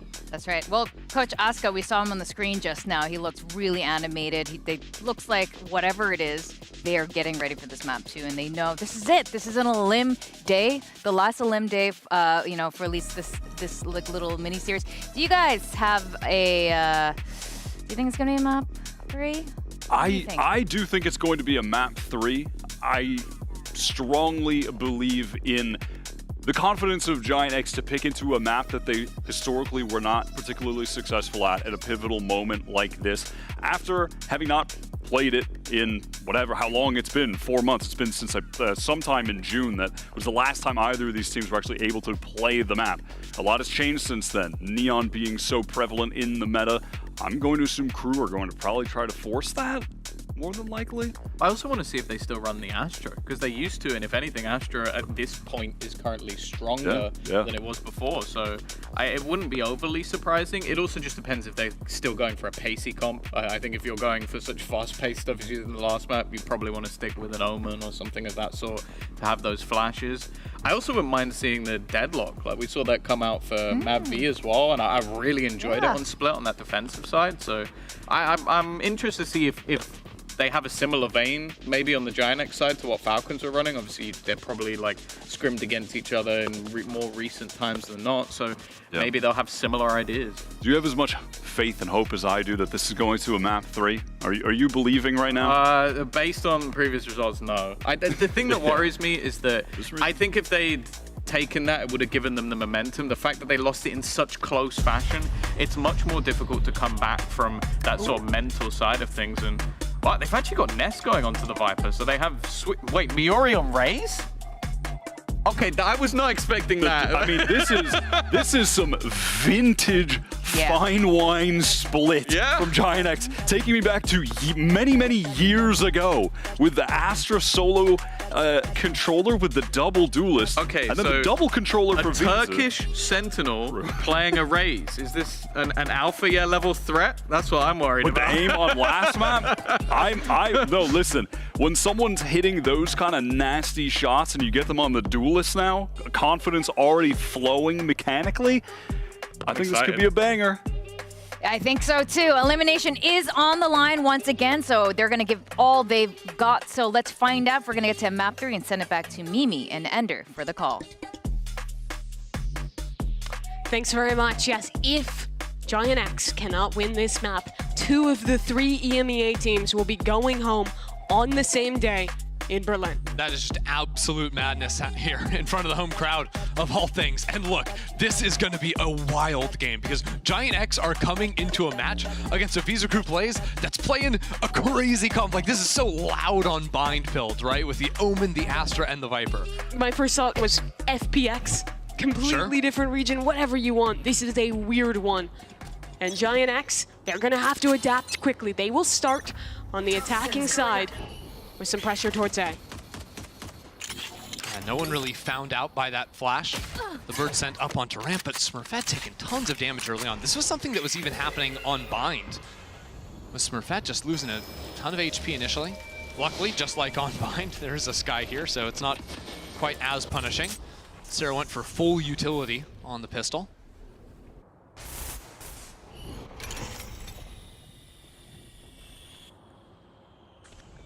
Crossfire for Crew in heaven here. Maybe even considering a re-clear down ramp. They'll go for it. Miori holding strong here and just not ready on the angle. Crew get both on the re-clear. With 0 utility either, so this forces Giant X to go up into B heaven.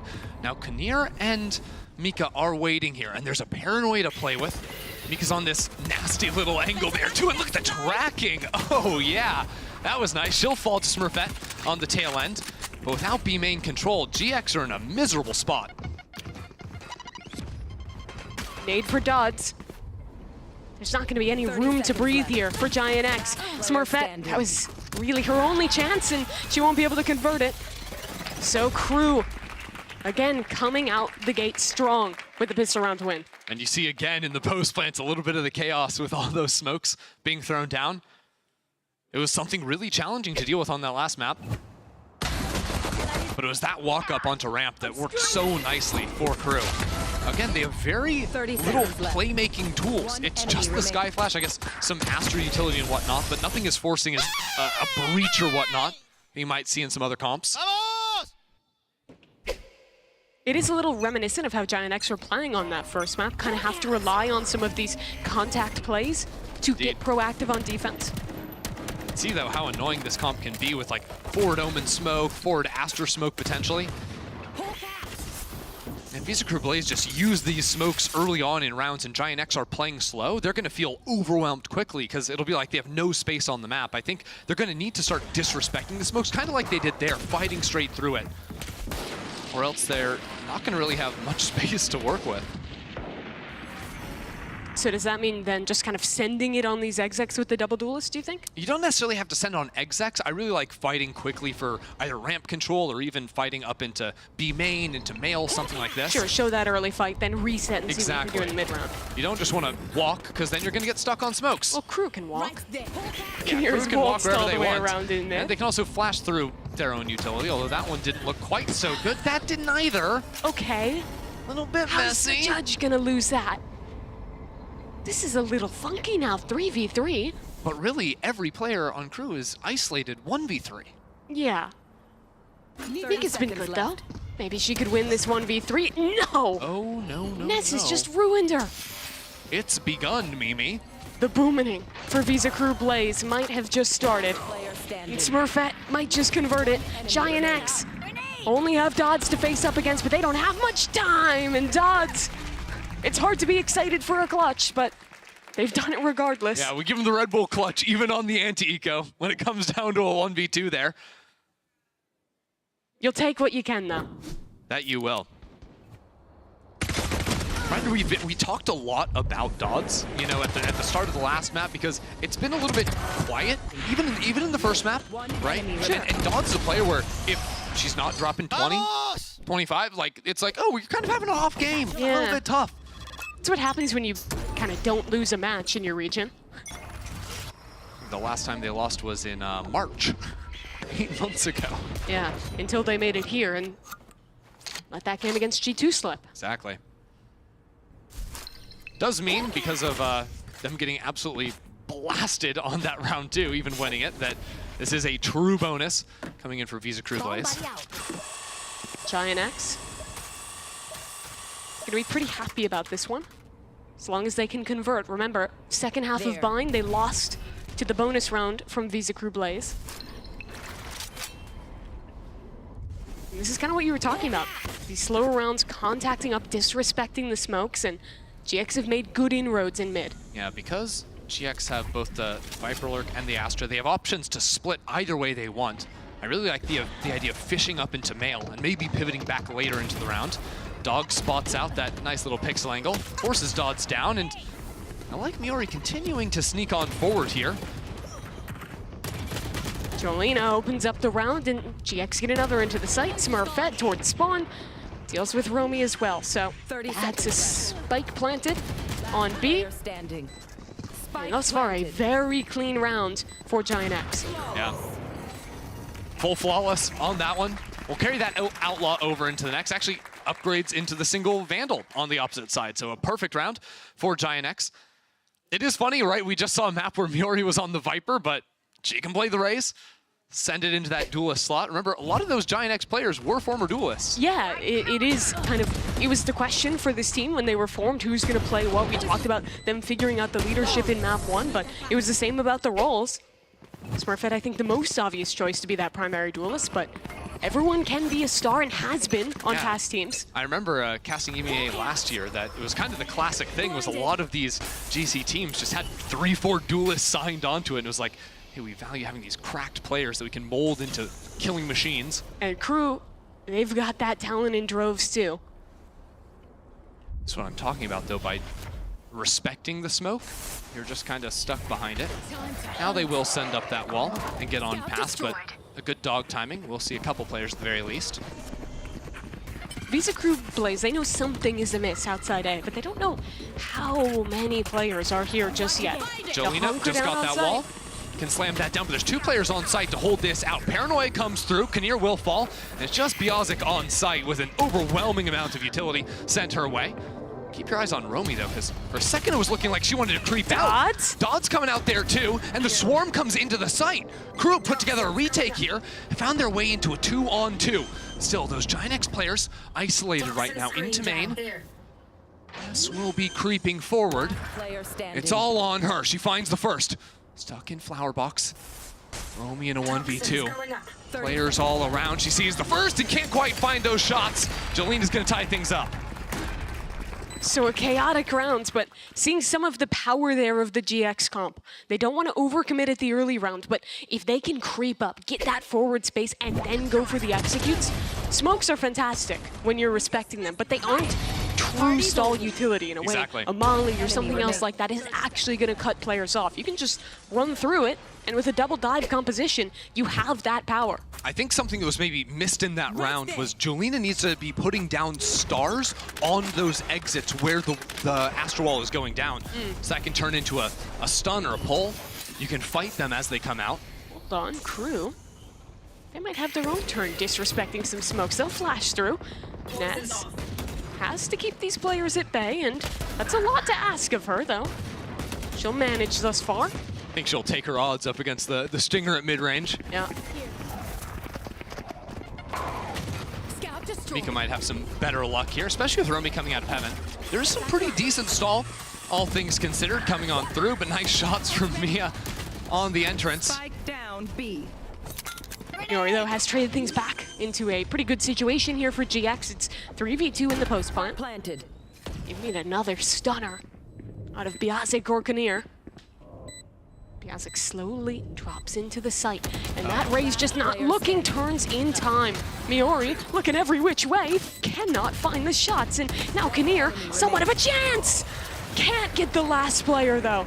Nearly a catastrophe for GX, but they'll stabilize and make their way to 3. I feel like it's the rounds that should be the stomps that are ending up the closest when push comes to shove. Yeah, At the very rifle end v there. rifle, 5 exec. GX just wins flawlessly. Yeah, so See simple. Eco. One enemy remained. Last player. Things start to get a little bit spooky when there's sheriffs on the board. I think Miori was caught off by surprise with every single person that fought her that round once she was posted up. To her left, up above. A close call, but a win's a win, right, Coach? That it is. I take Crew those Blaze, personally. though. Do you? Yeah.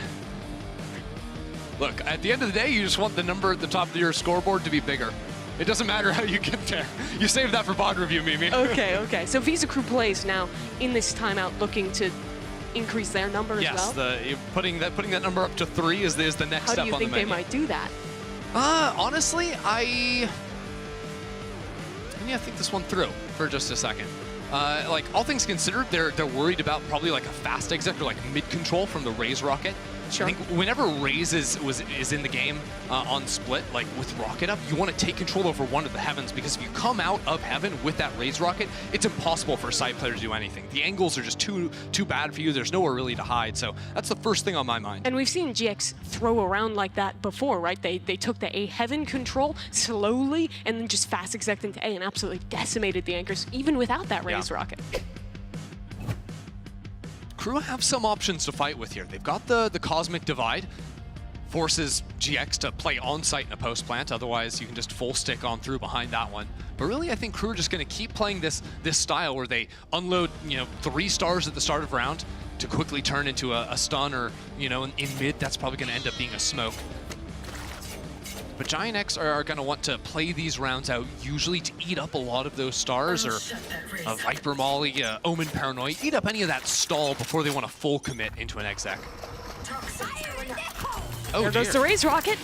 At the very start of the round, Miori going through B heaven. No one's home. Instead, Crew have made their way out main. Yeah, Miori fires that off into backside. Doesn't get a kill, but That's B main damage. is so massive. Dodds has snuck all the way into the corner. And look at the placement. Just the patience out of the star. It's a 1 for 2, and there's still someone backside. I know, this round gets even more confusing because Miori is up heaven. Mika has spotted Sarah. Oh my, now has an opportunity to take down the Astra on the other side, and Omen teleporting in, now canceled out. And Mika just has too many players watching her position. Romy arrives, the gun's not out. What is going on? It's absolute madness. No one knows where anyone is, and that's gonna kill. Down to 17 HP goes Romy.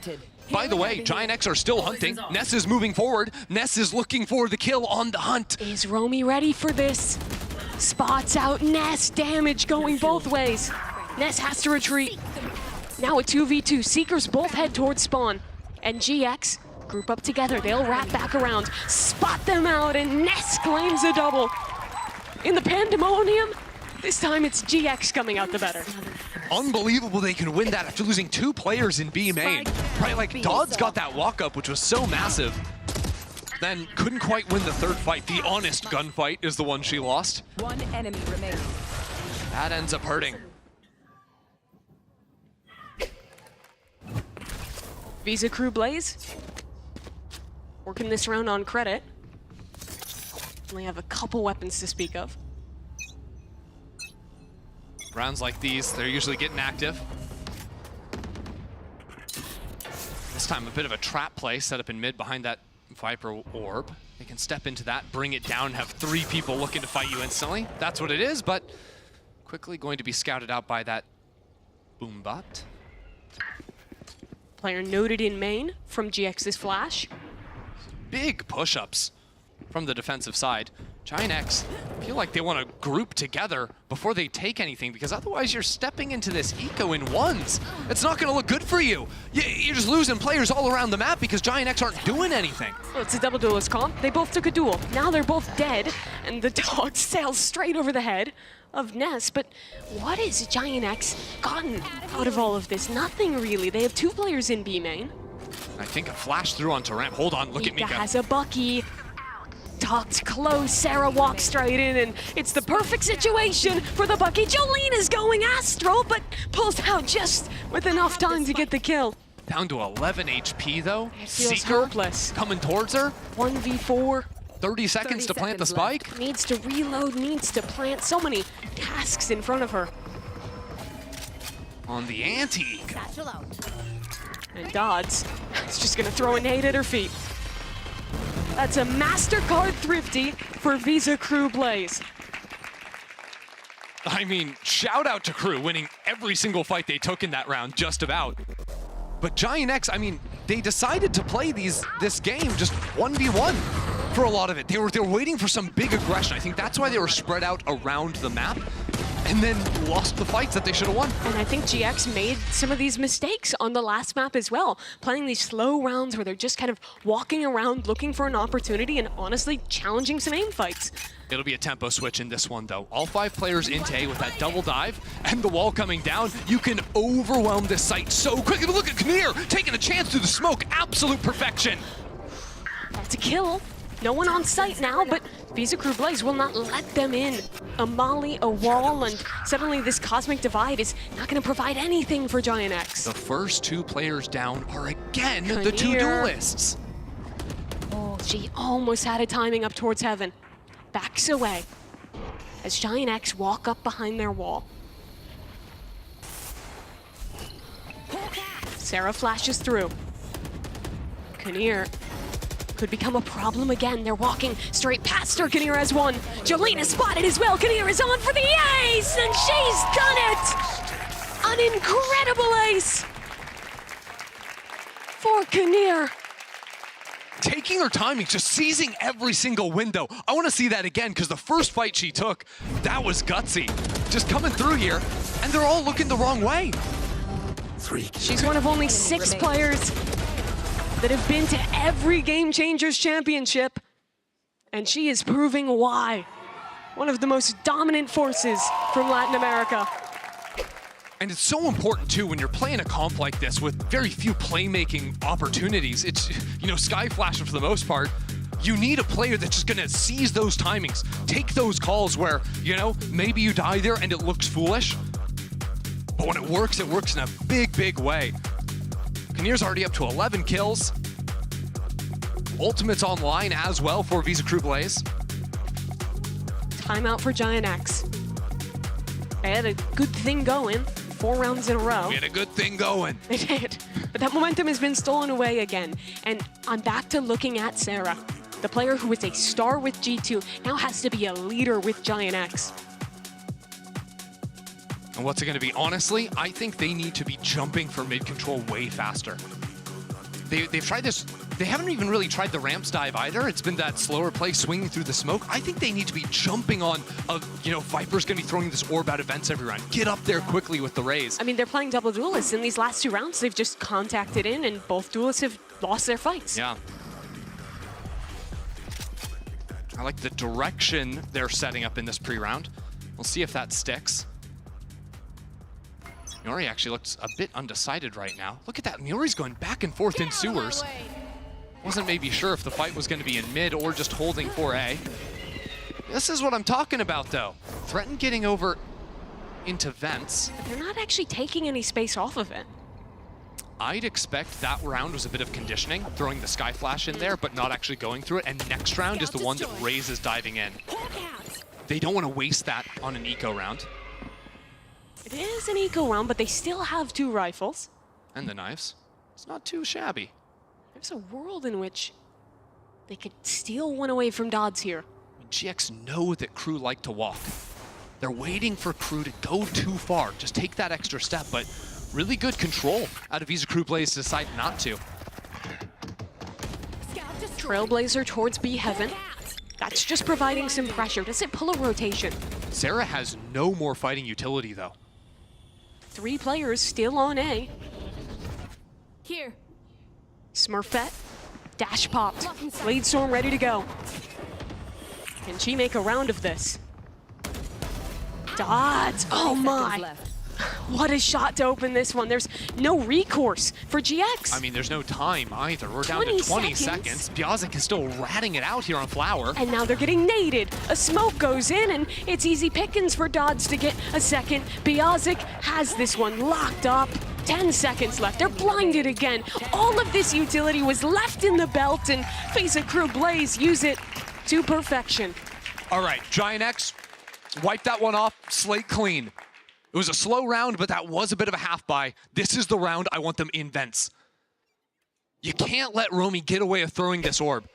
I think it's one of the big benefits of running the double duelist is you have those opportunities to keep fighting forward.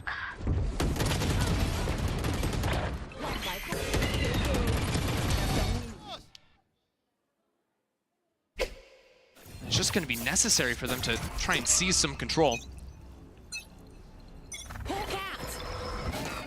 Again, though, they're spreading out. It's actually from Crew! Crew's flying in! GX don't do anything. Crew decide to take the initiative. And Sarah is immediately gone from this round. GX is going to try and react. They'll go fast into the A site, and they will get that space. But there's a retake that can come rather swiftly here from Crew. They already have players wrapping back towards main, and look who's late to the party. Miori is still rotating in. The fight is all on Miori. Can she find these 2 players? Giant X have already won out inside of the pit. She's worried about getting flanked herself. Yeah, but the patience is going to pay off for her. Dodds is still waiting for it and shuts her down. Dodds was just too aware. Dog for Biazik. She knows at least 1 player is backside. And now the raid boss is on her way. Dodds following up, but behind her teammates flash. That's 3 for Dodds. And that's Ness left alone to try and save this round, but they're sticking. Biazik does not let go of the defuse.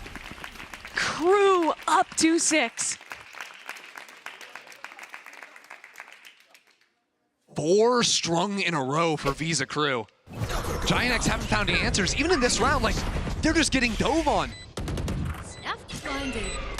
And we've been asking for more proactivity from Giants. I thought it would come out of that timeout, but instead, it is Visa Crew Blaze setting the pace on split. That they are. Dodds 2-1 KD right now, looking real good on this second map. And Visa Crew Blaze getting active again, stepping up behind that smoke. Doubled up in B Heaven too. Smurfette needs to find an opener. They're gonna swing through Smurfette, that's 1. Dodds on the off angle, no one's watching Dodds. But that doesn't matter. Somehow Dodds gets nothing for it, and now Visa Crew Blaze, they have gotten something back on the other side, but they should lose B.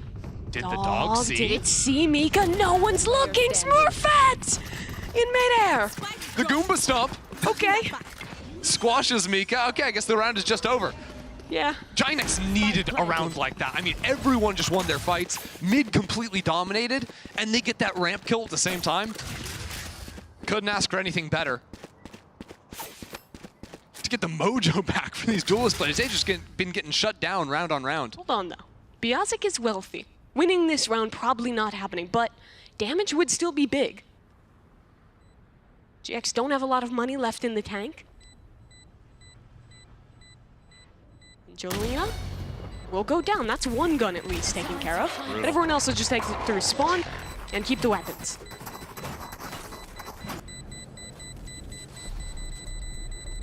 Eerily similar scenes, right? Crew up 6-4, and then Giant X win the next. Map 1 was all tied up at the half. Giant X would love to get 6 here on attack. Miori has the Raise Rocket this round.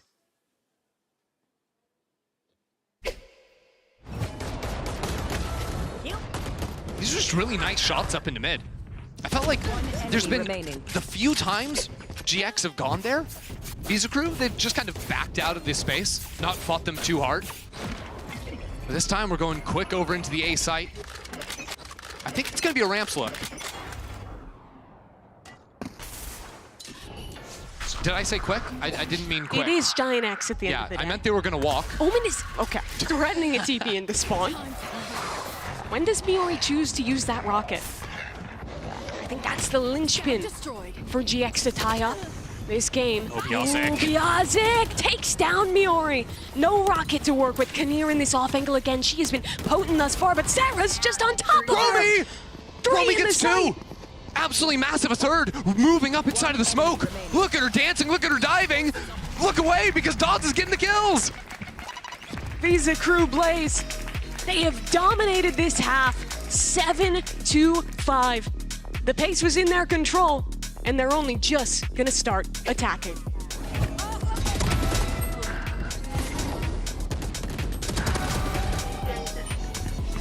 One enemy remaining. And if you're wondering why I move the way I do, I just feel so good, good, good. I just feel so good, good. I just feel so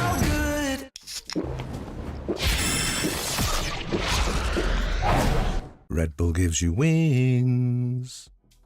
I don't care if you think I'm a clown. I don't care 'cause you can't pin me down.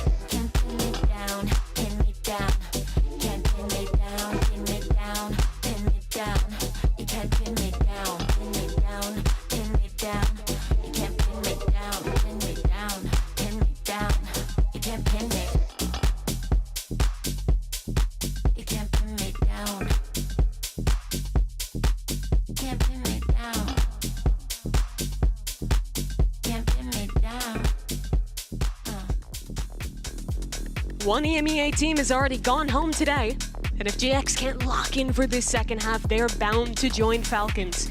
And Chrissy, I want you to give me the sell. It's 7-5.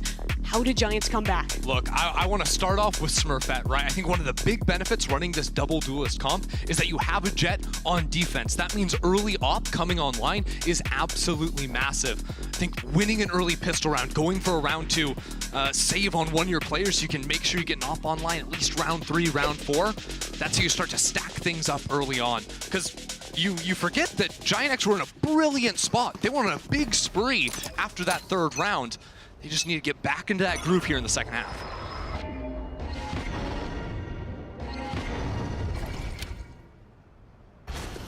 Astra Utility, a dog being used towards A. A fake attempt here from Visa Crew Blaze, but they're actually heading towards B, and look who's here to receive. Jolina already pushed back and running towards Heaven. She'll have some support into the site, and that's Miori stalling this one out for a moment. Yeah, plenty of stalling now. Oh, surprise, there's 4 players on the B site. Visa Crew, don't go that way. Need to deal with these mid players first. Those are some key tools gone. 2 Astra Stars, the nade for Miori.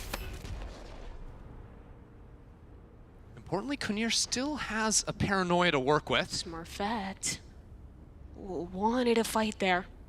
Chooses to back away now, and getting a tag from that Sheriff will be forced to fully retreat. Oh, I really like this, though. It's a fake up into B heaven. The spike is moving over onto the A side of the map. That's the entire idea of this play. Force 3 players to rotate over onto that B side while the rest of the team works A. This is the beauty of Astra, though.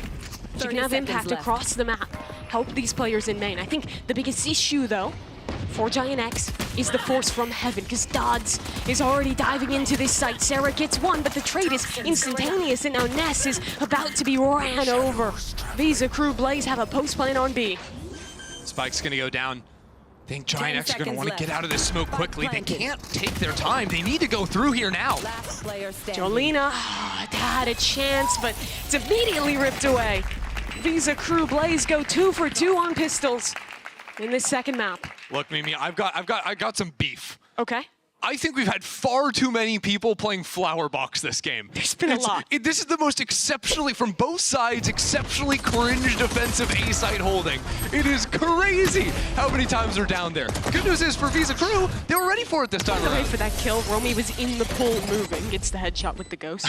Okay. They can't keep getting away with it. And they won't, because that was the Crew playbook for the entire first half.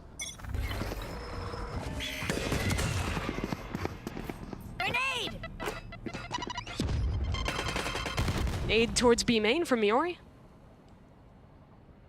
But she has no helpers. And unfortunately, Any it's helpers? just been, Any helpers, chat? eviscerated by Dodds. There aren't any. Yeah, no, brutal opener there. I like the way that Visa Crew haven't overheated into these sites early on. The default seems to be B main control and then reclaim some space into mid. That to me shows the growth from the Crew who's been at previous GCCs, right? Like, you remember them very classic, LatAm, all about the star power, all about the fast stuff. Like, now with new IGL Biazic, this team has a lot more structure and a lot more depth. Gearing up for this B hit now. Jolina's not going to get away with playing close, and she doesn't. Gone just about instantly, and nobody's home.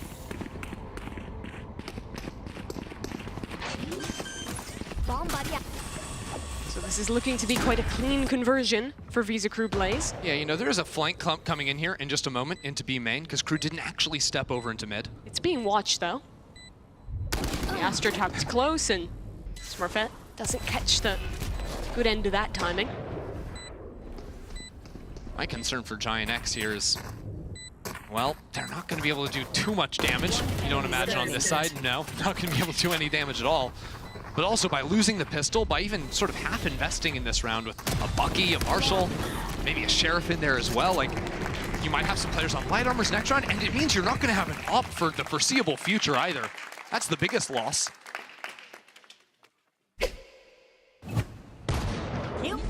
All 5 players for Giant X on half armor. Granted, there's not an outlaw for Crew. Still, though, that could pose some problems. Yeah, I think it's a little bit less punishing on defense where you don't have to, you know, walk into the line of fire, but... Yeah, you're not going through a Viper wall as often. It's still not a great spot to be in. It does feel like they maybe spent a little bit too much in the last, but that's 2020. Or actually 2024. Thank you. I thought that was an economy joke, not an Yeah, you know, 13 years since Skyrim came out today. Where's my game? Thank you for sharing. That's really beautiful. So rifles for Giant X. The truth is the teams have been playing so slow that I've just been starting to wait for some kind of action, and it's got me thinking about waiting for other things. Okay. Here we go. There's some action. Oh, dear. Maori delivers it. Dodds removed from the sky, but that was all just a fake. The real main of this round is over towards B, and GX have locked it up. Yeah, that round is over. A flawless round here? Can we get that, Giants? Beautiful. Exactly what they need. I mean, they only lost armor on 2 players. Best they could hope for. It does feel really a mirror of Bind, right? Crew has this big streak, builds up with 4 rounds in a row, looks on the verge of closing out, and the GX have a round, a moment to bring the momentum back. Questions this time, can they carry that through? Such a hard game for them to play as well because they lost both pistols. Careful. Really gonna have to prove themselves here on an equal footing. Still some heavy defaulting from Visa Crew over towards this B main. Haven't actually gotten into that space. I like this idea, going quickly into mid off of it. 2 rounds now. Miori has used that nade into B main. Crew's ready for it now. And they're just defaulting. Might even clear back into that space later on. Yeah, the annoying thing about having a Viper and someone like an Aster is you can just keep recycling the smoke into mid. Very hard for an attacking team to make it through that without investing a ton. Me. Here's the dog coming. And maybe now suspects that jet. Close in. No nade to stall this one out here, though, so relying almost entirely on Jolina helping out on top rafter. We're really working down the clock here, and it's not rotating into a lurk. It's rotating into a Viper that's just holding the extremities. There's still a double hold here in front of A that's going to rip them apart. Down to Smurfette for Giant X. Do they dog? Oh, the dog is critical. Whoa, Smurfette, that was a bit greedy. Sticks around, dives for it. And now there's only one defender on this site, caught by the blind, tucking in towards elbow. There are players towards heaven. How much can they help Sarah out? The leader needs to go massive here. She's down, but her teammates are doing the job well. Not in time. Gunir arrives and Crew make their way to 10. Yeah, the late pinch through mid from Mika was also really nice. Activating that at just the right moment, because he was almost slipping away there. It was looking real dire on that site. A little bit chaotic. But dealing with Smurfette cleanly here was really important. Like, where was the team behind Smurfette? There were 2 players sort of nearby. I'm mainly thinking about Sarah, who was, perched up on site, decided to fall back. I really think that repeat was a little misguided for Smurfette. Yeah, the problem is the dog saw her. She's pinned over into the corner. And she had dash proc. She could have just gotten out. I suppose. Maybe he was hoping Sarah was going to fight for her, but just didn't actually come in at the end of the day. Another timeout for Giant X. That'll be the last one, I believe. And this round feels like the last chance for them. Yeah, Crew go to 11. Giant X would have a scuffed bye. And the ults start to snowball for Visa Crew Blaze. Oh, that's even worse. You're so right. Giants are really far away from getting theirs, too. Not even guaranteed they have them next round. And they're the ones on the back foot. This was their map pick. This was supposed to be that funky map getting thrown in. We didn't know what Crew was going to be playing. And for Dodds, we've talked about how good she is on Neon, how maybe the other agents aren't up to snuff. She was an incredible map 1, but now, here on Split, on the Rays, is really the true impact player for Visa Crew Blaze. Yeah, if Crew are going to go on a run, it's going to be with Dodds performing out of her mind. I've heard a thing or two about Crew going on a run. You think they're going to go on a run? This is a good start. Just have to close it out now. It was 6 rounds in a row they lost to G2 to go down to this lower bracket. And 6 for GX would give them at least 12. Yeah, flash, TP, double satchel, up into ramp. Watch mid, though, because there's a big walk-up right now going on from this jet. Mika over in Ramen, waiting for this one. Oh no, Mika's spotted, and that's a massive opener. Dodds dives into the site. Spike down Sarah again. The anchor on A needs to do a little more than this time. Oh no. And she's just not looked after. That's good from Sarah on the off angle. Turns around for Dodds. Excellent work out of Giant X's initiator.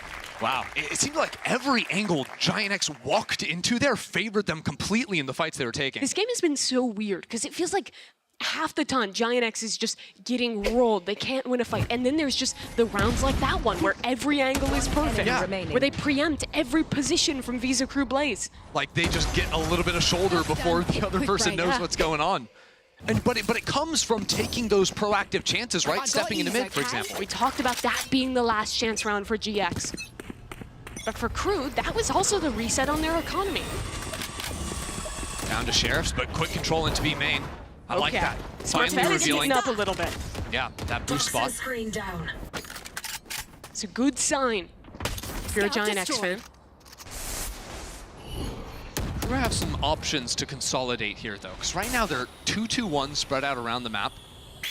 No one's really stepped forward here, and I think recognizing that push out into A main, Visa Crew Blaze, they're going to decide mid is the point to attack. With these pullback smokes as well, they can choose to continue forward or even pop through into mail. They've just about slipped past. GX checks on mid. They don't see anything. They haven't been thorough. So there's at least suspicion that something could be amiss in Heaven.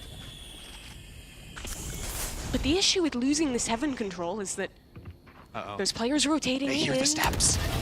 But it's a crossfire. It's just absolutely perfect, right? The timing, Giant X get over on the rotation. The blind doesn't even matter. Oh my word. 30 seconds left. All right, Giants. Looked like it was getting scary on the anti-eco. Now it's just Romy. And now it's just sad. Yeah. Poor little guys. The gap is down to 2. And Giant X have been on that edge a lot throughout this game, throughout this series, just barely trailing. But next round, the biggest one to test them yet, I do feel. Here they sort of got into some nice positions in the mid round. Again, they found themselves just through good map movements, decisions made in very nice positions. They need to keep that one going, but up against an Astral Divide, a Raise Rocket, all these tools to quickly exec onto B. That's exactly where Visa Crew Blaze is going, but they're going to get blocked off here. Viper's pit covers all of B main. I was wondering if maybe they'd use the rocket just to force Ness out of the pit. It's a risk, though. If Dodds doesn't hit the shot, then you can't really trade.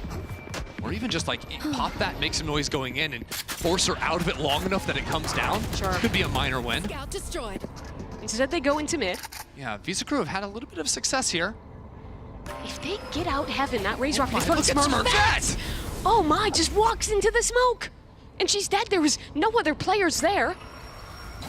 Walking up the rope is Miori. Ooh, delivered on a pedestal. Dodds diving in, and just the edge of the rocket splashes and gets the kill. I mean, look, Jolena stepping forward. She might be able to save this round. For Giant X continuing out. She's made it onto Rafter. What a spot to be in. Romy goes up towards Heaven. I like this from Crew, grouping up together as 4. Paranoia towards spawn. Jolena, she's worried about so many angles. No friends in this endeavor, but he's taking the right timing. That's a freebie. Flicks the wrong way, and that's the death of her. Yeah, everything left on Ness now. Gosh, it felt like there was maybe a chance. And after 2 rounds of Giant X finding themselves in the perfect position, everyone was caught off that round. And that's where we've seen the difference. A lot of this game, that mid-rounding. Crew's looked so confident in losing out on their initial idea, then adjusting, finding the next step. And they'll now find themselves at 11 rounds.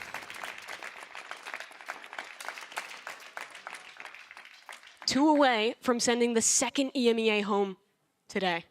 The second team be bad. I mean, look at this. Smurfette had gotten lucky the last few rounds, and found herself in a good spot by making those aggro steps into mid and finding just a lurker, just one player.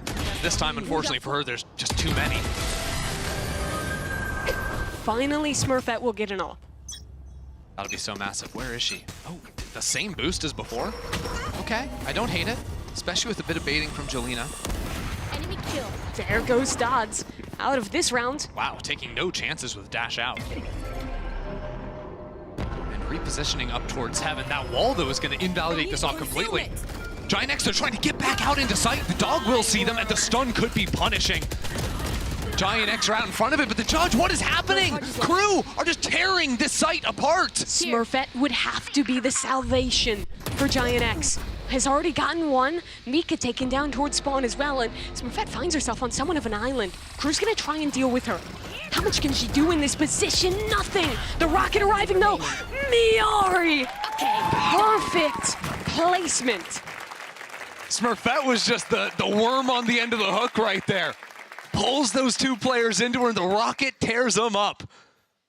Giant X, every round is just getting a little bit muddy, a little bit messy. Chaos in these situations, but it starts off with a great shot from Smurfette. Bit of redemption from the previous round, making that operator pay off. And it's carried over here into the next one. I mean, the Seeker's combo with the rocket too just makes the game so easy. Try again. I've got your trail. Visa Crew Blaze are heading straight back to B. Seekers, a judge, diving in. Dodds, has a victim inside the smoke. And flicks up to get the kill. She wants more. A nade on Jolena, another headshot on the judge, and now real guns will be picked up. It was a half buy for Crew. Now they're the ones with the numbers advantage. Are you joking? And Smurfette has to retake with an operator. Miori isn't even... Oh my god, Miori has to run through mid, and look where Romy is in mid, waiting for that. I think she hears the rotation. She can cut this off, taking her time. Miori checking on it. Wow, trying to bait out that early swing, but she's got to go eventually. The clock is not the friend. Jax start their inroads towards B. There goes Romy, starting to creep up. Nice shot. That's big. Operator connects, but not another. Dodds keeps it going. She's gotten 3. That's a 4th. Dodds on for the ace. The final victim around the corner. Dodds has the damage. And Dodds has the ace. Visa Crew Blaze, 1 round away from eliminating Giant X. Dodds is just massive. That's crazy. The 5K there on a half buy? Crew didn't even want to win that round. They were just trying to do some damage. She was absent in the last 2 maps against G2. It wasn't her best in map number 1. Enemy remain. But in the moments that demand it, OT map 1, round 12 on split, Dodds has stepped up. Winning the escalation round there.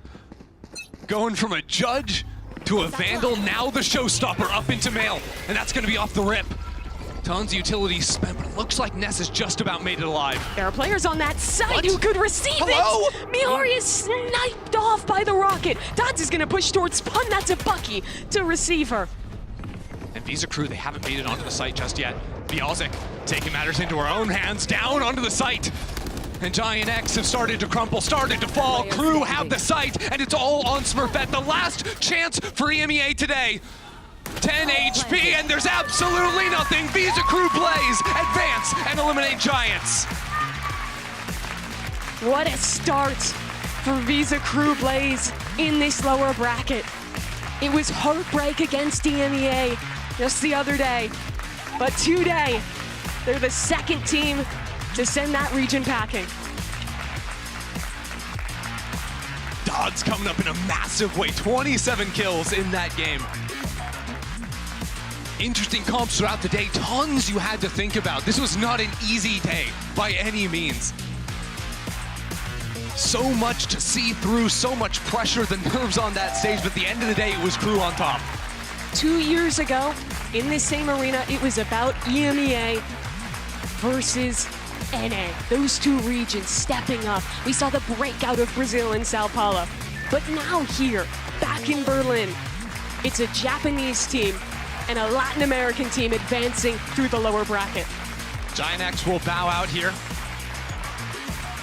as the 2nd seed from EMEA, eventually falling, but at the end of the day, the competition is just getting stiffer and stiffer in this arena. Visa Crew Blaze, what a day from them. A 2-0, bouncing back after dropping to EMEA's first, EMEA's best. It's gotta feel good for Kinnear and Romy, who have been with this Crew roster since that appearance on the same stage 2 years ago. They've already had the reps here. Now it's about punching your ticket deeper and deeper into this tournament. They kiss their way goodbye and are already going to be thinking about their next games. I believe they've got 2 days off to get ready to watch the other competition, because it's only going to get tougher from here. They've made it now into that top 6, but there's room still to grow. They win another match in this lower bracket. Top 4 would be their best placement yet at a GCC. And what a time to do it. We're gonna check out some of the highlights from the 2nd map. And it was such a strange map, starting things off. I really thought Giant X had a chance for a moment, especially early on in that one. They lost the first 2 rounds, but then got 4 back-to-back-to-back-to-back.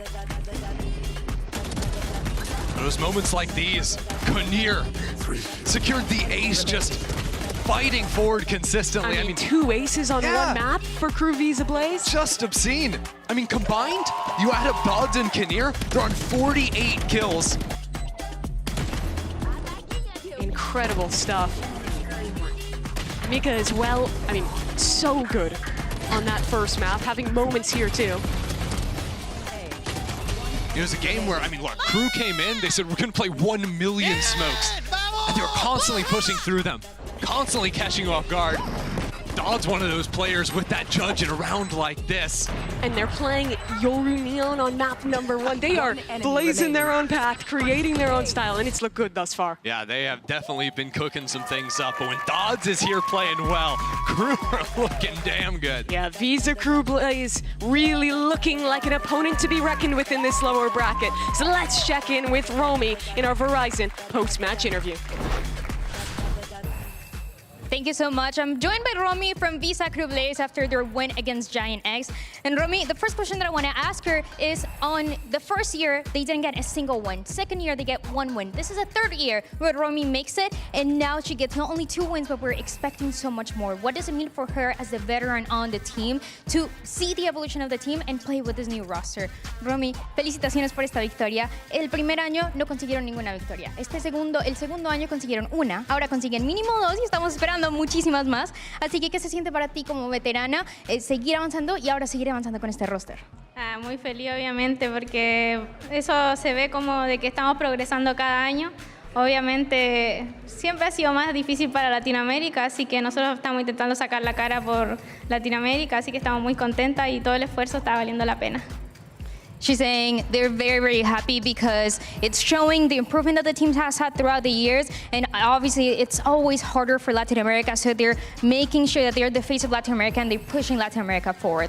Now, for my second question that I have for her is something that she said in another interview is that they're taking it step by step. But how does that step-by-step preparation change when they're facing a Giant X that changes their composition on that map 1 and they have to adapt on the fly to make sure it goes their way? Romy, la segunda pregunta que te tengo es, cuando me dices que estaban tomando todo paso a paso, la adaptación de los equipos, ¿cómo cambia esa adaptación cuando ven una composición como la del primer mapa del lado de Giant X para poder cerrarlo al finalmente y que se vaya de su forma? Siendo franca, al principio como que nos costó adaptarnos porque era como que estábamos adaptando nuestro juego a su composición. Y después nos dimos cuenta que podíamos hacer básicamente el mismo juego de nosotras, que no había que adaptarse a nada, que había que jugar con confianza y nada más. Fue más fácil de lo que pensamos. She's saying that at the beginning it was a little bit difficult to adapt because they were trying to adapt to what Giant X were doing. But once they started playing their own game, they realized they just had to do that the whole time, and it was a lot easier than they expected. Now, my last question here is that next match is going to be against the loser of Shopify Rebellion or against Zipto. So 2 teams that she's faced in the past before, a few of the players that she faced in the past before. So how does she feel? How is she going to make sure that this time around she's going to be the one getting the win? La siguiente partida va a ser en contra del perdedor de Shopify Rebellion o de Zipto. 2 equipos en los que algunos de los jugadores ya te habías enfrentado con ellas, una en el 2022, otra en el 2023. ¿Cómo vas a hacer para que esta vez esa partida se vaya de tu lado? Bueno, nosotros da lo mismo el rival, la verdad, porque hay que enfrentarse a cualquiera que venga aquí. Todos los equipos son fuertes, así que nosotros vamos a intentar demostrar nuestro juego, todo lo que entrenamos durante el año, así que no importa quién venga, que vamos a intentar hacer nuestro juego. Yeah, she's telling us that it doesn't matter who they have to face. They're going to continue playing their own game. They're going to keep doing their own thing. And as it's been in the past years, now it's what they've been working on. And that is the thing that they want to show at the end, no matter if it's going to be Shopify, Zipto, or whoever else. Esto es todo lo que tengo en la entrevista. This is everything that I have for the interview. And we'll see you guys. Vamos, crew.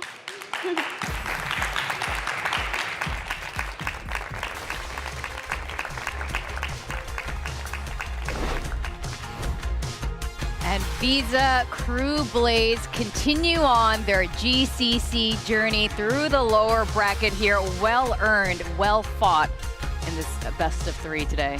Yeah, absolutely. I mean, you hate to see Giant X go. They performed very well today against such a formidable team, a team that we simply did not expect to go this far heading into the tournament. I think to some extent, Crew maybe expecting it themselves with that confidence they came in to the tournament with, saying, hey, this is the best team that we've ever had. And they were right. I mean, this is the best team that this Crew Visa Blaze roster has ever shown at a GCC. Well, I think they've now matched their placing of last time, but there's obviously more teams in the tournament, Right. so definitely an improvement. I think their showing versus G2 was impressive, and their resilience today. Like, a team comes in, directly countering your comp and you still win, it shows they've got those adaptations, it shows they've got the individual skill, and they definitely have dodds. It is very promising for the very near future. But sadly, today we also have to say goodbye to two teams. Besides Giant X, there's also Falcons Vega, also very hard fought. If they continued on this tournament instead, like, I don't think that would have been the surprising outcome either. It really could have gone either way, but there are winners and losers in Valorant. It feels so insane that these two teams are going home already, but it is such a testament to how strong the entire global scene now is at GCC compared to last year and compared to the year before. The elevation around the world in terms of the play is just so sick. Hey, they're coming up against some of the greatest storylines in history. A crew run and a Zeta run. Yeah, like at the same time. You don't even want to be the people that breaks those runs. They're so enjoyable to watch. And yeah, I never thought we'd get both at a tournament, but I'm excited for it. It's definitely a shame because a huge amount of very talented players that worked all year to get to this point, but either way, we were losing some great teams today. Yeah, it's very unfortunate, but I'm really glad for the time that we did have with them here, seeing like returning players from previous GCCs, including Mary coming back from that break. So I enjoyed it while it happened. The Mary Mad V duo was a treat to watch. Yeah. Super fun, really entertaining gameplay, insane individual skill. They had a great run, all things considered. It was just a treat to watch them at this tournament, regardless of their finish. Now, we started with 10 teams. We started the day with 8, and now we are down to 6 teams left in the bracket. And Zeta crew continue on 2 more days from now, but looking at the top 4 in the upper bracket there, let's like have a quick look at that. Again, these 4 look so strong right now. Incredibly powerful teams. Whoever, I don't even know how this is going to end up. Do you guys have any feels on? I think game 1, like top half of the bracket, I've got no idea. Like G2 versus MIBR, straight 50-50. Yep, I will flip a coin when the production sends me the link to fill out my breads that day. I have no idea who to go with. Like, especially because G2 looked like I expected a more dominant showing against Crew. I think it's a testament to Visa Crew Blaze as well. But in reality, I think they played fantastically. In the second game, I definitely favor Shopify, but I think Zipto have proven like that they can also stand up to pretty much anyone. Yeah, exactly. I think we have no idea how it's going to go. That makes it fun. But we have an idea of how we might want it to go. And Tom, you kind of hinted at that earlier today when we talked to the Magic Wheel. I didn't hint anything. And Todd the wheel. It wasn't even a hint. It was very strong worded from Todd as to what would happen in the games today, actually. You know what? Yeah, so those of you who missed it, that happened way earlier today. Both EMEA teams lost, but let's see how that did line up with Todd, the magical wheel, earlier. Oh, there you go. There we go. Both EMEA teams are going to win. So I'm asking, will they win? Will they win? The EMEA Verena heute überleben. If it lands on it again, I'm out. No cap, it's a yes. It's a yes. Let's go. Let's go. Wow. This is easy for EMEA. It doesn't stretch for. Oh, there it does. Take a breath. Take a deep breath of that copium. Screw you, Todd. All right. Well, you know, we're going to give you a second chance. Todd. We're giving Todd a second chance. chance. A second chance. We are. Okay. Yeah, we are. We are. Okay. Todd was warming up. He didn't even know his name was Todd until just now. So, do you want a new question? In fact, let's talk about MVPs. MVPs. Of this entire okay. tournament. The whole thing? The whole thing. The whole Already? thing. Already. We're gonna go that far. I mean, why ask about That's a big prediction. That's tomorrow when we can just find out everything? All right. Okay. Well, I've been really enjoying some Sentinel players, and I think obviously all the greatest players come from EMEA. So take a hit of that. I know. Take another breath. Take a hit. It's a big tank. That's good stuff. Will Amy be the MVP? There you go. All right. Simple question. The answer is obviously yes. Please. I've suffered enough. Going for the Amy MVP. Oh, so close. Again? So is this is it Ask in German or is it the clown? It is the Mimi clown. It's the Mimi clown? Well, only Mimi knows what that means. Mimi clown. That is tough. Oh wait, actually, It's all about angles with it this is one. the angle. It's kind of. We'll never know. That's such We'll a shame. go with the Mimi clown, I think. I mean, like, yeah. Well, why'd you say that? What is this? What is this camera angle? I feel like I'm being trolled. For the sake of the EU Cope bit, we will go with Mimi the clown. Oh. Do you want me to give you my MVP? I do. Yes, please. Now, I was going to go with a bold pick from Shopify that wasn't Floor, but it's all out the window. My mind has changed. I've been swayed. Already, I was on the Dodds hype train, but after that split game, I'm all the way on board. Dodds is going to be the MVP. Crew, they're going on a run. You're meant to Lower ask the bracket, question. they're going on a run. Will Dodds be the MVP? I You've think already so. answered. I think so. No, it's about what Interesting Todd take. thinks. Fascinating take. I'm very Todd curious. hates me. So Let's go. I'm going for Dodds. Todd, I hope Todd's. Todd the wheel will be Dodds. Hey, why not? Why not? Yeah. Why not? Why not? Why not Latam win the tournament and Dodds Yeah, is why the not? MVP? Why not? Why not? Or be so good and lose and still get MVP. Yeah, that is possible. It's a much possible. sadder option, Yeah, but- it is quite sad when if they have to trot out the losing MVP at the end. You would hate to see that. So I hope they also win. Okay. I like that. Latam, I mean, representation here, and they did great today. I'm going to have to go with Zipto's Alexi. Okay. She is so well-rounded. Right. She's so good. Okay. I feel like she's just got the MVP. It's just, it's there. It's sitting in her. So Right. this is But it does, none of that matters unless Todd agrees. Todd. Just come on. Just give it to me. I feel like I'm in. No cap. It's a yes. That worked out well earlier. Yeah, that's what I got earlier, and I asked about the APAC team win. So, I yeah. like how there was a need for more than one no cap. Oh, are there? There's a no cap. There are multiple. And a no cap. Yes. And yet, you got Mimi the clown. I'm excited for this Zipto versus Crew grand final that Todd's now predicting. It's going to be so much fun. Well, I hope you guys enjoyed today.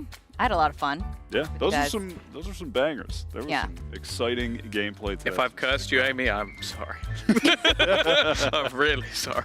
It landed on the clown, though, so Todd disagrees, so if anything, I think we're safe. Yeah. That's for the Things best. could reset 2 days from now because tomorrow we are going to be taking the day off. But we'll be back on Wednesday with 2 absolute bangers. We're going to be heading into the upper bracket. We're going to see MIBR, the Brazilian team, face off G2 Gozen. And after that, I can't believe this is all in one day. After that, we're going to have Zipto facing off Shopify Rebellion. So today was like pretty intense, really satisfying to watch, especially Zeta Division. I think 2 days from now, you guys are absolutely going to tune in. And for this. G2 are going to win.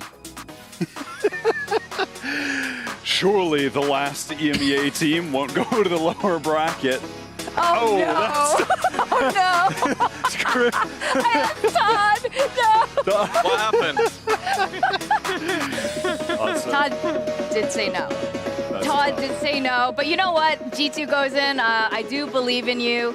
But we will have to talk about that on Wednesday. Everyone, thank you so much for watching. Hope you had fun with us. I'm Victoria. We got Wyatt. We got Tom with the copium tank. Thanks for watching. See you on Wednesday from here in Berlin. Bye. Auf Wiedersehen.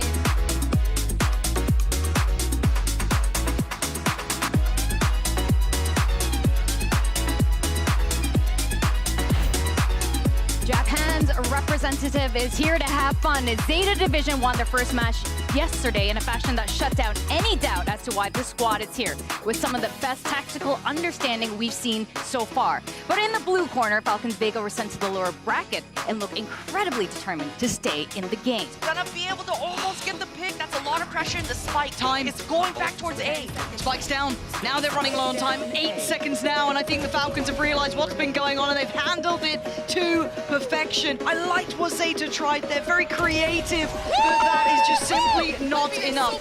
Good, but we are insane. Falcons keeping that composure locked in. That first half could have been pretty rough to recover from. Otherwise, Suzu already fighting Madvi. Hold on. Oh my God, Serena! Absolutely backhands them out of the park. What the hell was that? So who's hearing everything? Zeta trying to make some impact happen on this bonus, but they turn around and Moko up with 4 quick kills. Zeta have no right to win that bonus. 13 for Zeta, flawless on this side. That is a deadly team. Sending them scattering. This is outrageous. Zeta, you're in their spawns. Get out of here. Falcons fighting back. The disrespect. And oh my God, Suzu! Light That is unbelievable. Looks for a player and finds one. Zeta on the fight back, but it's still the 2v1. Moko tucked in the corner by Quad. Finds a fight on CT in the spacing. That's a punish you won't forget. And Serena now makes her hand known. The timing is outrageous again. Another attempt at another ult. They've at least got it towards half. UR gets 2. The dream run continues in the lower bracket, and you love to see a dominant finish. Visa Crew Blaze, yes, they're in the lower bracket, but they did push G2 Gozen like no other. And Giant X on the other side are here to defend their turf in the home of EMEA. And yet, it's still Crew with the advantage here. Just one player left remaining, Miori. He's had a couple of really nice pieces. Hold on a second. It's a 1v2. They still think she's Miori, wrong. no one's watching. 1v1. And a swing out. Miori's done it. An incredible clutch for Giant X. They've tied this game again. This round is all on Miori right now. She's activating quickly, but they're ready for it. Romy waiting and watching, and Kinnear shuts her down. The TPs came in, and they came in too early. This site is not free. 20 seconds left. They have no choice but to charge head on through the molly, and that is a mistake. Oh, no time, no options. And Kinnear burns them to the ground. 14-12. Crew take bind in overtime. Down, you can overwhelm the site so quickly. Look at Kinnear taking a chance through the smoke. Absolute perfection. Could become a problem again. They're walking straight past her. Kinnear has one. Jolena spotted as well. Kinnear is on for the ace, and she's done it. An incredible ace. Visa Crew Blaze are heading straight back to B. Seekers, a judge, diving in. Dodds, has a victim inside the smoke. And flicks up to get the kill. She wants more. A nade on Jolena. Another headshot on the judge. Operator connects, but not another. Dodds keeps it going. She's gotten 3. That's a 4th. Dodds on for the ace. The final victim around the corner. Dodds has the damage. And Dodds has the ace. Visa Crew Blaze, advance and eliminate Giants. What a start for Visa Crew Blaze in this lower bracket. It was heartbreak against EMEA just the other day. But today, they're the second team to send that region packing.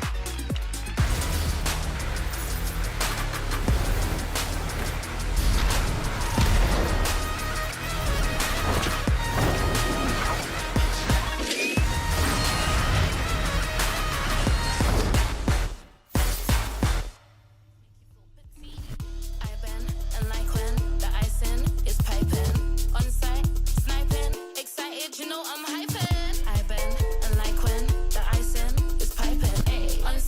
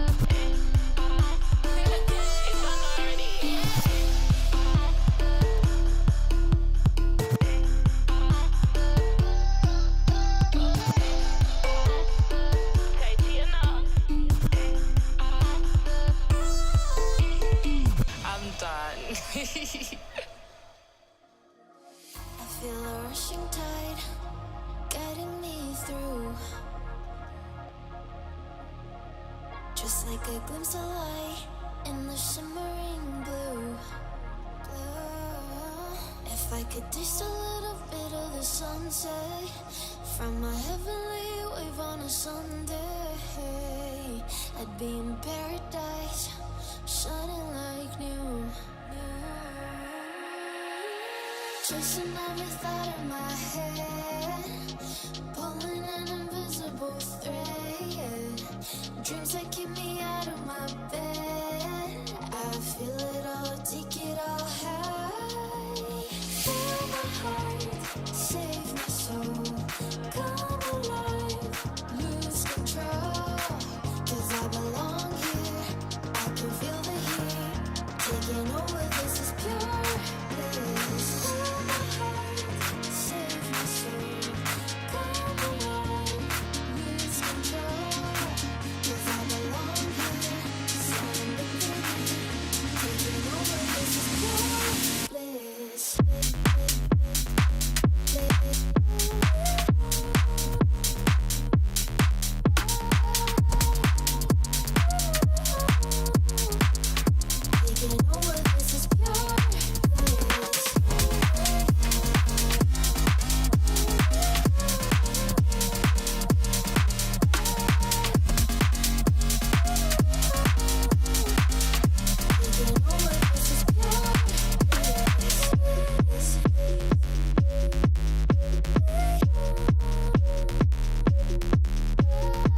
Tonight I'm floating on a crystalline view.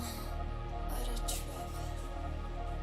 The silver moon is young, hearing these melodies too.